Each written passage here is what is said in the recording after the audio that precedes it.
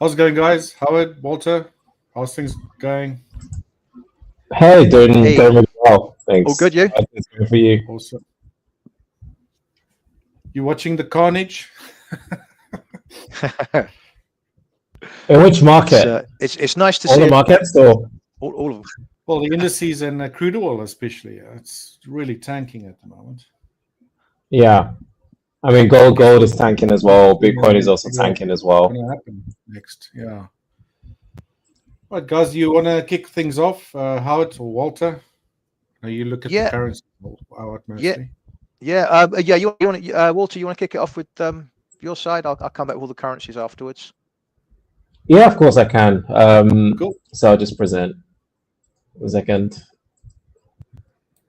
So I mean, it's been an interesting week for the most part, but this has been one of those weeks where the market just seems to be wanting to get away from me, because of course, like yesterday we had the whole tariff announcement that took place. Everyone's been talking about 2nd of April. Yes, here's strong Well, reversal. there was a lot of volatility Yeah.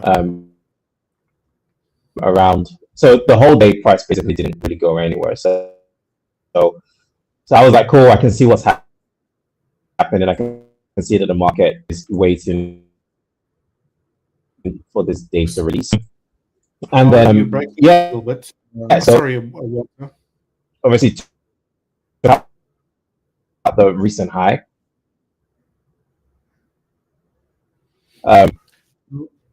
Walter. And obviously created a new high in relation to that news. And then after that, this morning, the market, because this is a very classic AMD model. So AMD, for those of you that stands for accumulation, manipulation, distribution.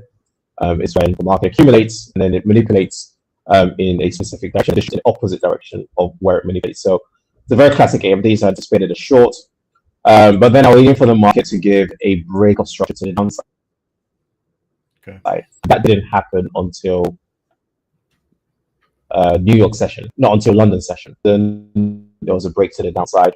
And then I placed an area which price simply just ran away from on the 15 minutes time frame. There is this prior unmitigated zone where this order block is. And I was anticipating, very confident the market will train into this area. But yeah, it just looks like I don't have any setup from London. But if the way that I would get it set up in New York is, so right now this is still a very cycle. Hello, are you guys still with me? Walter, you're breaking up there Yep. quite a bit. Can you hear us? Are you guys still with me? Yep. Yeah, we're still here. I think your connectivity is coming and going quite a bit. Hello. That looks a bit better. Hello, Richard Howard. Can you hear me? Yep. Yeah. We can hear you. Can you hear us, Walter?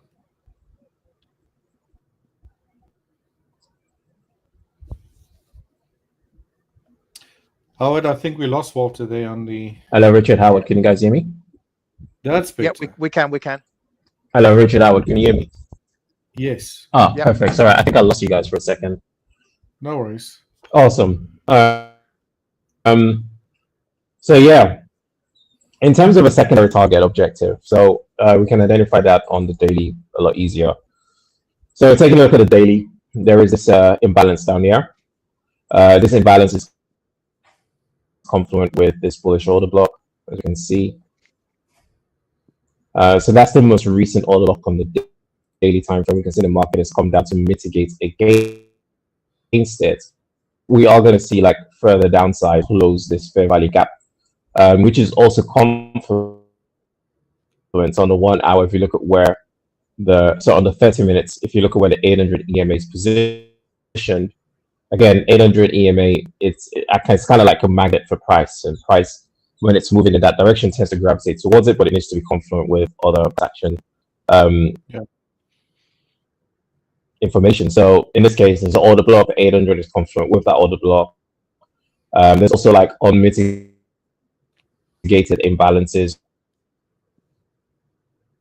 with the zone as well, such as this one right here. So there's a lot of reasons for the market potentially trade and sort of rebalance the books. If price does have interest, so I'm just going to clean this up a bit because there's a lot of stuff on here which I don't need anymore. So if price does pull back, my most recent area of interest is going to be this low that was created during the end of London session. There was a red news event coming up called ISM services. I do want to see how the market responds to ISM services, because one of two things could happen. ISM could drive price to the upside, hopefully, and this could give me an opportunity to enter at the order block, and then I'll be looking to take a move to the downside back towards this low. So yeah, so we'll see what the market does with ISM literally at 10 o'clock New York session, which is in just around 40 minutes from us right now. So yeah. And secondly, for Bitcoin, Bitcoin is exactly the same. It's been super bearish. I've been bearish on this today. So I'm anticipating, I think I talked about this earlier in the week. I'm anticipating the market to essentially take out these lows. So if I go into the 4 hours more visible, see these lows, these beautiful lows. Market will take out these lows at 81.1K. It's only a matter of time. So right now I'm trying to get I'm trying to get an entry for this, because again, this has been quite slippery. I was anticipating earlier today for the market to retrace, because there was a big move yesterday in line with obviously the tariff stuff. So we saw that Bitcoin dropped quite significantly. So this morning I was anticipating the market to essentially retrace maybe to the high of the order block, and then there's obviously this imbalance that is a lot more visible. So if you're going to the 4 hour time frame, so on the 1 hour time frame, there's this imbalance right here, and there's also this imbalance right here. So I was anticipating markets at the very minimum trade into this fair value gap. And by the way, I use FVG and imbalance interchangeably, just for those of you that might be a bit confused. But I was anticipating the price to trade into this range, and then from there, I was looking to take a short, but that didn't happen. So now the market is actually giving me a better opportunity. So I'm getting rid of this. I don't need this anymore. Okay. So now we're in a new bearish cycle to the downside, right? So we saw the market gave an initial low, break of structure, retested this bearish order block, and it's now given that move to the downside. So the market will then create a third leg at some point, okay?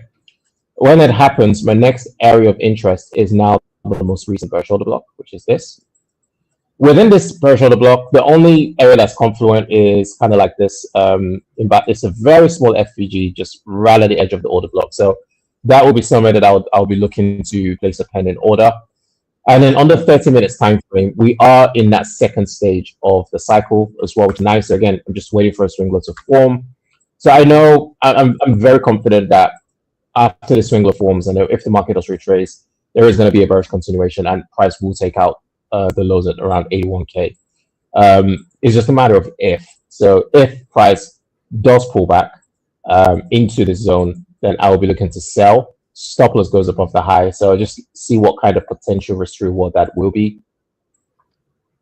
And then, of course, my target will be these lows. So again, looking at a 1 to 2, could potentially even squeeze a 1 to 3, because again, if I just go back to that higher time frame, you can see that there are two. So on the daily time frame, like right below this low, there is another low at 79K. Yeah. If the market was to break below this low with a lot of momentum, it will likely trade into that 79K mark as well. So there's a lot of sell side targets below this low, and I do see price breaking these lows with quite a bit of momentum when it does happen. So at this point, it's simply a waiting game. So yeah, so that's where I'm at right now. The red news definitely consumer ISM services will potentially do something to price. So it will be very interesting to see what happens. Hopefully, it pushes price to the upside and sort of gives me a good entry opportunity for some sort of a bearish continuation. So, but we'll see what happens. I'll keep you guys posted. We are still going to be obviously streaming when ISM services gets released in the next few minutes. Walter, just one question from my side. Do you mind explaining how you label, when you label those cycles of yours? You know, at what stage do you know, label them down or mark them on your charts? Like use a previous example, for example, because you do 3 phases, right? Generally. Yeah. So it's three different things. The first point is the point where the market breaks structure after taking out some sort of a prior high or prior low. So the break of market structure is, of course, is defined. There are 2 different ways to identify it. One is what I like to call a classic break, where the market creates a high, comes down, creates a low, takes out the recent high, creating a higher high, and then trades back down and trades below the most recent low. And I'm sure, Richard, that's the one you're very familiar with. So that's like a very classic break of structure. And then another one is I like to call a secondary break. So this is where you have your high, you have your low, the market creates a lower high, and then breaks below the recent low. And usually when that happens, it will leave an imbalance like this, right? And also this as well. So so this is what I call a secondary break of structure. So like in the case of a secondary break, the first point is always the swing low where price would have broken structure. And then the second point is the first low that was created away. So because like at the end of the day, the market is always doing some sort of ranging activity. So this is a range in and of itself. This is another range as well, right here. Right here. And most people would disagree to say that this is a range. But if we were to go down to the 1 minute time frame, right? It's obvious that this is a range. So so what I look for is after the market has broken structure, the first swing points created below the break of structure is the second point of interest. And then after that, there's usually one more leg below that. So usually the market would maybe retest the low of the first range before giving that continuation into that third leg. So like in this case, we have one leg, 2, and then we have the second low created away from this range. And that is the third point. Now, after the third point has been created, right, there's one of 2 things that can happen usually. So the first thing that can happen, and this happened with Bitcoin, is the market could give a very shallow reversal or some sort of a reversal into a bearish order block. So in this case, it reversed into this bearish order block, and then it could reset short, beginning a new trend cycle to the downside, right? Or the market could completely reverse. So for example, usually like if price were to take out like a major low or a major high, it will then reverse and begin a new bullish cycle after breaking structure to the upside. And then I'm looking again for the same sort of steps in the opposite direction. In this case, there's one more level that's created. So usually what happens is if the market doesn't reverse into some sort of an area and it vector accelerates. So vector acceleration is when price moves with speed and momentum. That speed and momentum is usually into some form of a major liquidity pool. So if we look to the left, we can see that speed and momentum, price took out these relative lows down here, and price obviously traded below these lows as well, right? So it's usually like a liquidity purge move. So that move is what I like to call a free X. So that's like an extension, right? Now, so usually after an extension, there is a very, very high probability of the market. So if the market were to give a free X and then break structure to the upside, that I would take that long. Like that kind of move could sustain itself. So, and I'm pretty confident if the market were to do that, because the market has left a lot of imbalances coming down. So it hasn't mitigated against this order block. It failed to mitigate against this order block. And usually that's indicative that the market is simply seeking sell side liquidity pool, and it will be looking to return to these levels in the short term, like in the near future.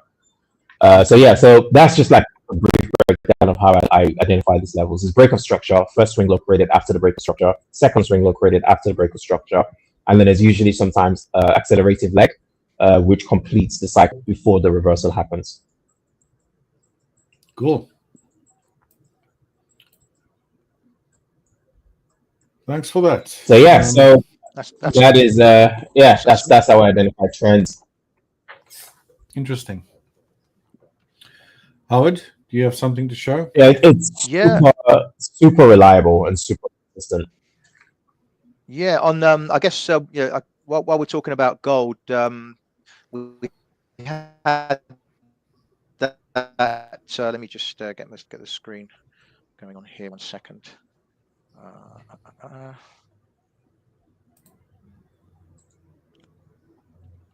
Okay. There we go. So that's the one. So yeah, so just based on the daily chart, just been tracing out this 5-wave move to the upside, and it got a little bit carried away in the sort of the mid 31s, and I think that completes the whole advance from 28.32. So now what we're talking about really, I think, is coming back certainly to this kind of previous 4th wave low down here around 3,000, and maybe if we're talking about an even bigger correction into this consolidation here, because it's come a long way, to be fair. And very often, obviously, we've seen the breakdown in the US dollar, the acceleration of the downtrend in the US dollar. Very often, the gold will go up when the dollar's going down, but I think gold kind of front run it a little bit, preempted it a little bit, and hasn't really participated on the post tariff news decline in the dollar. So I think that was a bit of a clue that we got a little bit overdone when gold did not ramp up in line with the weaker dollar after the announcements. So now we're seeing the sell-off. So it really is technically it's very much overdone. And I think we're just in a corrective phase now. I think you're right, Walter, in that it could be something to sell into once we get a corrective bounce. I wouldn't want to be buying into this, not until it's had a decent correction lower. So yeah, so that's something. The thing with gold, right? Yeah. I was just gonna add the thing with gold, right? It's like this corrective move, given how sudden it's happened. Like I really think I think it will, like, a much aggressive correction is going to happen soon. But like I said, like the DXY has dropped quite significantly, and typically we'd see gold moving in the opposite direction. But the fact that this drop has happened and it's happened so fast and it's leaving a lot of imbalances to the upside, for me, just coupling those, like putting these information together, for me, it indicates this potentially could just be a short-term reversal. Again, just to like you said, it's been rallying for a while. Some orders need to be offloaded, and that's what this is. It's just offloading some positions, adding new long positions. I think it will probably like go up for another leg on the higher time frame. It does have more like room for upward growth. But yeah, so it's just a question of two things right now. It's like, A, is gold just going to keep accumulating? Because gold can do that. It will just create this low today, and then it will just simply accumulate between the high of this week and whatever low that gold creates this week for quite a few days. Or B, it will bounce, because right now it's sitting on a daily order block. It will potentially reject that order block and then keep on rallying to the upside. Yeah, because right now it's very dangerous to sell, because it's like on an extended leg, but it's also very dangerous to buy, like you said, because it could simply keep on dropping as well. So yeah, it's in a precarious state at the moment. For sure. Yeah. No, I'd say maybe we're going to settle into a bit of a range, but with the bias to the downside. I think the velocity of this move today has pretty much killed off the buyers for the time being. Maybe you might get a bit of joy if you're buying it for a very shallow bounce, but I think it's a kind of corrective move higher if we see it. So yeah, I think because very often, as I say, gold will trend higher when the dollar trends lower. But this last leg really, euro dollar, for example, was going nowhere. Same was cable, sterling dollar. So this kind of really kind of front run it and got ahead of itself. So now we're seeing even when the dollar is collapsing, this thing cannot go up. In fact, it wants to go down. So there's something interesting going on here. I think it's just the fact that it's just got on its own. Looking with the blinkers on, it's done 5 waves up, so it's kind of it's time for a correction, basically. Sort of confirms that 5-wave sequence with that decline currently. Yeah. Oh yeah. I mean, if you weren't sure whether that 5-wave was finished, I think maybe now you are with the strength of this decline. So I think now I don't expect to see new highs for some time. Maybe we will see new highs eventually, but the strength of this decline is something that kind of it's killed the upside for the time being, I think. So yeah, that's got. Should I go through some of the markets? Yeah, you might as well. I'm still hanging back here. Not much happening. There's Cool. been quite a strong bounce on the ES and the NASDAQ. Yeah. But after such a strong drop, just a drop in the pan. So please go ahead. Great. Let's just quickly run through. Obviously, currencies have finally sort of woken up, so it's nice to have a look at some of these currencies, I think. Okay. We've got euro dollar You're first. losing you there a little bit. Yeah, something that I was looking at last week had that long lower shadow, which followed. It came on the heels of a big thrust higher a few weeks back, and a couple of small ranges. So we had that attempt at breaking lower and a close in the top end of the weekly range. So a long lower shadow there, and that basically set us up for the thrust higher in a similar way to this one. So thrust higher, small ranges, breakdown, lower shadow, boom. Across here, same kind of thing, 1, 2, and then a couple of small ranges, lower shadows, boom, and a couple of examples there. So that's something that I was kind of anticipating. Once we broke through last week's high, that is the trigger for the acceleration phase. Gotcha. So that's that's kind of the way that the weeklies were shaping up. In terms of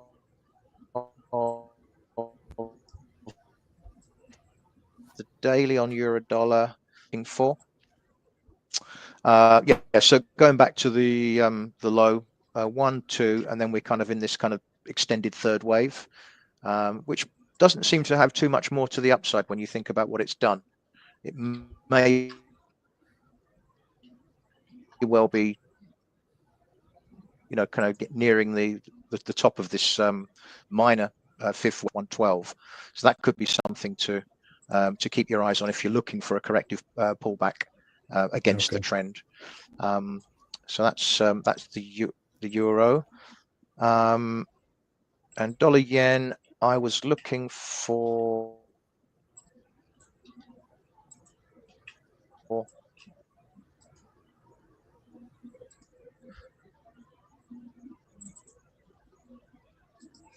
the end of the zoom into the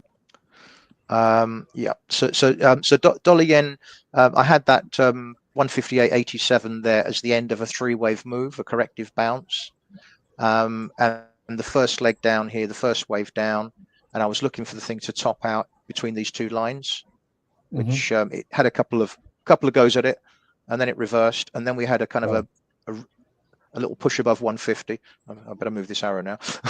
If that's going to be a third wave, it's going to be pretty. It's going to be horrible, isn't it? Strong. Yeah. I think it is. I think this is what we're doing. So we had the ABC up, 1 down, 2 up, and now we're starting to accelerate in the early stages of 3. And I think let me just move across to. Let's see whether you can see. Let's just get rid of that one for now.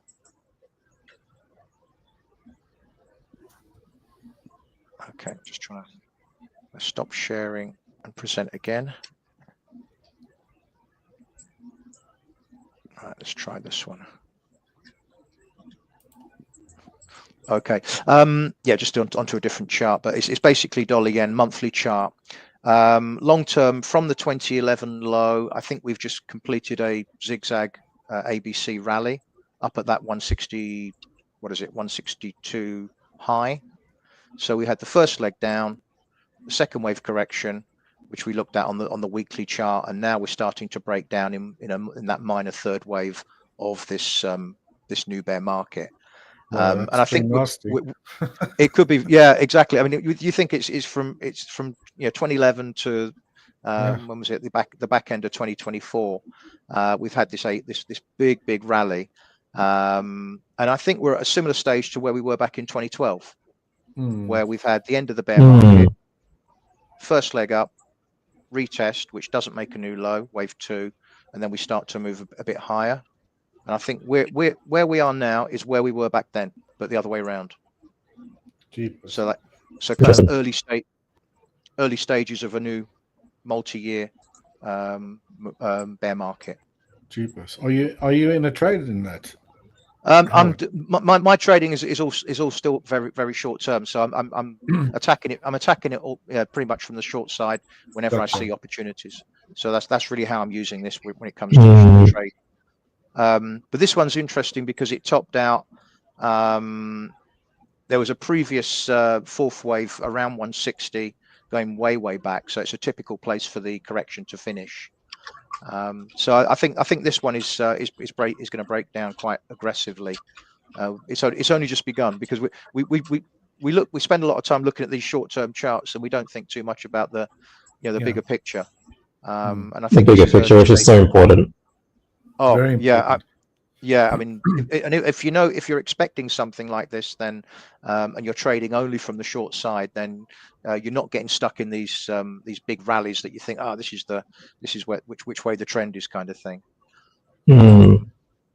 So that's dollar yen. Let's move back to 1 second. Let's and we present share screen.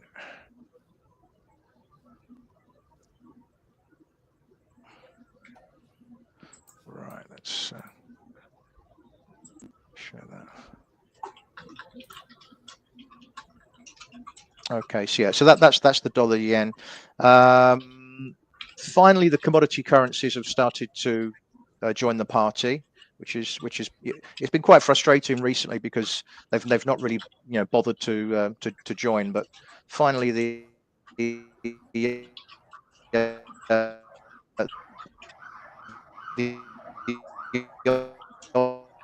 Aussie has started to.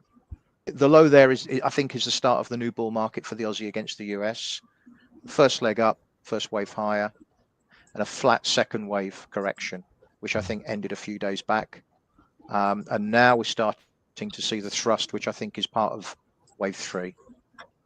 And I think we break through these highs and we find ourselves up here on Aussie US. CAD broke down from that descending triangle, which second.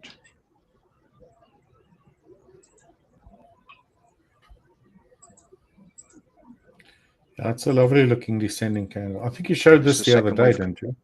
Yeah. Yeah. So that's your 1 down. There's your 2 up, and then kind of series of 1-2, 1-2s unfolding within this descending triangle. And then obviously yesterday we broke through the support line and down we go with big acceleration. So it's interesting how the commodity currencies kind of ignored the initial stages of the rally in euro dollar and sterling dollar cable. But now finally this is a broad-based dollar decline. This is the real deal as far as I'm concerned. All right. And I think dollar Canada is it's on its way. It's on its way down big time. I managed to catch a piece of it this morning, which was nice. I didn't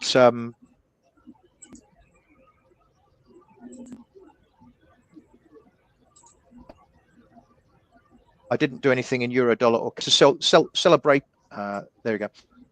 Yeah, I came in this morning and I saw this kind of action, this kind of 1-2, 1-2 kind of action, and I managed to sell the break here, and I'm just grabbing just a piece of it. But on days like today, it's you grab what you can because you never know when you could see a big correction the other way. As you say, you got ISM coming out. You never know something, or we've got payrolls coming tomorrow, isn't it? You never know. You can get a big move in the opposite direction. So I think just grab small profits when you can, and don't be too greedy about the about the long-term stuff and holding too long. I don't think. So that's the CAD. Bitcoin you were looking at before. That's interesting. The way that it rejected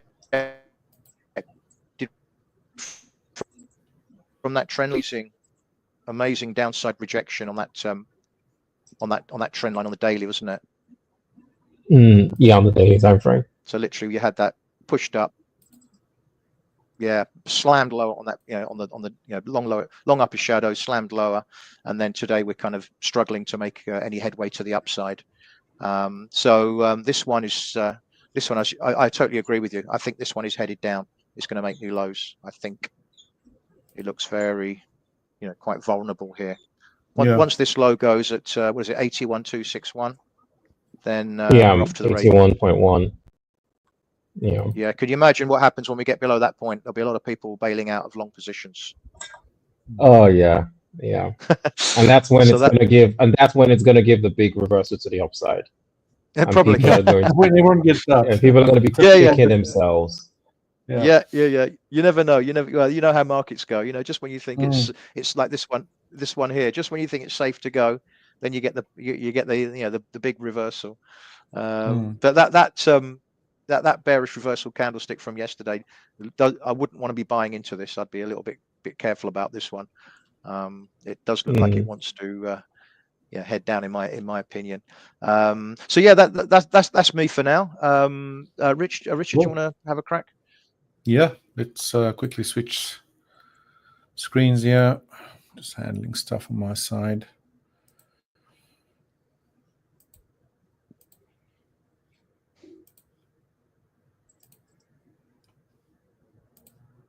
There we go. Right, let's start here with the NASDAQ. Clearly, I think it was like 10 or 15 minutes into Trump speech yesterday. Obviously, very strong sell-off. Then price found a bit of support, and sort of been very, very slightly grinding to the upside, and now dropped lower again. So again, with my strategy, I want to see price run lows or highs. Came very closely on the NASDAQ from where yesterday's low came in, around 18,649-ish. Just fell short of that within a few pips or ticks. And then we had a strong bounce to the upside again. So I would be very cautious trying to take a long. Obviously, my strategy, don't really worry about which direction I trade in too much. But we also have those ISM numbers coming out. I think that's about 13 minutes. So ideally, would like to wait for that. And anyway, this wouldn't have been a trade. Price would need to take out that level, give us a reversal, break of structure on a 1 minute, fair value gaps, and use that as a trade location to potentially get long. Ideally, it would be nice if we could see a move upwards, take out today's range high, around 19,006, and then see a decline. Obviously, trying to stay with what the bigger trend is telling us. Again, I don't really follow what the biggest trend is. I mean, these intraday swings are generally big enough to give me a decent amount of risk, or a good risk-reward ratio. But like I said, I'm a bit cautious going long. But that being said, if we can just wait for another 12 minutes, if things set up, take out those lows, and then get a jump upwards, then I might take a trade there.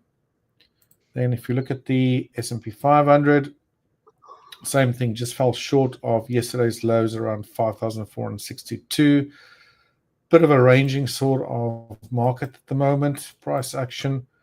We got these overnight session highs around about 5,520. Bit of a clustering going on around about that level. So it'd be nice if price can just take that out and then see a reversal downwards. I'll be a bit more, comfortable, if I can say that, taking shorts. And then crude oil. Also a very strong decline. I'm here on a 1 minute time frame because I thought there might be a setup, which I didn't get yet. Also a very strong decline, right? And this was also to do with yesterday's crude oil inventories. It's a bit off screen here, but anyway, the actual number came in at 6.2 million, which is a huge increase in inventories. Wow. Versus the forecast of minus 0.4, and the previous one was minus 3.3. So they were all slightly short of the previous week's inventories or supply holdings. So a massive increase of 6.2, oversupply supply there, and also that I think contributed to this heck of a decline here. So same thing here. You see these green lines that I have at 66.07 and 65 are actually taken from my weekly chart, or actually a shorter term time frame. Let's just go to the weekly, where we have previous lows. But they are so close to this bottom end of what I still consider to be a descending triangle. Agree. And me and Howard, just before we started the session, we were talking about this descending triangle. Now, whether this little push up that we've seen over what was about 3-4 weeks, whether that's over or not remains to be seen. Are we going to bounce again from sort of that area? Again, that remains to be seen. But I do expect at some stage that this descending triangle is finally going to break at these areas and potentially see a very fast move to the downside. So very, very interesting times here on crude oil, especially with that huge increase in inventories as well. So from a trading perspective, price is very, very far off the overnight highs, around 69.68. But again, also very close to those lows of that descending triangle. We still think it might be a descending triangle, right? So unless price takes out these levels and gives us reversal, then I might take a trade there. But if that doesn't happen, then there'll be no trade for me on crude oil today. Again, sort of waiting here for the ISM numbers in 9 minutes' time. My deal setup, like I said, would be on both the ES and NASDAQ for price to take out those overnight session highs and then see if we can get reversals lower. So that's not too far off. 9 minutes from now. Might be a non-event. We might just get a reversal from here again with price going down. Who knows? So we'll just have to wait and see. And that's me from my side. I'll keep monitoring this price action. I guess those on the crude oil, the inventories are a little bit like non-farm payrolls are for currencies. Yeah. One of these. Sure.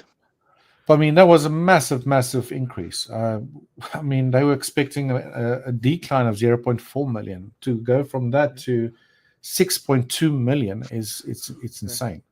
Yeah. How much do they get paid? How much they get paid for that? I don't know. But these days, I don't know, unless that number is really big, I haven't seen massive sort of reactions to the inventories in the recent years. A quick story, I remember there was these guys that actually has a company trading only like inventory reports somewhere based in the US.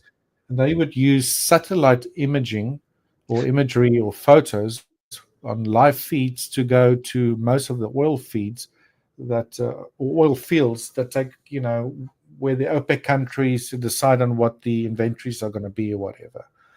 And in the US as well. And then somehow they can look, because the round, how can I say, those containers that the oil is in, they have sort of lids on the top. And as the oil gets less and less inside of those tanks, those lids sort of go down with it, right? Because it can't be open, obviously, because, things can rain in there and all that stuff. Then they actually worked out, I don't know, with some sort of rocket scientist to look at the shadows of these lids that it throws on the inside walls of these containers. And then they can actually calculate prior to the releases, how much fuel is in all of these fields that they actually track. Amazing. And very accurately then predict, what those numbers might be and use that to their advantage to actually interesting trade the news. That sounds like a very. Do you know about Renaissance Capital?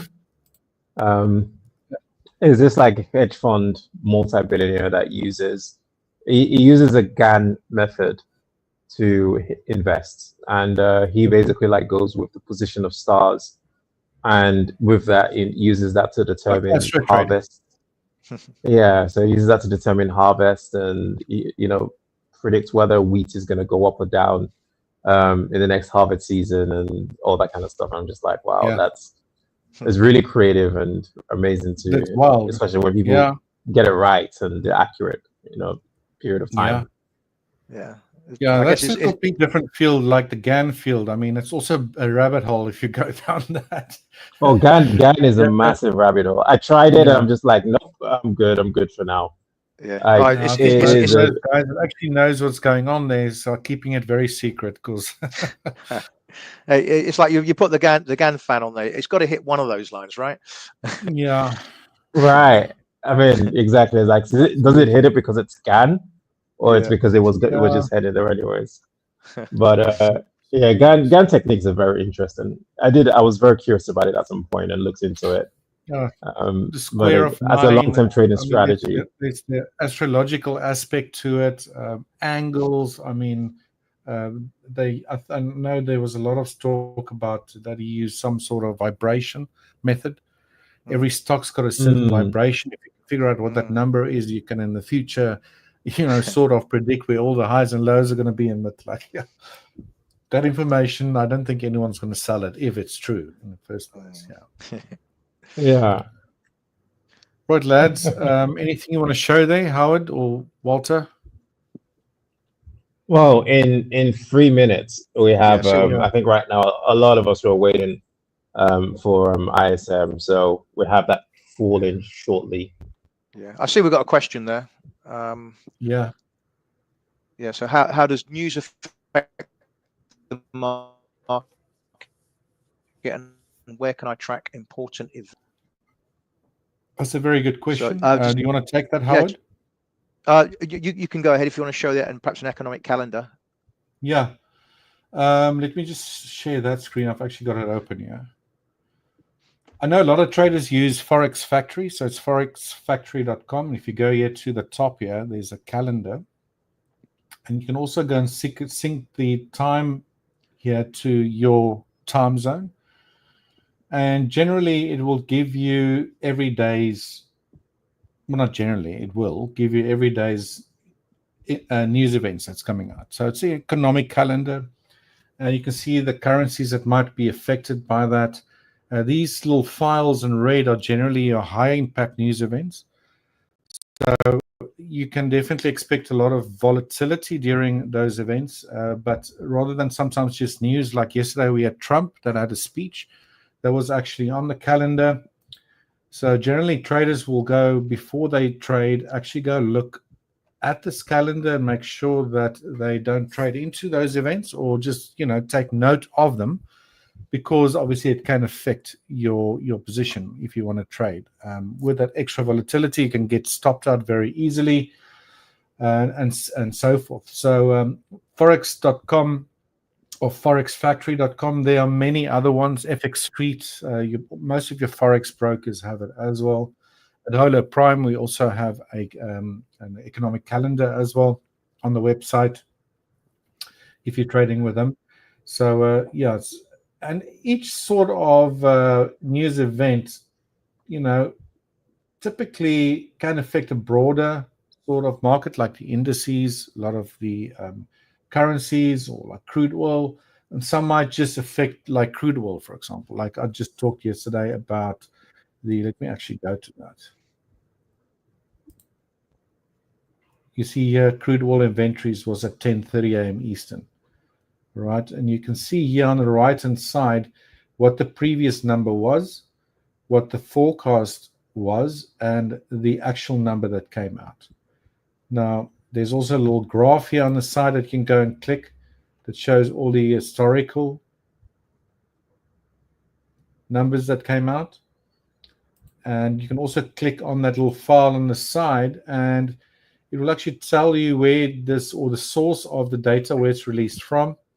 It also gives you a little bit of a, how can I say, like a info section over here, what that inventory, in this case, inventory report's all about, and what it might influence. And quite often here on the side end, you also got stories, or related stories. If you go and click on that, that generally comes out a few seconds or few minutes after the actual news event's been released. That just goes a little bit deeper into what that report actually revealed. So that's where you can go and track it. Is it Tron? I hope I pronounce your name properly there. But yeah, forexfactory.com. If you don't know what a lot of these mean, sometimes they're really weird names that they have, like today's ISM, manufacturing numbers. On Thursday, if you go click on that little file over there, it stands for the Institute of Supply Management. And it will tell you it's a leading indicator of economic health. Businesses react quickly to market conditions, blah, blah, blah, blah, blah, blah. So you can basically very quickly go find out what it means and potentially which markets that might actually influence. Yeah, so it might be something.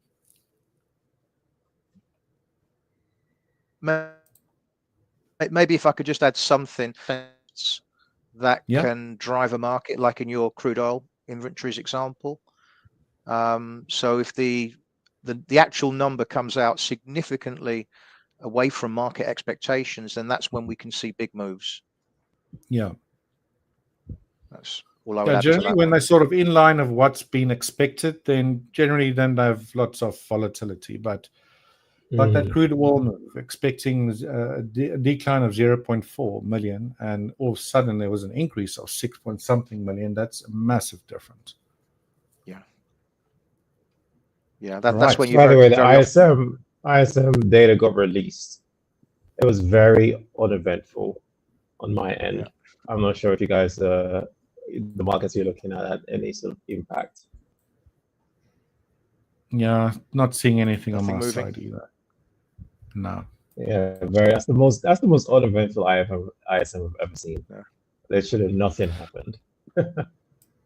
Yeah, I think everyone's just focused on the tariffs that happened yesterday. Potentially tomorrow's non-farm payrolls. NFP. Yeah. NFP numbers. NFP tomorrow is going to be interesting. Yeah. All right, you guys got something to show you? The markets are very muted on my side. Nothing is happening.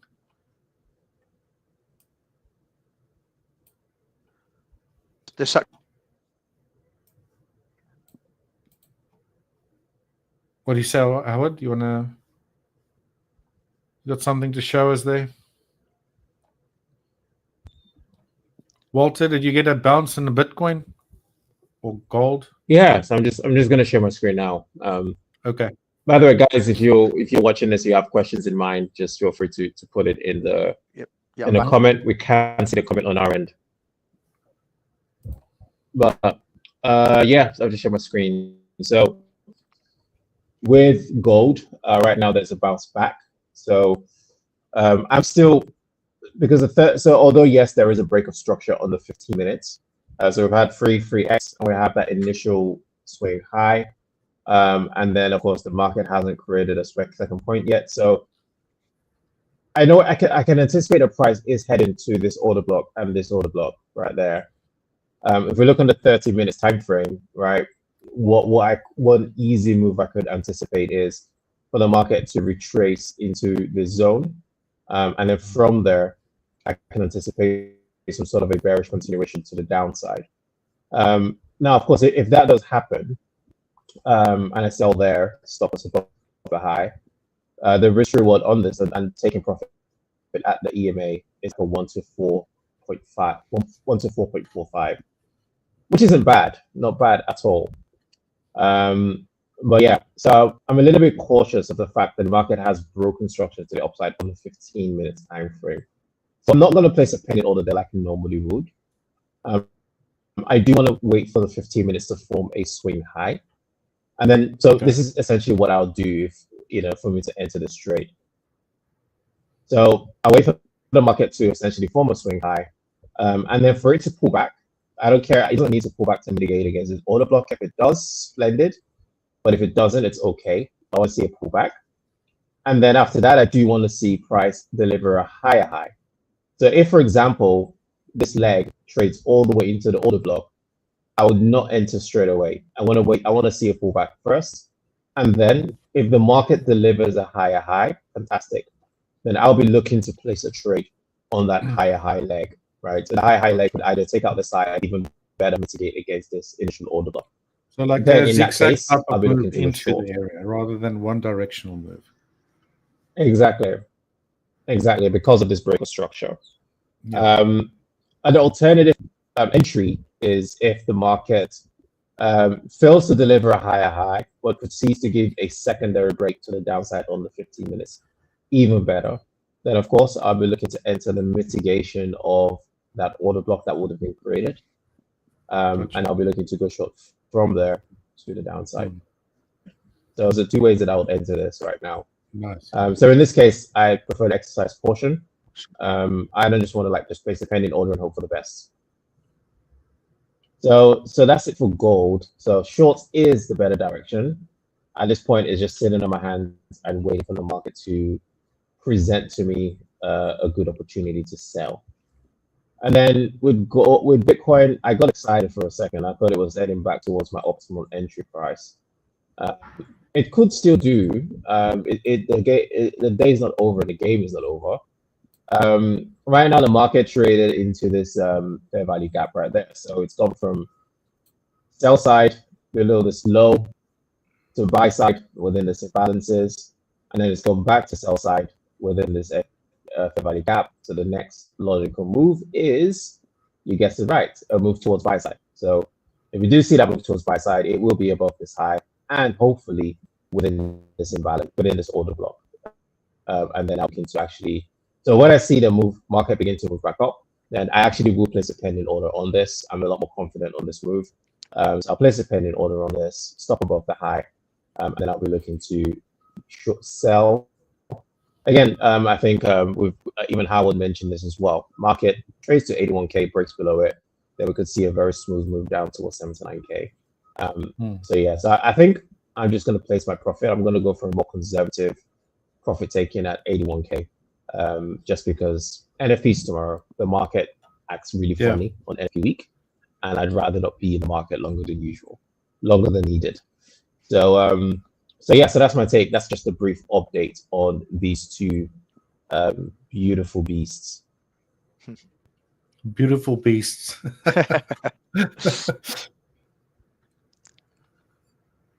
Yeah, I think the way these markets are moving is big moves are happening.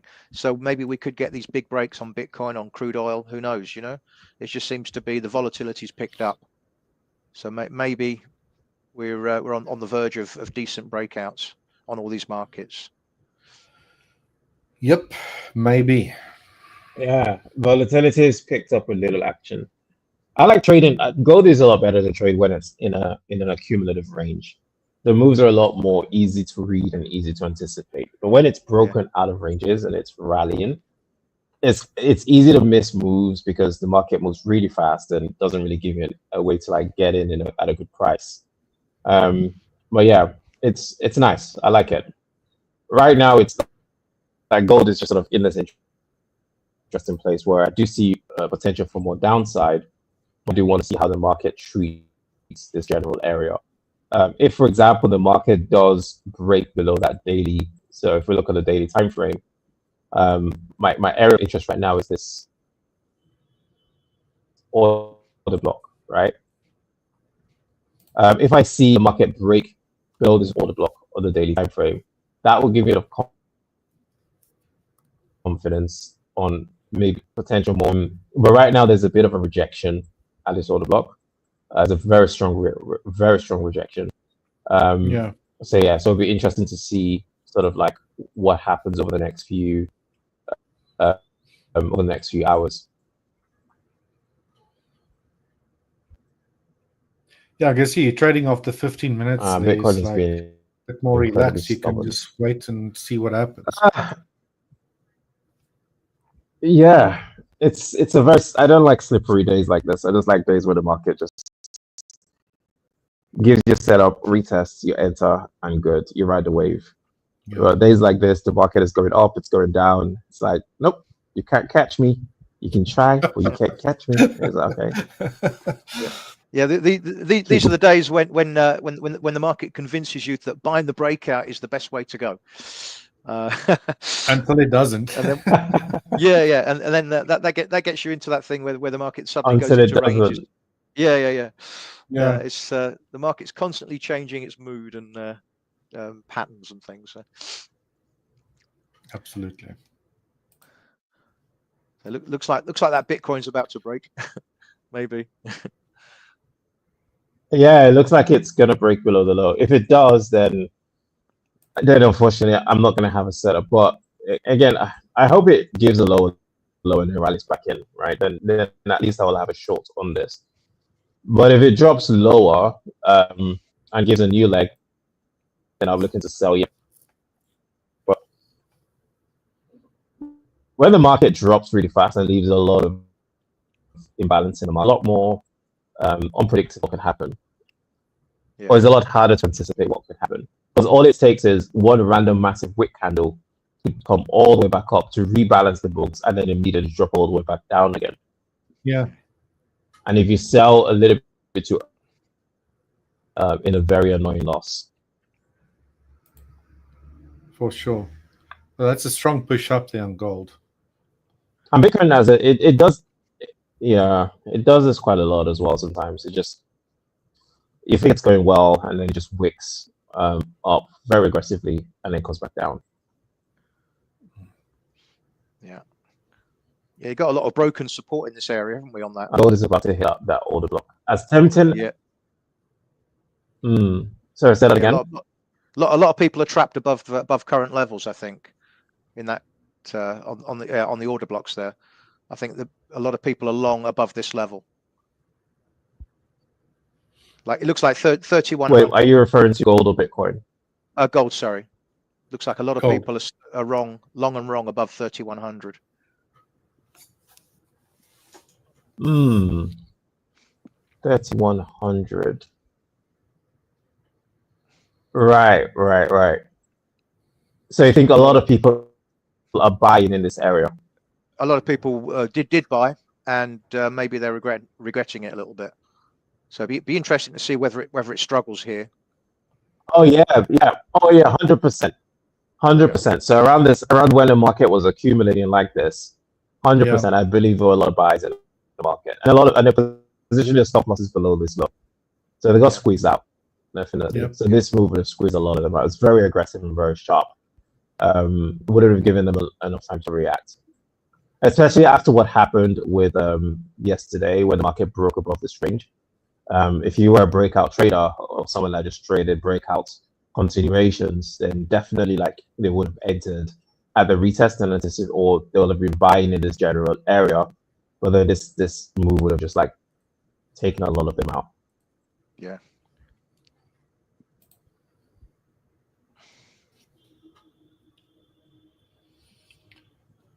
There goes Bitcoin. There we go. Yeah, right now it's a waiting game. I think the most important thing in trading is like knowing when to sit on your hands and wait and not do anything. And it took a long time, but I've had my peace with that. I'm very patient with that now.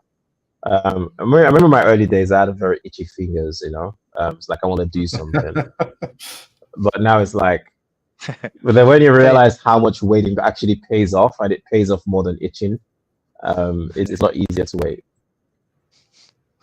Gotcha. Yeah.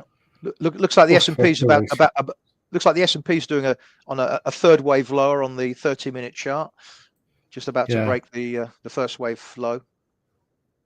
Looks to be a bit like Bitcoin, I suppose. Wait, shall you show us?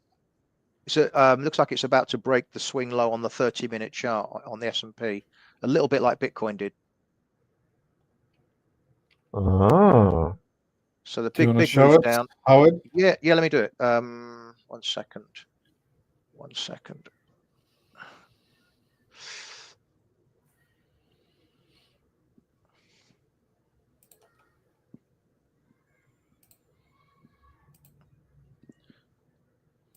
Should come through shortly. Why is not adding you to the stage now? Oh, any second now. Here we go. Right. Here we go. That's the one. Yeah, it looks like one of those L-shaped recoveries. So I've got a first leg down, second wave correction into the gap, and then slowly, and then it could once we get through this low, start to. Yeah, it does. It's a little bit like Bitcoin did. I think Bitcoin's a little bit ahead of the game. Yeah. In that respect, let's see. Yeah, where Bitcoin is did the same move down, bounce, corrective bounce, and then starts to break. Yeah. I think it could be one of those. I think S&P by comparison is kind of here, so it could be be interesting to see whether it goes. Yeah, it doesn't look good if you're long on either of these markets, really. No.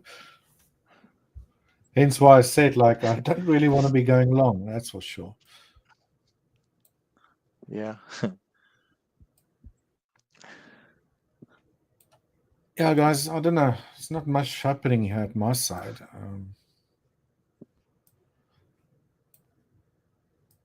I would just be nice to get this week done and dusted. See what happens next week, right? Yeah, and a few weeks are always the most not annoying. Just the market just doesn't really do much that week. Yeah. I don't know why. I think over the years as well, because there was a time when NFP data really like the effect in the market was just crazy, and you see like massive drops and massive rallies. But recently, it hasn't really done much. Like it gets released, and the market might just wick up by a few pips, or wick out, and then. But I haven't seen any sort of like significant NFP impact on the market. No, it used to be pretty, quite aggressive, didn't it, on the currencies for sure. Yeah. And I think a couple of years ago, we went through a phase where the CPI was driving everything as well. Yes, actually, that's true. Yeah, because like the market will basically wait for CPI release, and then when that drops, you see a lot of breakouts out of ranges and the beginning of new trends and whatnot. But but it hasn't held the same weight. Yeah, it's funny if you're a a fundamental double bottom at the moment here on the S&P. I'll expect that to break. Struggling to break through. Yeah. Crude oil still in a strong downtrend, maybe correcting sideways. Again, not at levels that I would want to trade to go long, to be honest. Might just be that I'll have to wait till next week, to be honest.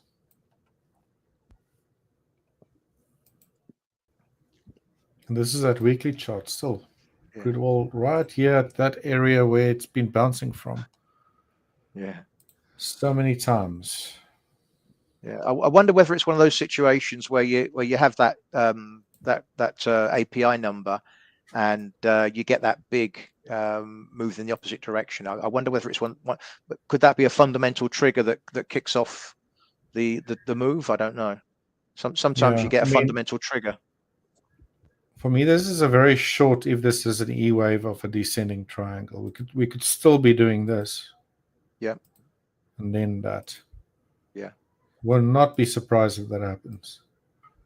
I mean, if you just look left, how many times price gets to that level? Yep. And then boom, back up again. Yeah. Up again, it's breaking. It's going to break. It's going to break. No, it doesn't. Yeah. But you know what they say, like you normally get double bottoms, triple bottoms, but it's very rare that you get quadruple bottoms. It's generally when price breaks, right? Yeah. I mean, that price level is very protected. It's a question of who's protecting that level. Yeah. It would actually be interesting to see on the option side on, let's say, expiries. Yeah. On this month's expiries, where most of the put options might be lying. And how they're actually defending that potential area. Because when I was trading options on crude oil, especially, well, mostly on commodities for some time, The guy that that mentored me actually created software where they were tracking big institutional sort of orders on the option side of things, and each option's expiry, mostly tracking the monthly expiries. You can see on a weekly basis, how many of them expired worthless, and those that expired worthless are basically the people that were buying options, right? So mostly your retail traders. Meaning that the big guys with the deep pockets are mostly selling those options to those that are buying. Yeah. And when those expire worthless, they tend to keep the premium that they were accumulating, selling the options. So you can then go and track these levels, and if you were to trade, you could position yourself behind or above them, depending what direction the market's actually moving.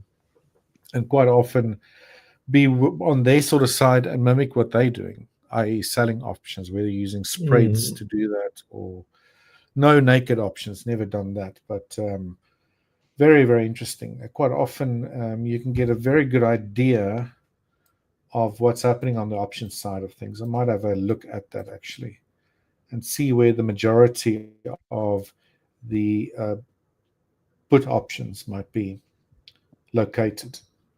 Maybe below this level or right at that level. And you can actually go back in time and also see at previous expiries where those previous option contracts were, or the majority of them. And quite often when those options expire, they've made their money, then boom, you all of a sudden get that breakout out of the pattern. Because in the futures markets, on the commodity side of things, options play a huge role.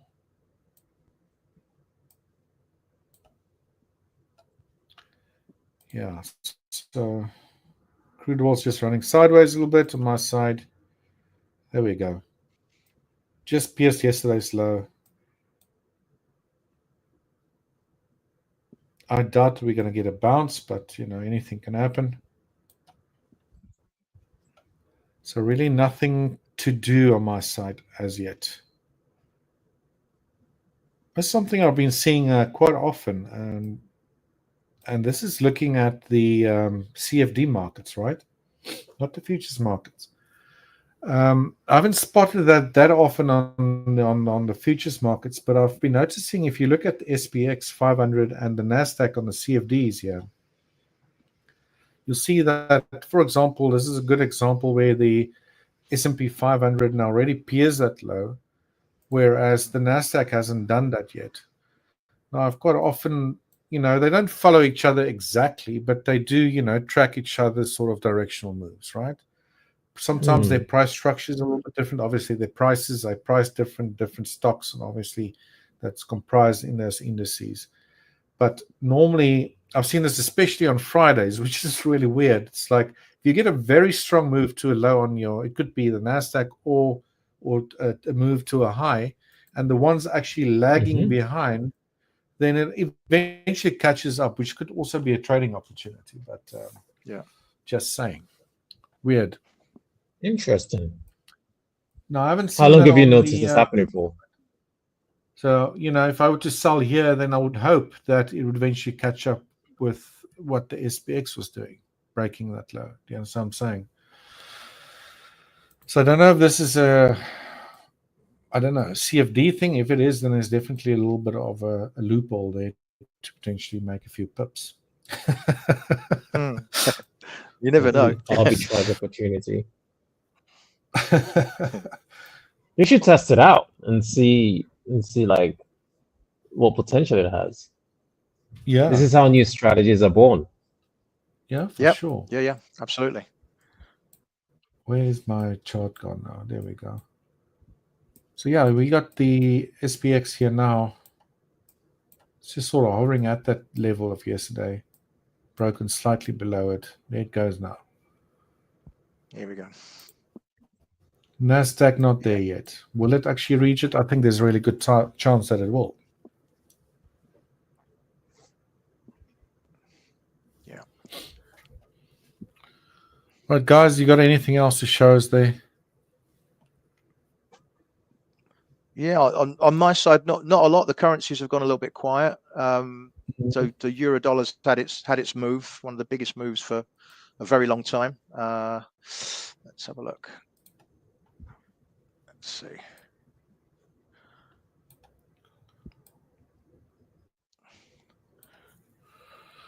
Let me know if you want to share something there, so we could switch.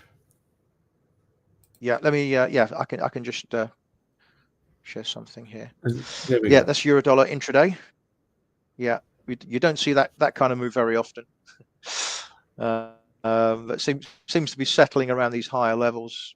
You know, a little bit of a long upper shadows coming in on some of these 30-minute candles. So struggling a little bit. I think maybe the move has sort of run its course for the time being. Not getting too excited about doing anything really on the currency markets. Really, I would say the action has been and gone. There's the big volatility on the announcement earlier on. So it went up to 109.20 odd, all the way back down to low 108s, and then back up again. That kind of Flushed up volatility all you the rarely news see. traders. Oh yeah, exactly. Straight up. That's where it wants to go. Back down again, flushed out, and then this is the real move. So that's probably a good You know, example this to is more. show that guy that asked us a question, one of the viewers, you know, how Yeah. dangerous it can be, you know, not firstly knowing when a news event is, and secondly, if you want to be trading those news events, especially if it's a big one that, you know, everyone's been anticipating and waiting for. Yeah. Yeah, the kind of almost unscheduled ones can be more dangerous because it's not coming out at a certain second of the day, whereas Yeah. you know exactly Those are far more when dangerous. you know exactly when non-farm payroll is going to be released, but you don't know when Trump Yeah. is going to start talking about something, so they can be quite Now, quite these days, hairy. it could be a tweet, right? It could be anything, and you're unaware of it. Or when he's gonna tweet about it, right? Yeah. I Oh think God. that's probably the game he plays now, which is so frustrating at times. Yeah. Yeah, I remember during his first term when he'd tweet in the middle of the night, and you'd get this kind of move on the S&P, and it would it'd be completely reversed within maybe an hour or two, and that for me Yeah. is an opportunity to fade the news related move. Fading news. Wait for the see what the reaction is to the tweet, and then once you reverse all of that, then you know the market doesn't want to go up. Yeah. That can be an anti-news strategy to to employ rather than trade over news. Yeah, I don't think it's ever advisable to trade during news. It's always better to wait for the news to happen and then trade after, because it's easy to identify the moves after the news has taken place. And then you can either fade the news, or you can trade a continuation of the news if an opportunity presents itself. But I always find it's very foolhardy and quite honestly like brave, but also not the best in when people are like having news trading strategies, especially in retail, on the retail side of things, and they just want to trade news and make money from it. I mean, it's like, it's a very, very, very risky thing to do. Yeah, you can get that kind of gambling rush from seeing the volatility after a non-farm payroll release or something, and it's not a good way to go. Yeah, and I think it's worse Especially when if you people try that say if you and then make money. Yeah. So say that again, Richard. No, sorry, I was interrupting you there. I was just going to say, especially, I think it's more dangerous if you use that sort of like gambling mindset, trading news events, and if it pays off a few times, you think this is easy, and especially markets can move quite a lot, and you could maybe even have a tight stop loss, even if sometimes if you're using one, and just have one hell of a spike in your direction, and you're sitting with a big wad of return there, and you become a cowboy, and then the next time you get slaughtered. It's like those bad habits that you keep forming, and eventually the market will teach you a lesson. Yeah. Oh yeah. When the tax is due, it will take you for everything you got.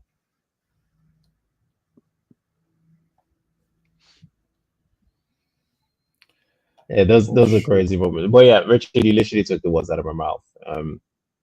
it's worth having those it's worth when you have that kind of trading strategy that actually works for you a few times, because then that just gives you like a positive reinforcement for bad behavior.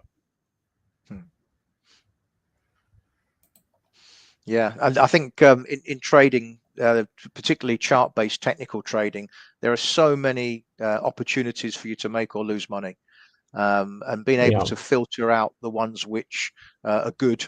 If you've got it in your mind that I'm going to buy the S&P today, you'll find a way to buy it just by looking at a chart on any given time frame or indicator. You'll find an excuse a justification to do it.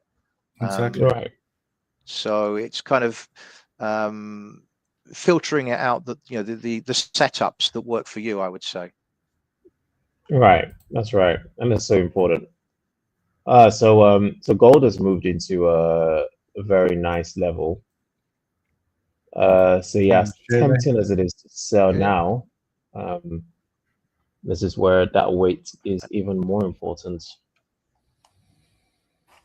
1 second, I can share that. That's strong. That's stronger than I thought it would be. That's a strong move. It is a very, very strong move to the upside. I saw the reversal happen. I just didn't think it would be that quick and aggressive. Yeah, no, that's that's powerful. Yep, volatile times. Do you want to share your screen, Walter? Oh yeah, I've just shared it now. No. Yeah, it's a very nice strong move. It's like in this area, stop loss above the highs. It could get a 125 to the 1 hour. But again, like I said earlier, like I really want to see a new high being created before I attempt to sell. Purely because this move to the upside is like there was an extension and then price broken structure, and yeah. So at this point, it's just very risky. Right? Yeah. So yeah. So at this point, it's like now the reversal has happened. It's very important to just wait for that second leg to complete, so which is a swing high, and then after that happens, then it's a lot easier. Because the thing is, if you enter here, like you put your stop loss, remember there's also this level that's unmitigated, right here, right? Yeah. There's nothing stopping price from delivering a quick high to retest this order block and then afterwards drop. So that's where the risk is that I'm looking at right now. It's like I do want to enter here, but I'm also risking getting stopped out prematurely. And those are the kind of risks I don't enjoy particularly. Gotcha. So yeah, as hard as it is to wait in this case, yes, this looks like it's falling, but like with price, it can be falling 1 second and rising the next. So there's no need to get excited over a small reaction. So yeah, if this wasn't so if you look on the 30 minutes, like this move on the 30 minutes is a lot cleaner. There wasn't any breaks to the upside, so this is still 100% bearish. Currently, just based on what price is doing. If this is a very similar structure on the 15 minutes, and the 15 minutes didn't break to the upside, I would have confidently sold at this order block. But where the 15 minutes did break to the upside, I do want to see like another push above this high if and when the market creates that high before I'll have a confident shorts. And then Bitcoin is just Bitcoin is just hanging around. I think it will eventually push into this level.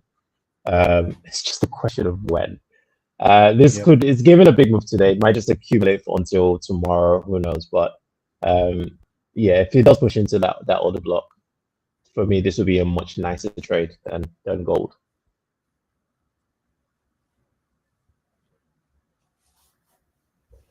Yeah, I mean, that's more than a 50% retracement after that initial drop there on gold, just by viewing it with the eye, right? Yeah, so it's so the equilibrium is this is the range. Yeah, so it's right above that equilibrium. It's right above that 50%, and that's 0.618%. Which again, it's 0.618. Yes, key level Fibonacci, yada yada yada. But yeah, and I'm sure that there are traders selling at 0.618. So for me, this is a little more reason to just hold my hands into that area. You want a bit more of a zigzaggy type of movement into it. Exactly, because there's going to be early sellers looking to trade this continuation, Yeah. there's a lot of confluence for sellers to sell. Yeah, because if I go onto a cleaner chart, so there's two ways that I trade myself to see the markets. I trade myself to see the markets in how other retail traders are potentially seeing the markets, but I also try to also see the markets in a way where the people holding the counter side to our trades are potentially seeing the market as well. And a lot of the capitalization comes from early buyers and sellers. So that's why it's like I never want to be an early buyer and I never want to be an early seller. I want to come after the early buyers and sellers have been taken out. So like in this case, like a very obvious move to the majority of the retail market is just the fact that this is an area of resistance right there. All right, we've seen the market has broken resistance, but also this is also the high of this initial range. We can see the market trapped above the high of the range and came down and broke resistance. So right now, like what people will be looking at here is the fact that if we consider the midpoint of this range, right? The midpoint of this range is right here. Right. So the market is currently sort of sitting in the midpoint of that range. So this is a very juicy area to sell. So especially like retest traders that would like to trade break retest situations, this is like a very, very nice sell point. So a lot of early buyers and sellers are getting in here. So the question is, where will those sellers be positioning their stop losses? Well, for the ones that do like to have smaller stop losses, it will likely be positioned just right above this high right there. Right. Right. So essentially, the more price hangs around this area, the more sellers will pour in because they're going to be like, oh, look, it's holding this level. It's probably going to drop now. So the more sellers come in, the more they put their stop losses, and these stop loss represent buy orders. So there's a more build up of buy side liquidity above this high. And that gives me more confidence that if price holds this level for quite a while and does form that swing high, then it's very likely that before a move to the downside happen, the market will swipe up to stop out the early sellers in the market. And that's when I want to be getting in. And it will mitigate this prior order block as well, which would be very nice. And then that would be the more sustained drop to the downside. Because then, like when the traders gets taken out, it leads to confusion because price is going to be very close to the recent high. So it's going to attract even more buyers into the market because they're going to be like, oh, look, it's potentially going to keep going higher and higher and higher. And more buyers comes in, allows obviously institutions to keep you on the sell positions in this general range, which could lead to, if it is obviously, if the downside move is the right move, it should happen really fast. So yeah. While you busy there, we got another question if you want to go and answer that for us. What is a trend and how do I recognize one? Interesting question. Good question. Oh, look at that. I think I put this as an example on one of the AMAs. What is a trend? A trend is when a market makes a sustained move in a specific direction. So in the market, you only have two directions. It's either going to be up or down, right? A sustained move to the upside is known as a bullish trend. A sustained move to the downside is known as a bearish trend, right? And usually in the market, you identify your trends using higher highs. So in a bullish trend, for example, like in this case, right, we can see that this is a bullish trend because the market keeps delivering higher highs. So this is your initial high right there. And then the market delivered an even higher high relative to this high, right? And an even higher high relative to the prior high. And also it delivers higher lows. So you have this initial low, the market delivers, again, keeps delivering higher lows, and it just keeps getting higher and higher and higher, right? So a distinction of a bullish trend is higher highs and higher lows. On the contrary, downtrend, right? Distinct is identified when the market makes lower highs and lower lows, right? So if we take a look at this example, it's an example of a short-term bearish trend, right? We can see that the market's created an initial high there, and it made a lower high, and it made another lower high, And in this case, it came down, created a low, and then it made a lower low, and then another lower low down here, right? Oops, I went press the wrong button, and then made another lower low. So I hope that answers your question. I don't know if Richard or Howard, you have anything to add, but if we're talking about trends from the most textbook point of view, that is what essentially stays stepping upwards or stays stepping downwards. Pretty much. Yeah, right. Not many trends. Yeah, most trends have corrective pullbacks along the way. So that's what creates the higher highs and higher lows. Yeah. Or lower highs and lower lows. So because people take profits, so you get a pullback against the trend.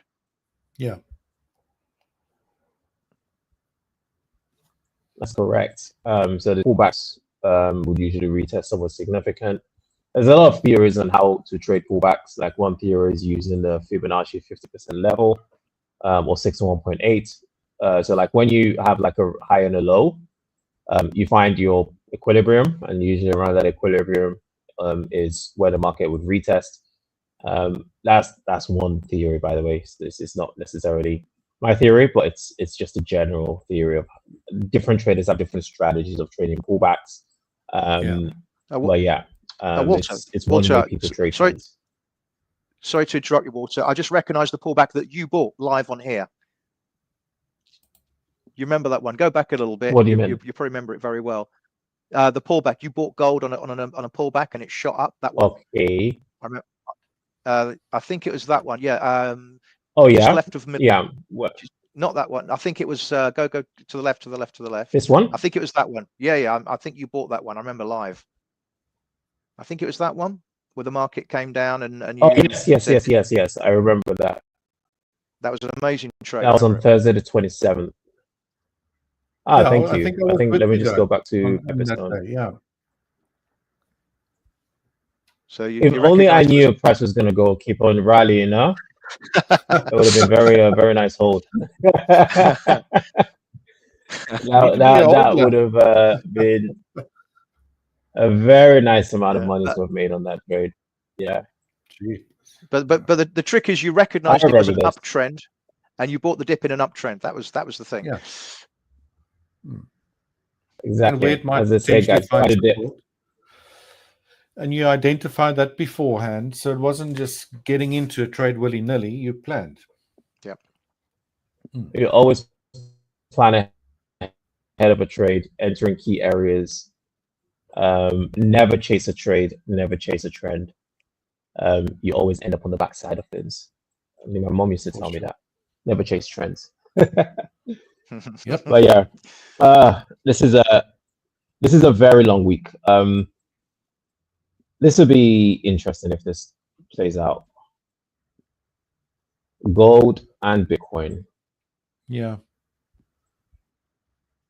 Yeah, I think Bitcoin and S&Ps they're going to crack. That's just my opinion as an FX trader. Yeah, I mean, this bearishness in Bitcoin. I know that it's historically it always does this, right? But it's like taking a look at the monthly time frame alone. I'm just like, it's still in a very good price level, because if you consider where Bitcoin was this time last year relative to where it is now, it's still in a good price level. It's at 81K. It's still maintaining a very good price. And let's compare this to like Ethereum, right? Oh, goodness of life. Right now, any Ethereum holder is shooting themselves, because if you look at like where Ethereum is right now compared to where it was April last year, it's in a worse price than it was April last year. Like April last year, it was still sort of like hanging around that 3K mark, but now it's dumped all the way down to 1.7K. So there's still a lot of Bitcoin dominance right now. It's still a lot of Bitcoin dominance. Like the drop isn't like a crazy drop, but I do see that there is a possibility the market could drop down to this bullish order block. I've got to say that looks like 5 waves up at the top. From 2023 to the high, it looks like 5 waves complete at the high. So it's like 1, 2, 3, 5 up, which means you've got to cut. Well, and then up there, you come back into you come back into the consolidation, which is wave 4, the previous wave 4, which is the last consolidation. Right. So you do see this dropping quite significantly from where it is right now. Yeah, so pretty much in the lower end of that red block you just drew there. Yeah. Could potentially be in. Yeah. I can see potentially. That. Yeah. No, nothing's for sure. But yeah, so like 74. No, of course, like 72, like that 74K block is definitely very doable. Yeah. But I want to see the daily again.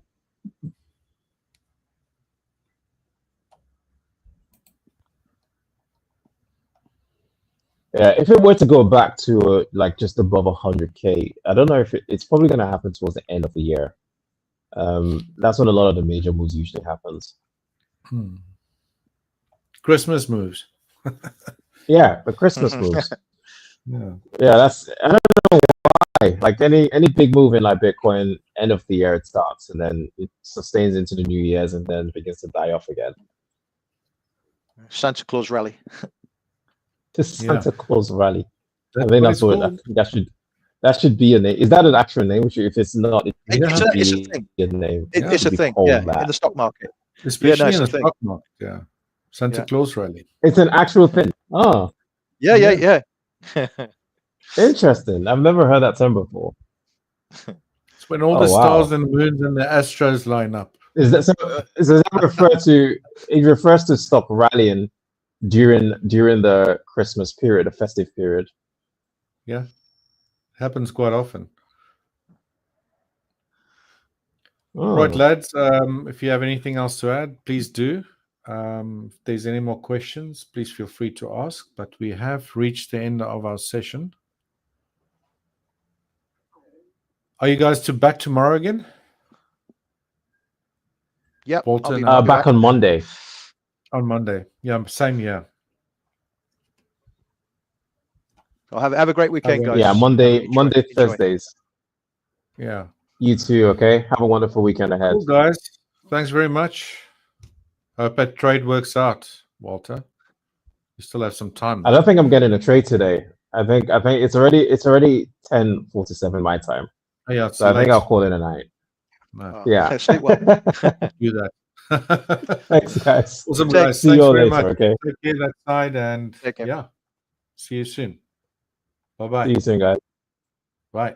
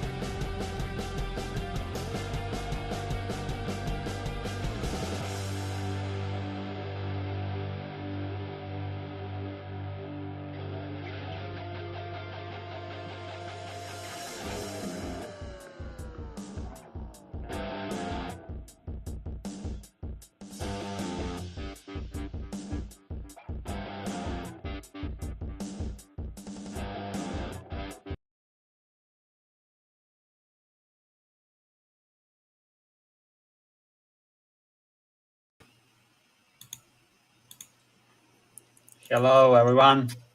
Hello, Igor. How's it going? Jannie, how's it going? Yeah, very well, thanks. Very well. So glad that tariff thing is now out of the way.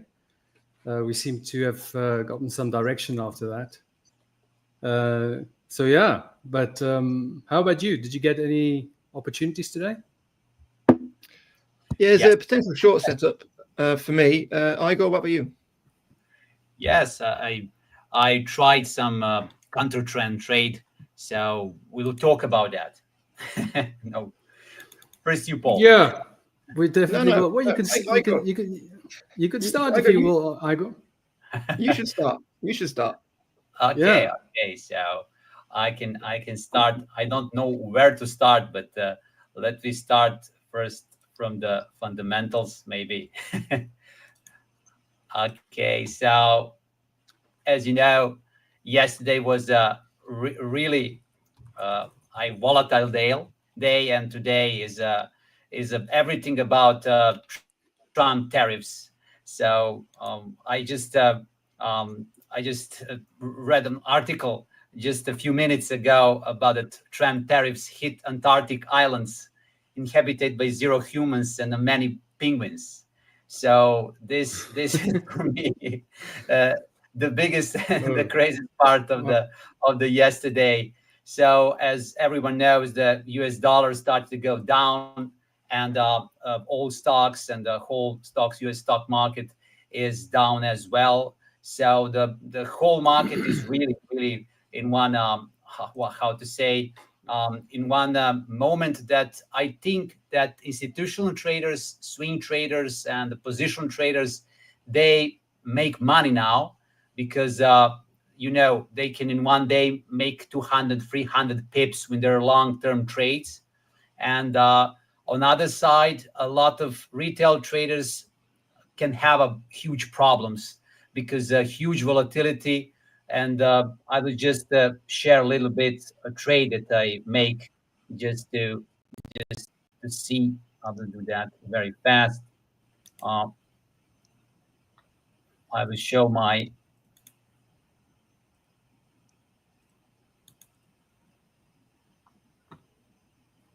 I'm very curious to find out what happened to the penguins. Yeah, me too. I want to see that too. So Are you going to leave that till the end? Is it going to be a tease for the session? I they will reduce the export. Something will happen there. Okay, so what's happened today is we had a really huge push. As we can see, just in the early morning after the announcement, we started to go bullish way, and we touched the pivot point area for British pound dollar and euro dollar, and after that price just started to climb without any lags, very strong. And believe it or not, we made in the euro session and the Asia session together around 200 pips for British pound dollar. And usually the best advice is do not enter into trade. It could be very volatile, can be dangerous. And I wanted to keep that to keep that strategy. But what I realize is I will just show here that I have Mario levels, and that in one moment we touched the strong resistance, the ultimate resistance base of the Mario levels. And just to give a little bit maybe introduction there, the Mario levels are levels that horizontal levels, very similar to Fibonacci retracement, and very often just aligned with Fibonacci retracements.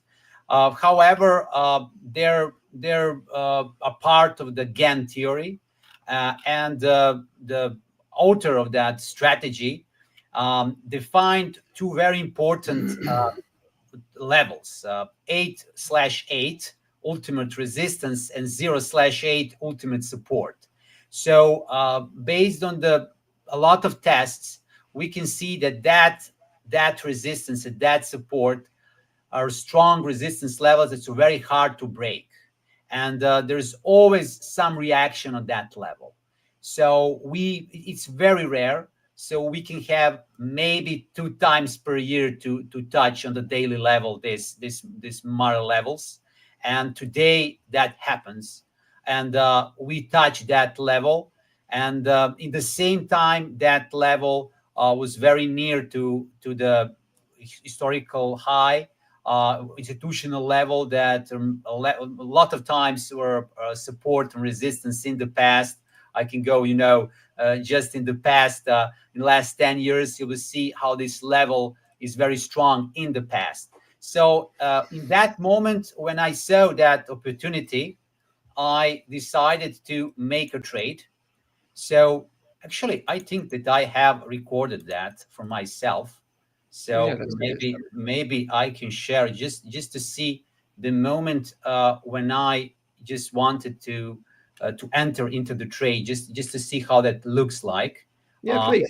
Yeah, yes, I will just. Sorry, I'm just smiling because I love it when you say I made a trade. I love it.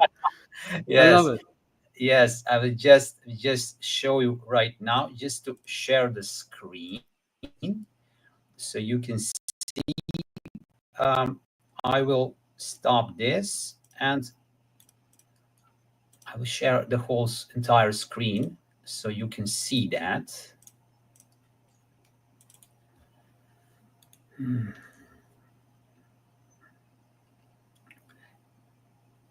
Very soon it will be. It's a silent video, so there's no explanation. Well, it's just silent. Igor, what are we doing? What are we doing, Igor?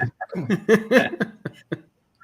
I actually the first video I recorded, when I played it, I realized that people can't hear it. It's only me who can hear it. So that was the last time I recorded with sound. So, but Igor, you can still explain to us what's happening on there. You can give us some commentary. Yes, yes. So in that moment, we hit on the daily chart, and on hourly and daily chart, we hit that level. And what I did, just to stop because it's very fast here, what is the catch? Because this is something that repeats itself during the history. There is a catch. When we touch this Marel level, 8/8, ultimate resistance, usually we have another attempt. So I didn't make the trade then. I wait to see this moment when we make the break of that level. And I see the reaction there. I see the volume on the futures. The average volume was 30K. And in that moment, it was 14K. So it was really more than double a low volume profile in that moment. I knew that this is the place that will be a lot of sellers. So in that moment, I create a trade. I put really tight stop loss because this is a trade that should have a bigger risk reward ratio, but it's a little bit risky because I'm against the main trend. So I know that, and like I said, I made that trade, and I think just to see what stop loss and target I put there. Yes, I put my stop loss was around 25 pips, as I see, and my target is maybe 50% of the Fibonacci retracement. But of course, this take profit, I already closed my trade because it was really, really, really huge risk reward ratio.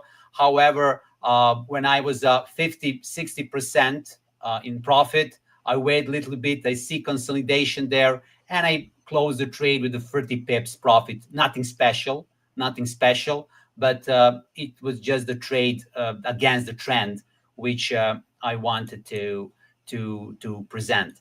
I will just turn off my screen not to watch me. So this trade, I just want, if anybody watch this, it's very dangerous for traders because when you have such a huge strong trend like this, it's very dangerous to go against that trend. Just want to make disclaimer. I tried this with the low risk. I cannot say it was luck. There was some things that I saw on the chart. In the same way, we were on the highest high of the news for Aussie dollar too. On the euro dollar, we had a highest high. So it was for all major currency pairs, all of them were on the very strong resistance in the same time. So a lot of things align at that moment. So you enter into trade. So this was the little bit risky trade, but I made few pips. So no, it's good. It's good advice. I mean, we all do it occasionally. We trade against the trend, despite our strategy really saying not to do that. But what we do as traders is we recognize that we're going against the trend, and then we have to do something differently. We have to paddle differently, right? That's essentially what it is. And as long as you make adjustments, that's the most important thing. But not entering trades and with the same strategy when you're going against the trend versus riding the rapids all the way down to the sea. It's completely different. So it's a really good point, Igor. Yeah, it's really good. Brave trade. Great trade. Yeah, definitely. But the thing is, like your ATR, as you've mentioned, what was the ATR today? It made 230 pips from the low to the high. The ATR is 89. So more than double the ATR. So if you went short around the top there, that's not really a bad trade, especially when the momentum starts to slow down and so on. But for me personally, I would be a bit too nervous to take a trade like that. Yeah, It's a little bit risky, but they're all risky, aren't they? It's just some have higher probabilities than others. I just want to show and just add to what you said there, Igor. Obviously, we've been in this range for some time. And I had these levels down here, and I really was hoping the buyers was long. The buyers is always long, but was really hoping for price to give me a really nice pullback to get a really nice entry, and therefore, Paul, you've disappeared. Oh, you're back. You're back. I'm back. Nice to see you, Paul. right? And that would definitely increase the probability, or not the probability, just the size of the trade. Okay, so that was the one scenario. So these are scenarios. Okay, all these levels. That level I drew there, that was identified on that highest point there, and obviously the Fibonacci retracement levels as well, and the low of the range as well. The low of the range was also a level that was identified. We got that little hammer candle that formed between midnight and 4 a.m. So didn't get that one. Managed to trade place a trade the next day, but that was it for me for this entire range. Now, last night when the tariffs came out, or the announcement came out, we did get a breakout, like you said, Igor, very late. But the actual breakout, the actual confirmation of this, you can do on smaller time frames from Forex. If you look here, so this was 23:15. This is MT4 platform time. The announcement was the 15-minute candle just before that. Yeah. So it pierced through the resistance area, this line here, but it didn't close. Remember, a breakout is when it actually closes outside. It didn't close outside. Yeah, it finally breaks out. This is a confirmation of the breakout, because now it actually closes outside. So now it's game on. Okay, do you trade the breakout? No, but you do get a retest right to this little spike here. But the problem is that was like 3:15 this morning. But that's one entry, and then this would be a second one. Okay, so there were two opportunities here. I didn't get them, but this little breakout here. Okay, then a little retest that doesn't quite come to the previous low, the previous high, but deep enough, and then when it breaks out there, that's your second opportunity. But obviously the first one would have been ideal. So for now, where we stand right now, I don't think I'll do anything with this for the rest of the week. Well, it's Thursday. I won't do anything tomorrow with NFP and all that. So I'll just get that out of the way. And I think next week we can just look at this with a fresh pair of eyes. But I think on the monthly time frame, if we look at what it's done so far, we've got 320 pips with the ATR 425. So, and I've also got this trend that's identified. This is I don't know if you guys would agree with me, but it is making lower highs. Yeah. So I'm a little bit neutral. I'm not as clear as I have been in terms of direction of the bias. When we were in this trend, the bias was definitely long. But now, where we are right now, I don't really have a bias. I don't know what you think about that, Igor. Do you have like a particular bias right now, where we're standing right now? No, just okay. I see the bullish trend, and I respect that. But it's really dangerous for trading right now. Yeah, look, it's moved even on the weekly ATR. Okay, the weekly ATR is 234 on the 14 ATR. We've obviously, the tariffs didn't play a huge role in this move, obviously, but it's moved 320 pips, right, which is nearly 100 pips over the average size of the candles over the last 14 candles. So that's why I say for this week, I don't think it's not a good idea to do anything tomorrow unless you are a bit of a, what was that? Was that a dog? No, no. It was my trade closed. Oh, what was that sound? I killed it. There's a dog barking, agreeing with me or something. Obviously, you have a dog barking for when your trade exits. What? When it goes in, right? What? So, I think an obvious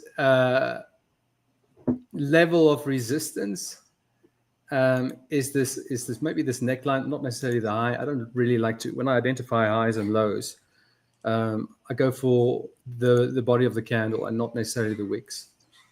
So the close and the open. So that could potentially be an area, but right now I think we could potentially be a little bit overextended. So that little push to the upside is not necessarily over, but for this week, I think, we've had the breakout, we've had the move, we've had it. So it could potentially, maybe it pulls back. If it does pull back, I don't know if it pulls back all the way to this breakout line on a longer time frame, like the 1 hour, 1 hour, 4 hour would be the same thing actually. Because on the longer time frames, like the 1 hour and the 4 hour, there was no pullback. You really had to zoom into smaller time frames to get an entry for this particular rally.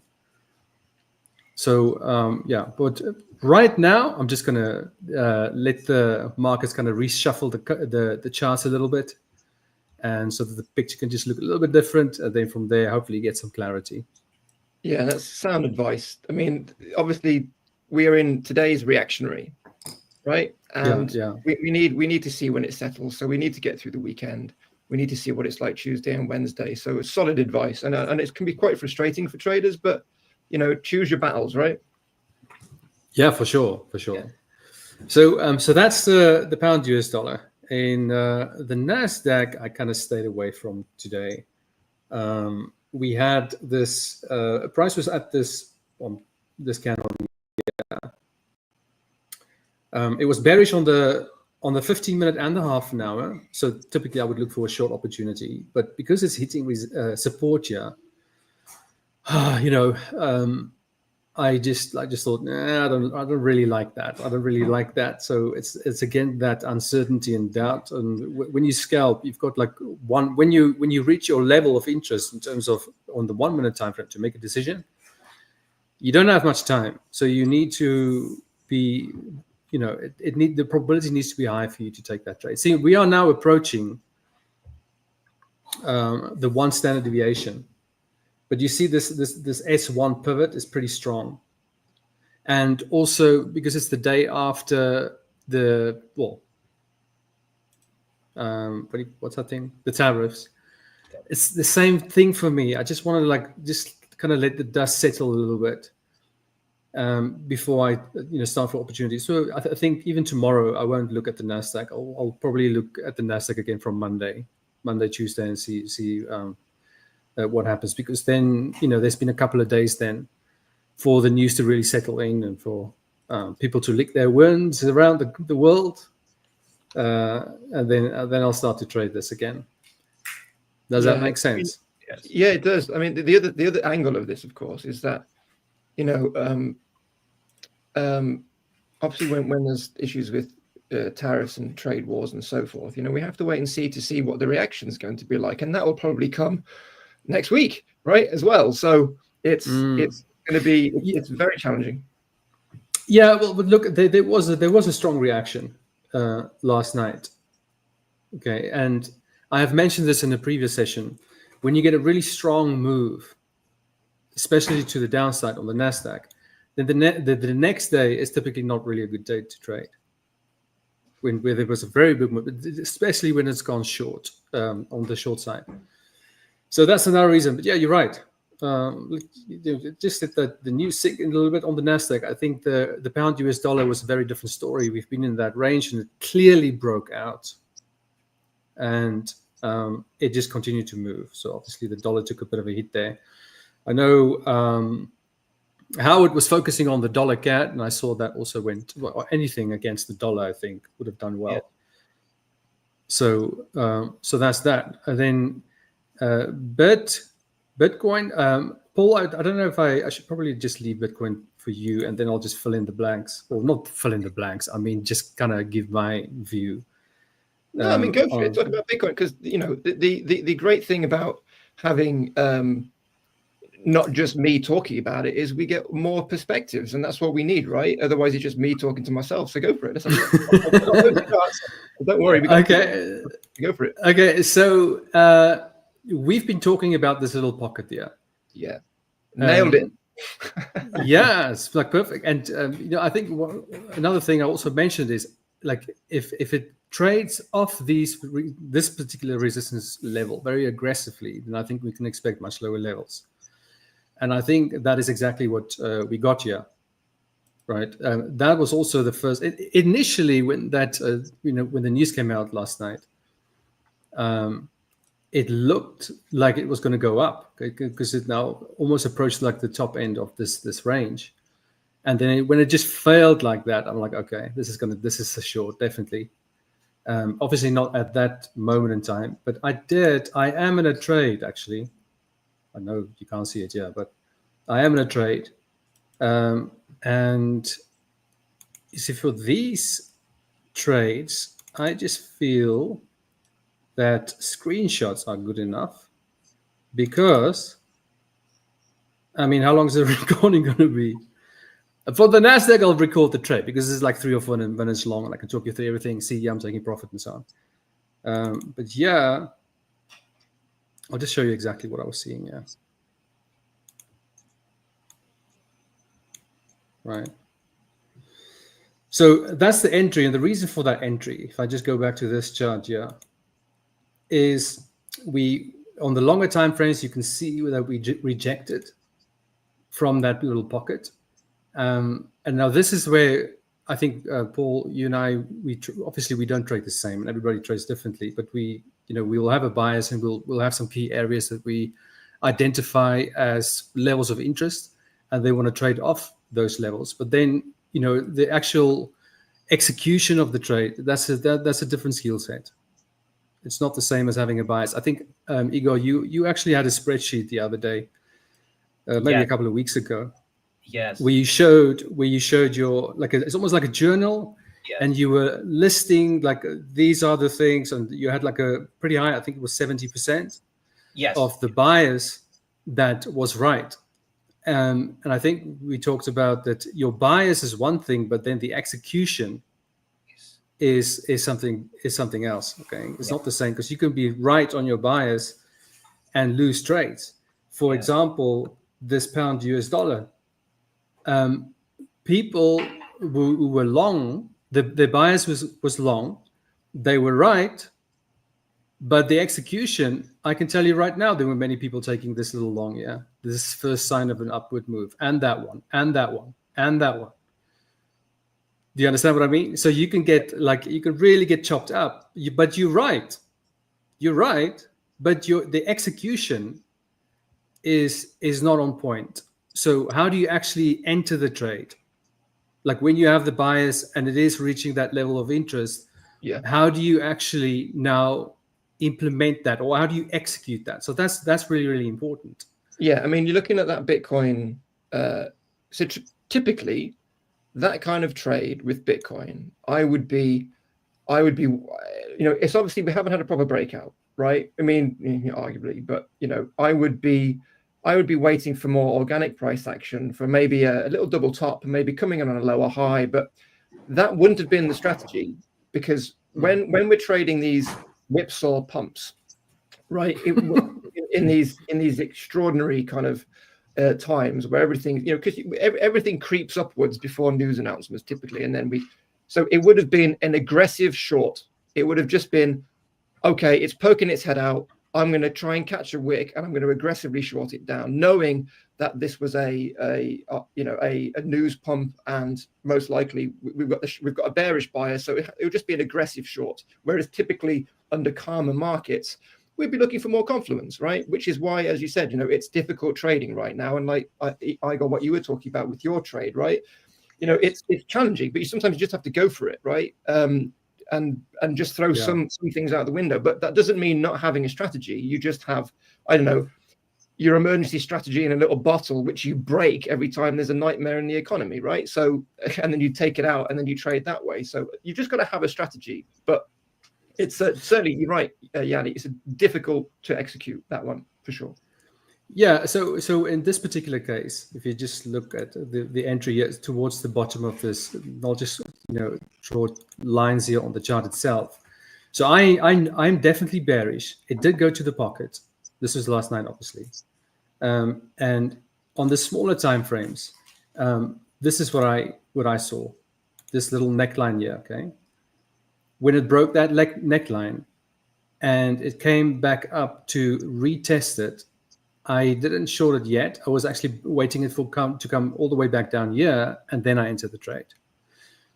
So it's not a big trade, but for me that's this is what the half an hour time frame.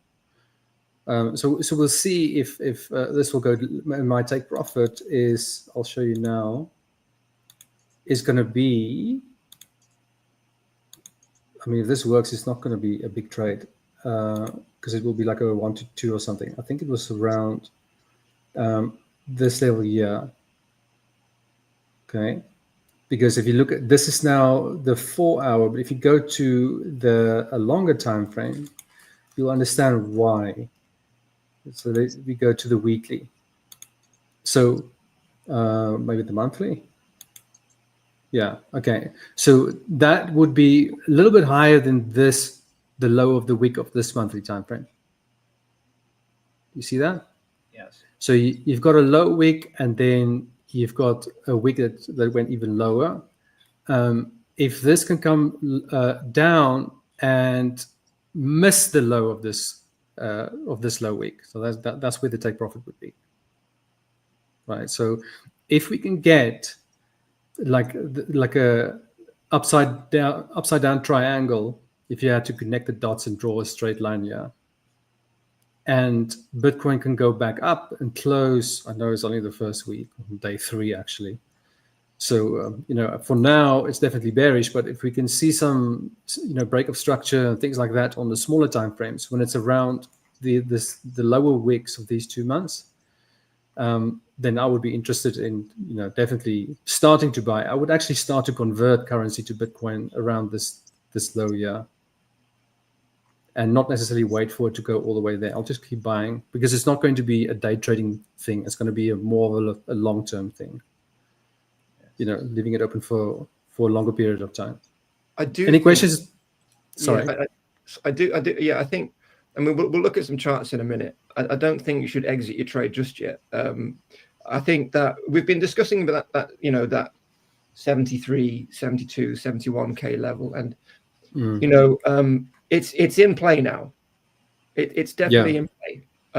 It's which we'll have a talk about in a minute. But it's definitely in play. And people are going to be accumulating there, right? So the second we come down, we're going to get a lot of buyers coming in. But as we discussed earlier in the week, there is quite a few. There's a few diagonal lines. There's a parabolic curve as well, which the price action is trying to respect, which is a little bit higher up. It's kind of where we are at the moment. It's sitting right where we are. So the issue is, of course, if we break some of those lines, then we could stagnate a little bit at that support line right at the bottom, which could spook some buyers if they're coming in and there's not a big bounce. So caution is advised for sure. But yeah, it's definitely in play. Yeah. You mean the short? The short's in play, right? Yeah. Yeah, the short definitely. So the first, I think it was yesterday. Was it yesterday? Yeah, we were fairly high up without any lower wick, no lower shadow. That's always a sign of it, especially when you see this massive retracement after such a strong push to the upside. That's pretty bearish. Okay, and if you see the new candle just pushing up, it's going to come down. But now, yeah, the smaller time frames is going to be. That's where you're going to start to see the change in trend and so on. But you still need to focus on the major trend. The major trend needs to get broken first, and then there's then that would, for me, I can probably delete this now because that's not relevant anymore. Yeah. Now we're just in the downtrend. So this support level down here, I've just marked the zone, or I think I actually just marked that as a take profit zone. Yeah, but do you go for that level or that level? I'll just go for this one, and also be mindful of the fact that it's not quite the low. I'll mark both of them. Can you see that? Yes. Yeah. Let me just do that. So that was a low. It made a new low, but it found support. Okay, so that is still a strong support level at the moment, but it's definitely forming that descending triangle. Well, we can get some zigzags action here, but if it breaks down, then we're definitely going to see, I think, sorry, I shouldn't use the word definitely, but the probability is high. The probability is high for this to go all the way to at least that support level, 73,841. I think probably the best way to frame it is while we're still in that pattern. While we're still in that pattern, yes, yeah. So that's Bitcoin, the pound, US dollar, and the NASDAQ. And I think I'll just show you just quickly the dollar yen. Igor, are you still looking at that? Because I think the last time we spoke, you identified this trend break, and nothing wrong with that. But I think we spoke about the fact that it also hits resistance. Yes. Did you go short there, or? No, I didn't touch it all, because we are again in the same channel, the channel from the December month of the last year, and that bearish channel. Nothing interesting I don't see there. So the US dollar is weak. All major currency pair fighting against dollar, winning against dollar. So there's nothing special there.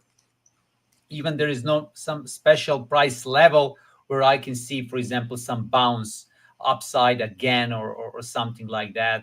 We are on the support right now, because I think that this price right now is around 146 level, is some kind of the support that we had in the beginning of the March, and we are still there. Nothing happens there. So, and I don't like to buy US dollar, Japanese yen right now on the support. So nothing. Yeah, I agree. But it's definitely looking more bearish, right? Yes. If you want to do anything with it, maybe obviously not now with the with this particular situation right now, that was the area to short up here. I'm not saying like right at the top. Once you get that rejection, then you can start to look for shorts. Yes. You can just look at these 3 daily candles. That would have been a bit of a tricky situation to get that right on the smaller time frames. You'll probably lose a couple before you get it right. Probably similar to the pound US dollar. I think the pound US dollar, that was easier to stay away from because you were in such an obvious range. Yes. So, when I'm in a range, I don't like it. It has to come to a really, especially if the bias is long. I can get rid of all this stuff now. But if we're in a range, then I really wanted to just kind of look like it's failing and then come to a key level and then bounce off there. And then you get then you get really nice risk reward ratios. But, you don't have control over that. Okay, it's not going to. You can just identify those levels and then wait and see if it's going to give it to you. If it doesn't, then the next scenario, because there are 2 scenarios. I've said that obviously, but I'm just going to repeat that. When you're in a range, there are 2 scenarios. It's either going to pull back down to a nice level if your bias is long, or it's going to break out to the upside, and then from that level you're going to start to look for your entries to in that same direction of your bias. In this case, nothing to the lower end, but when it broke out on the smaller time frames, there was, Igor, your trade is working out nicely, man. Or did you get out? I exit from that trade, unfortunately. But it was a nice trade in the beginning. Yes. My deepest condolences. Oh no, nobody died. Okay, I'm trying to delete all this stuff. Okay, this is not relevant anymore. All the FEP levels and all that. In case you're wondering why, well, because the picture has now changed. So none of this is relevant anymore. The picture is now changed, and only this line here is now relevant. For now, anyway. That's all we have. Sorry? Unfortunately, I think that the biggest problem was that this breakout on this chart happened during the Asia session, and we were sleeping then. Yeah, I mean, I know. It's like the same thing happened on this candle. Yeah, those midnight to 4 o'clock. The breakout happened at what time was that? At 2 o'clock in the morning. Yes. It was ready to take at 4:15. Because you get that pullback and then it breaks out again. and that's your entry there. And it's 4:15. That's the thing that's very tricky with Forex and Paul. Maybe you trade longer time, so I don't know if you find the same with Bitcoin. I spend half my life getting up in the middle of the night. Yeah. So I don't have kids. Well, well, you see, that's the tricky thing. Like when it happens overnight, it's very, very difficult. But yeah, because you think because it's the pound US dollar, you'll start to get it during the London session or maybe the New York session, because that would make more sense. But yeah, that's not always the case. But I think yesterday was a bit of an outlier because of the tariff announcement, and that happened quite late, 4 p.m. Eastern, and so that obviously played a role. But yeah, when you miss those trades, they suck. But well, no, I mean, I think it's not. That 4 p.m. announcement was by design to ensure that to make sure it's outside of the market hours. Yeah, and that's right. That's fair play. Yeah. So yeah, but the thing is, like, you haven't really missed the trade. There's no such thing in my book. There's no such thing, because if they say, ladies and gentlemen, the pound US dollar from today we're going to shut it down. There's no more pound US dollar. Then you can say, oh man, I missed that trade. But the markets keep changing. Like every day it looks different. So there's no, it's almost like getting upset if you miss the London Underground train, when there's a next one coming in 2 minutes from now, and 2 minutes after that there's another one, and then another one, and then another one, the whole day, and tomorrow the same, and there's always going to be a new train stopping to pick you up. So it's the same with the market. It's just one trade in like an ocean of trades. There's just always opportunity. So if you do miss something like that, it's not, I mean, you just shake it off. There's no money lost. That's the main thing.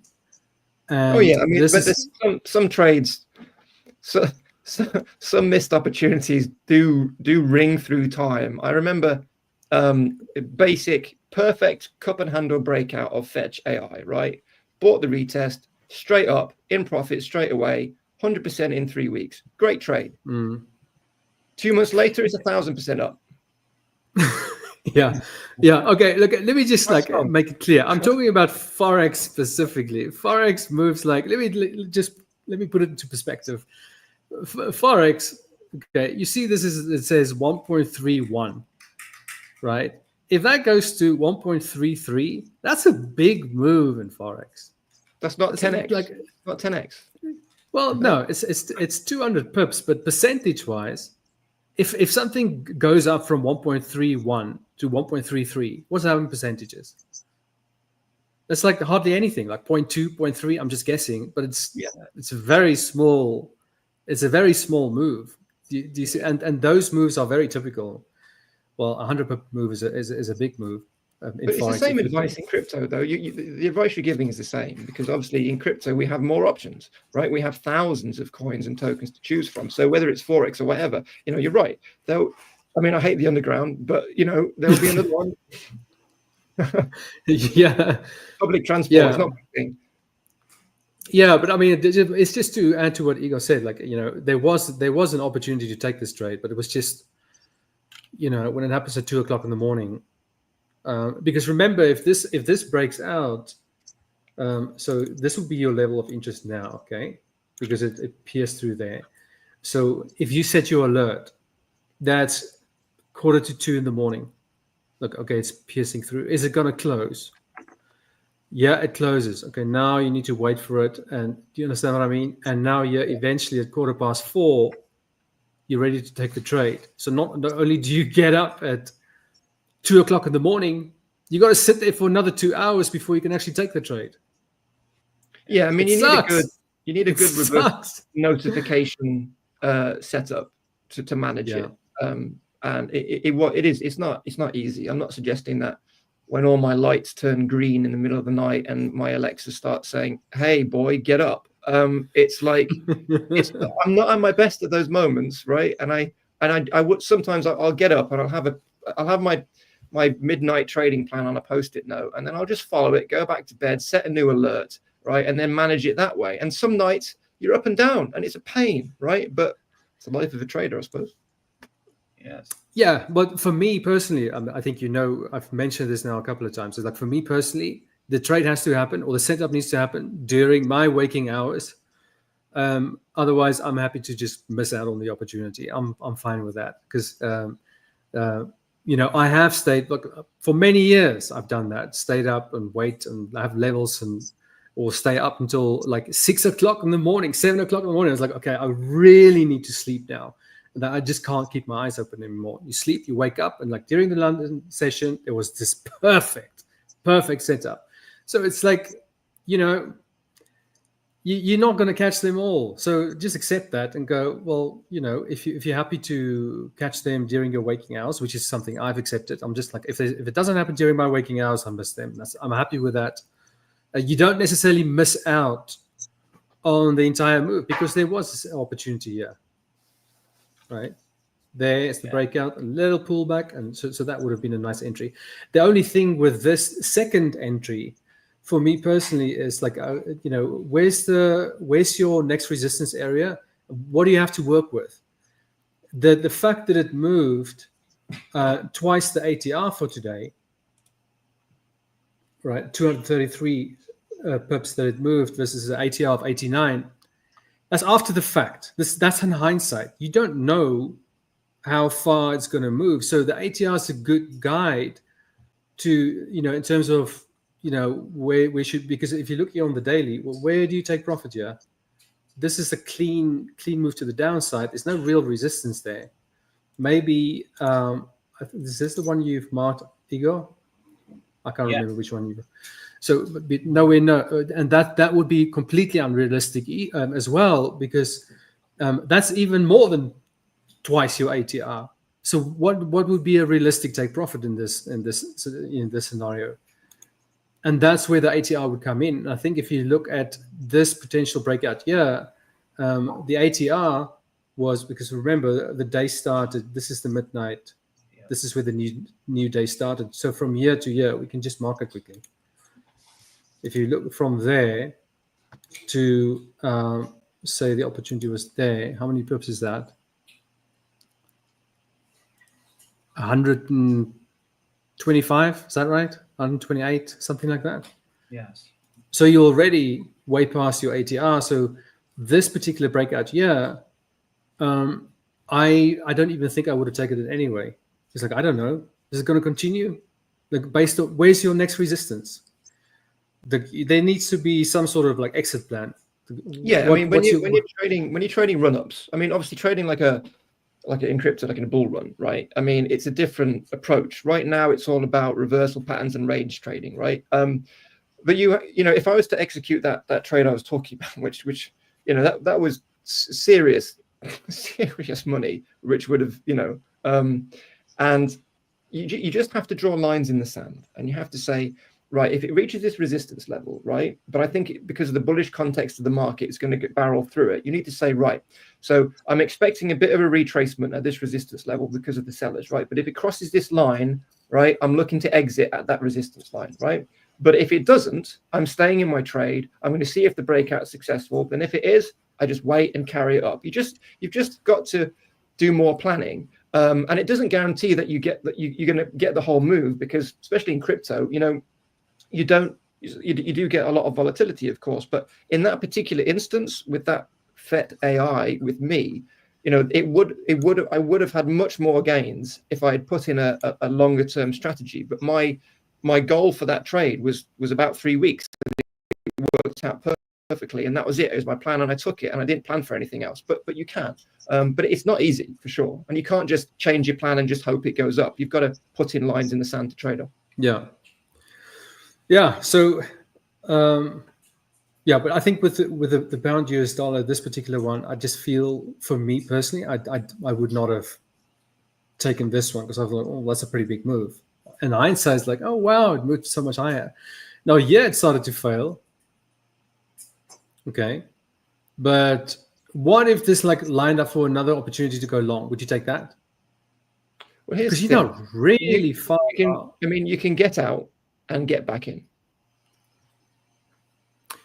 Yeah, you can. I mean, that's what I always. I just feel like when you've kind of missed the move, like this is the 15-minute time frame. So really, just like put this into a maybe better perspective here. I'll say on the 4-hour time frame. You know, this candle here. I mean, would you? Okay, this is the 4 o'clock in the morning. This is like, yeah, okay. So it just kind of pushed through. Yeah, this is not a good example at all. But anyway, yeah, it's just but the point I'm trying to make is like when you see that you're quite far extended for the day already, and you see an opportunity to go in that same direction again, when you've already moved, you know, so much for the day, the probability for the trade to actually move is much lower.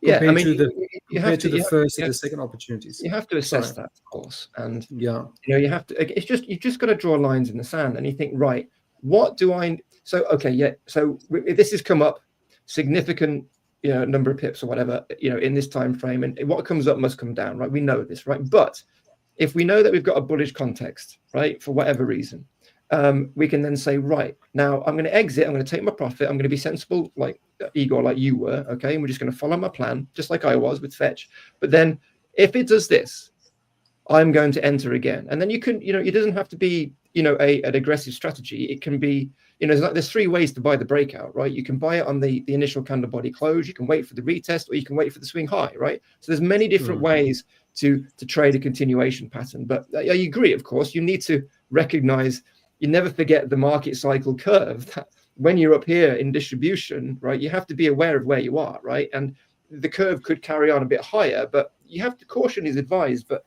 I think, I don't want to, I mean, we're not promoting that. I think what we're promoting is what, you know, you're saying, what Igor has done today. Like, so you've missed the move, fine, but you've had a trade, it's been successful, congratulations, move on to the next one. And that's okay, because I mean, as Michael will say, it's the money's made in the middle, right?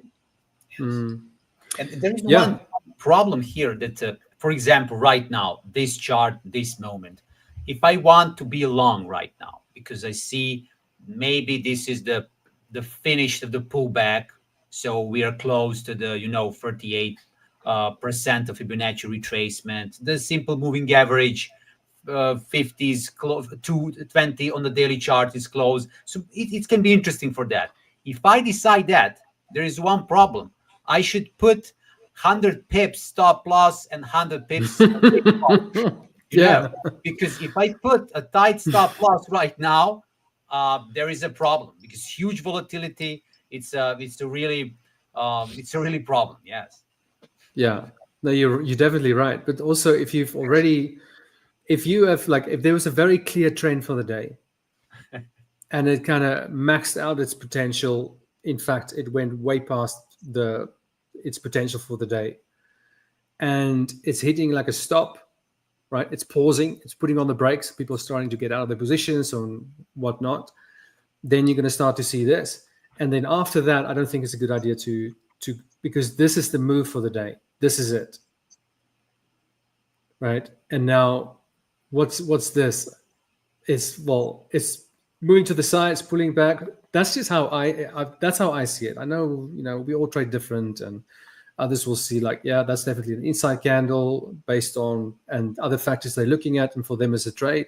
And I would look at this and say, no, the move is over and I'm done. So but if you get like a clear day like this and it starts to stall and pulling back and so on, I would never get in. Yeah. To try to reach the previous high or anything like that, especially the time of the day as well. I think this is best just left. You just leave it alone. Sorry, Igor, you missed Igor. You missed my gold chart from the 70s yesterday, right? And when you were talking about stop losses, like my stop loss for gold, it's in the 70s, right? That's where it is, right? That's where I put it. Right, and my take profit is in 2040, right? That's it. That's what we're doing, right? Shall we dive into crypto a little bit, and then Igor, I can maybe pass back to you, and then see where we're at. Is that good? Is that good for you guys? Yeah. Okay. All right. Let's just try and coolly run through this. Coolly. Okay. So this was the 15-minute chart we were looking at yesterday, right? And we had this lovely higher high, higher low, nice uptrend. There you go. And just to that kind of answers the question which we had early in the day from Juan, I think. What is a trend and how do you recognize one? So basically a higher high, higher low, a series of those. And then obviously when the trend changes, we have a lower low, which we now have. And we have another one. So just to keep this chart in play. So yeah, we're down here and this low has really surpassed the local lows. So it is very bearish at the moment. Okay, so that's just where we were. This is Bitcoin 2 hours, so just a little bit more of a clearer view. We had some divergence, which may have helped this move. We didn't manage to get above it. We came close, but we didn't. So there's a rejection. And now we're at essentially the 618 on this chart. And where we go from here is obviously going to be quite important. But I think, you know, this is very likely at this point. And of course, there's this little pocket we were talking about earlier. And we're coming with very strong rejection from there. And what have we got to trade off here? Well, it's this area. That's all we got right now. So, you know, this was the red one, and now we're looking for the green one. So we just need to come down because we're in the middle. So really straightforward. These are the parabolic curves I was talking about. You know, we're right on the line. So a little bit of dangerous territory for Bitcoin. This is obviously, you know, we've got plenty of room to come down in terms of just basic TA, but we lose this line, which has been starting to chatter if that happens. And again, there's another diagonal line. This is 3-day log scale Bitcoin, and we are in this area. We are in the buy zone for sure, but you know, risky place to be when there's a lot of selling pressure. And you can see again another version of that line, slightly different perspective. We're looking a bit weak right now, so we definitely don't want a candle body close there. So perilous point. But let's just and Bitcoin dominance in terms of the altcoin market. You know, we're breaking into the next level. So we've got some short trades, which we'll talk about in a second. But this is the chart for today. And this kind of supports your continuation in your trade, Jannie, because, you know, we've got this triangle which we've seen now. It's a little bit janky, but we've got a serious bearish bias now coming into this pattern this way. So I would expect it to come down to here for sure. And if you want to do measured moves, you know, if you want to look at it in terms of just basic TA, you know, that's pretty low, right? That's 65. That's below this support line. So this is definitely a bearish context here, and this is the area. And if we put the order blocks on, yeah, a lot of sellers overhead with that resistance zone. So I think, you know, staying in your trade, Jannie, might be a good idea, seeing as we're breaking through this. But you know what Bitcoin's like. Likes to just do whatever it wants. So just be cautious here. But definitely bearish slant here. Any long positions. This is the area now. This 72, 73, 71K, which we've been talking about, is definitely gonna in play now as the next buy opportunity, short of this line. And this is the altcoin market. You know, we are now barreling towards this this support line where we really want to see a bounce. But so we could see a reversal scenarios from this area, maybe, which would be a great buying opportunity. Bitcoin is at long-term support, and then the altcoins maybe might move off that. That's as bullish as I can get today, really. But, and again, this is Bitcoin dominance. We're now breaking up into this upper range, so it looks like we could be going higher. We could be going up to here or here now before we have any kind of a good altcoin movement, and that is significant because that's up here. That's 73%. Bitcoin market cap compared to the rest of the altcoin market, which just, you know, not good. But maybe we need to come up here to get this momentum to come down. I'm not sure. Now, this is a chart which I wanted to just discuss briefly. And this is a comparison chart for Bitcoin from March to October 2023, same period for the year following, and now November to March 2025. It just kind of illustrates this dance which Bitcoin likes to do with the 200 MA, and you can see there's a lot of symmetry here between the price action and how it interacts when it comes down to the 1-day 200 MA. So, and if we look at this pattern as something which might repeat, again, speaking of GAN theory, we are, you know, we could be looking at April, pretty rough month, right? And then maybe May is where we, if historical patterns repeat, might come in. So this breaks down, gets a bit of liquidity, comes in, and then this month, next month, May, maybe is better heading into the summer. But just, I mean, I've got a few more things to talk about. But any thoughts, Igor or Jannie, on that? Yeah, they look very similar. They look very similar. What can I say? They look very similar. That's all I can say. But you've already said that, so nothing to add from my side.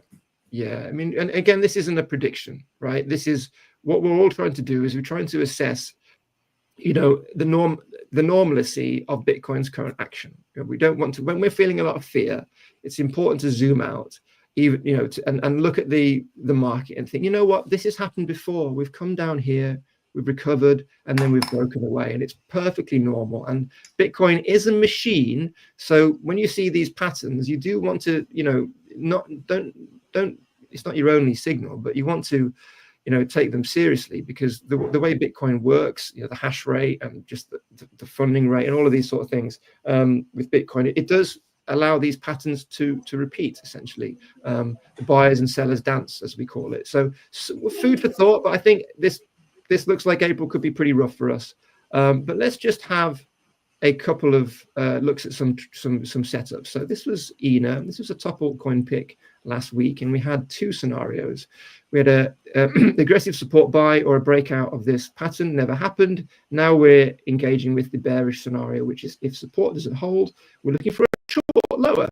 So we've had that candle body close on the daily. If we zoom in, this would be a good opportunity for a short. Now, obviously, please don't enter here, right? We don't want that. This is obviously, you know, where we're going most likely. So we've got a couple of levels which you could draw on. I want to keep it simple, so I won't, but there's a level here you could take profits on. Maybe that actually might be a good idea, presuming we're not going to completely bottom out.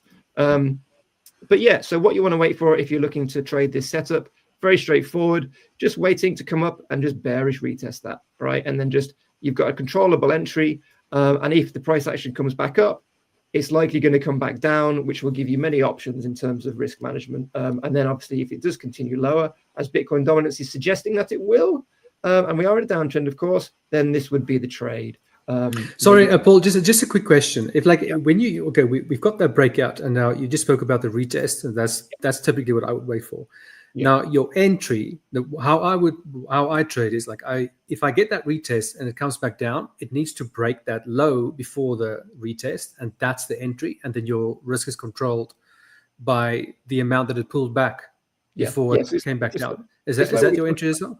Well, it depends on the conditions. So we talked about it just a few minutes ago, the 3 ways to buy the breakout, right? So you've got, let's put it in the context of certain trading styles. Okay, so somebody will see this candle body close, say on a significant time frame, maybe like the 4 hour, and then they'll just set a sell order straight away on that lower resistance support line, resistance line now, and then they'll just play it down, right? So that's the most aggressive strategy, right? And it's good in the inverse for bull markets, because sometimes coins or tokens just break out of a resistance level and they never come back down, right? But that's not the context, okay? Because we are very oversold. We are approaching support still, so we don't want to get too aggressive with our shorts. But then we've got the other option, which is what I tend to favor, which is the retest, which for me, I prefer it because when you're entering at a key trend line, it gives you many more options if it goes the wrong way. Because if you're entering here, right, as an example, if we do get a reversal, we may not see this level again. So I like entering at these key lines. But then, as you said, Jannie, the other option is, I think this is what you said, you're waiting for to surpass the swing low and you would enter here. Is that what you were saying? Yeah. Yes, and then that's my risk. Yeah. If it retests and then come back down to where it was before it moved for the retest, then at that point price action is really weak. Yeah. Right. You know, and instead of trying to catch it right at the top of the retest level, because at that point it can just maybe drop a little bit and then shoot back up. Yeah. Yeah. So it's a breakout failure. So sorry to interrupt, but you decrease the probability of a false breakout quite significantly if you wait for that level. So it retests and it comes back down to the level before the retest started, and now you've got that space. And the probability for a false breakout is just reduced quite significantly. And that increases, again, the probability for the trade to actually work in your favor. Yeah, and there's a few downsides to that as well. I mean, firstly, sometimes that doesn't happen, right? So say you're in it could just go straight down, right? So quite often it doesn't happen. But I mean, it's about trading styles, and for me, though, certainly in crypto, my advice is always to try and enter as close to support and resistance as you can.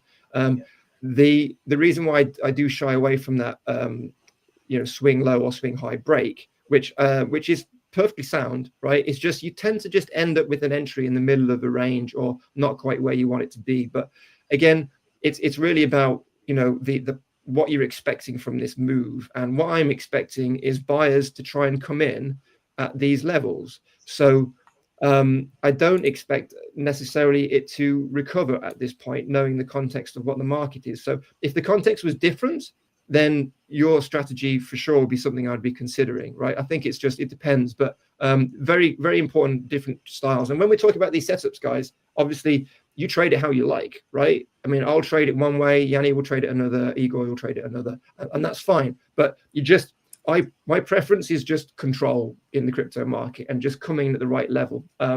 That's the idea. But multiple ways we've just talked about. You can trade this, but just be cautious, because this is the reversal zone coming down here. But pretty solid trade, I think, at the moment, whichever way you want to do it, just capitalize on some of this bearish moves. And if you don't want something which has happened already, then we've got this one, which is not a top altcoin pick, but a setup I was looking at last week or early in the week, a maker, US dollar. And this is still in this symmetrical triangle. So we haven't had the breakdown yet. So if you're thinking that you prefer to just buy the breakout and just front run it, then this is the trade for you. If you like buying retests or waiting for the swing low to be surpassed, then this is the trade. And it's obviously just adapting based on that. But what would be ideal for this trade is, again, another breakdown. Again, for me, the bearish retest again would work quite well here, because we've got confluence, but you've heard a couple of really great strategies here as well from Jannie, and then that might be the target, maybe around there. So a couple of short setups. It's going to be short setups this weekend for sure. But be very cautious. Just remember, when you're entering these trades, just be wary of where the buyers are going to be showing up. And if you're not too fussed about spending hours on your computer trying to figure everything out, just put your order block detector on so you can get perspective on where you should be taking profits. And that seems, this area which we've identified seems like the first line in the sand. So yeah, just a couple of short setups. Any thoughts, Igor, Jannie? Yes. You do have a question. You do have a question, Paul, in the chat. Oh, okay. I don't want to go into the infinity spiral, but okay. Great session, guys. Paul, I have a question. I've been looking to get into DOT for a while. Can you please give me a better perspective? DOT. Do we do DOT? We do. It is one we provide. So let's have a look. Should we have a look, guys? Should we look at DOT for our friend? Yeah. DOT. Let's do it. Let's do it. Right. DOT. Right. Let's find the right one. No, let's do that's fine. Okay. All right. It's nice to see something tradable for a change. Yeah, I mean, okay. So, strong support. I'm a little bit familiar with DOT as well. So just, I'm not. So let's just, before I do anything, guys, I'm obviously just going to put a few lines in the sand. That's a bit janky, if I'm honest. I think it's probably closer to that. Not quite sure about that line, but let's just quickly have a look at that. There's a line there. There's a couple. I think that's it. I mean, Igor, am I got that right? Do you reckon? Yes. Yeah. Okay. Thank you. You're too confident in me. Thank you. So we have here, this is DOT for everyone paying attention. Thanks for the question. Who's the person? Lola, was it?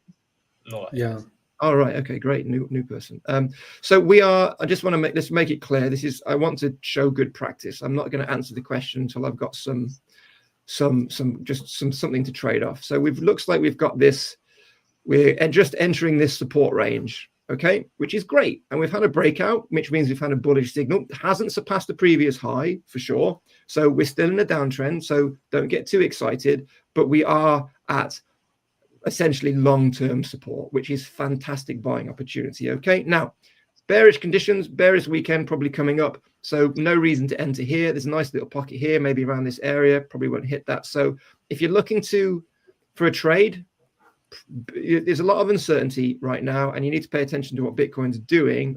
But I think that a nice little trade might be a nice tiny little trade, just might be something like this, just something like this, just front run the bottom, try and catch a wick, take profits here, get out, and then just wait and see what happens, right? I think it's an aggressive support buy probably here, and then take profits very quickly. I mean, any conflicting opinions? No. Nice strategy. Yeah, Well, I mean, come on, give it to me. No, look, I agree with you that definitely at a very strong support level. What time frame is that? I'm trying to think. Okay, that's a daily. So yeah, before you buy, you definitely want to see a bullish close. I would say I would just add that. Yeah, that's the only thing I would add, and not try to catch the bottom during the formation of a candle on the daily. That's not advisable. This is, there's a couple of ways you can approach it. The issue when we're at like really long-term support, you tend to get these wicks, right? And you need an order on there to capitalize on it, right? But I think as Jannie is getting at, I think we're not in that context anymore, because this level's been attacked quite a lot over the last few weeks, right? So I think this is essentially, it's not great, but we didn't have a candle body close, but this is essentially a bit of a janky double bottom, right? We had a bounce and then we held it, didn't have a candle body close, and that might have been your entrance. And the RSI gave us a little bit of help here, right? We had a bit of divergence coming in on the RSI, and that would have been a good entry. So and that would have been a really good price point. So those are the best double bottoms, by the way. When you get a low and then your second low is lower, as long as the neckline is not really wide. Yeah. If you have a really wide neckline, then that that's very difficult, because the theory, if you know the theory about double bottoms, is you buy when it breaks the neckline. Yeah. So if you can get that's a really nice tight neckline. So you make a low, you make a second low. That's a perfect double bottom. The ideal double bottom is when the second one is lower than the first one, and then it breaks the neckline. Yeah, well, for me, I mean, I prefer higher lows. Right now, I prefer the base to be pretty solid and not diagonal. But in this instance, you can get away with it if you've got a bit of divergence, because then you get the higher low on the RSI, right? So I think there's a couple of ways to deal with it, and obviously that work. I mean, this is. Your point's been made for you, Jannie, right? Because it was a great reversal, right? On that, I'm not going to sit here and go, no. Well, I'm specifically talking about, let's forget about like a higher, low, high, whatever. It's a double bottom, but I'm talking specifically about the neckline. Yeah, the neckline. If it breaks the neckline, that's your trigger. That's when you want to enter the trade. In the premise of this trade, we're just going to trade the range. It's going to have to be an aggressive buy. Now you can look for divergence, you can look for stuff, but I think we've got a bit of leeway here to let it sit, because I don't think we're going to get a fast reversal anymore. I think those buyers have exhausted themselves. So I think we're probably going to hopefully have a soft landing, which is something to trade. But ideally you want confluence, but just recognize whatever you're doing, right? Don't do a medium term hold. Don't expect this right now. Okay. I think we're going to have a bit of a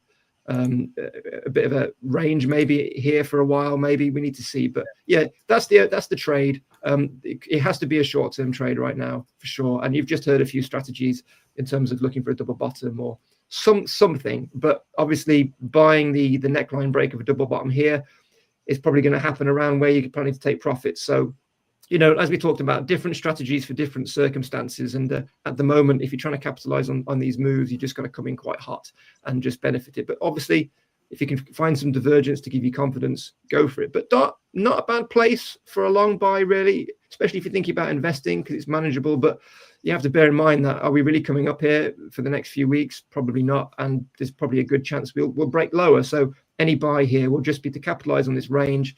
And that fits in quite well with the presumption that we might head lower. So you might see something like this, right? And then that, right? And that's all we care about, because this is probably, you have to presume this might be coming. Okay. So Doc, good question. Yeah, Doc, not a bad place to be in. Have I got anything else before I One pass back? question about DOT. Yeah. Right now, I'm watching this chart, and for example, I'm the guy that want maybe a little bit to invest in DOT.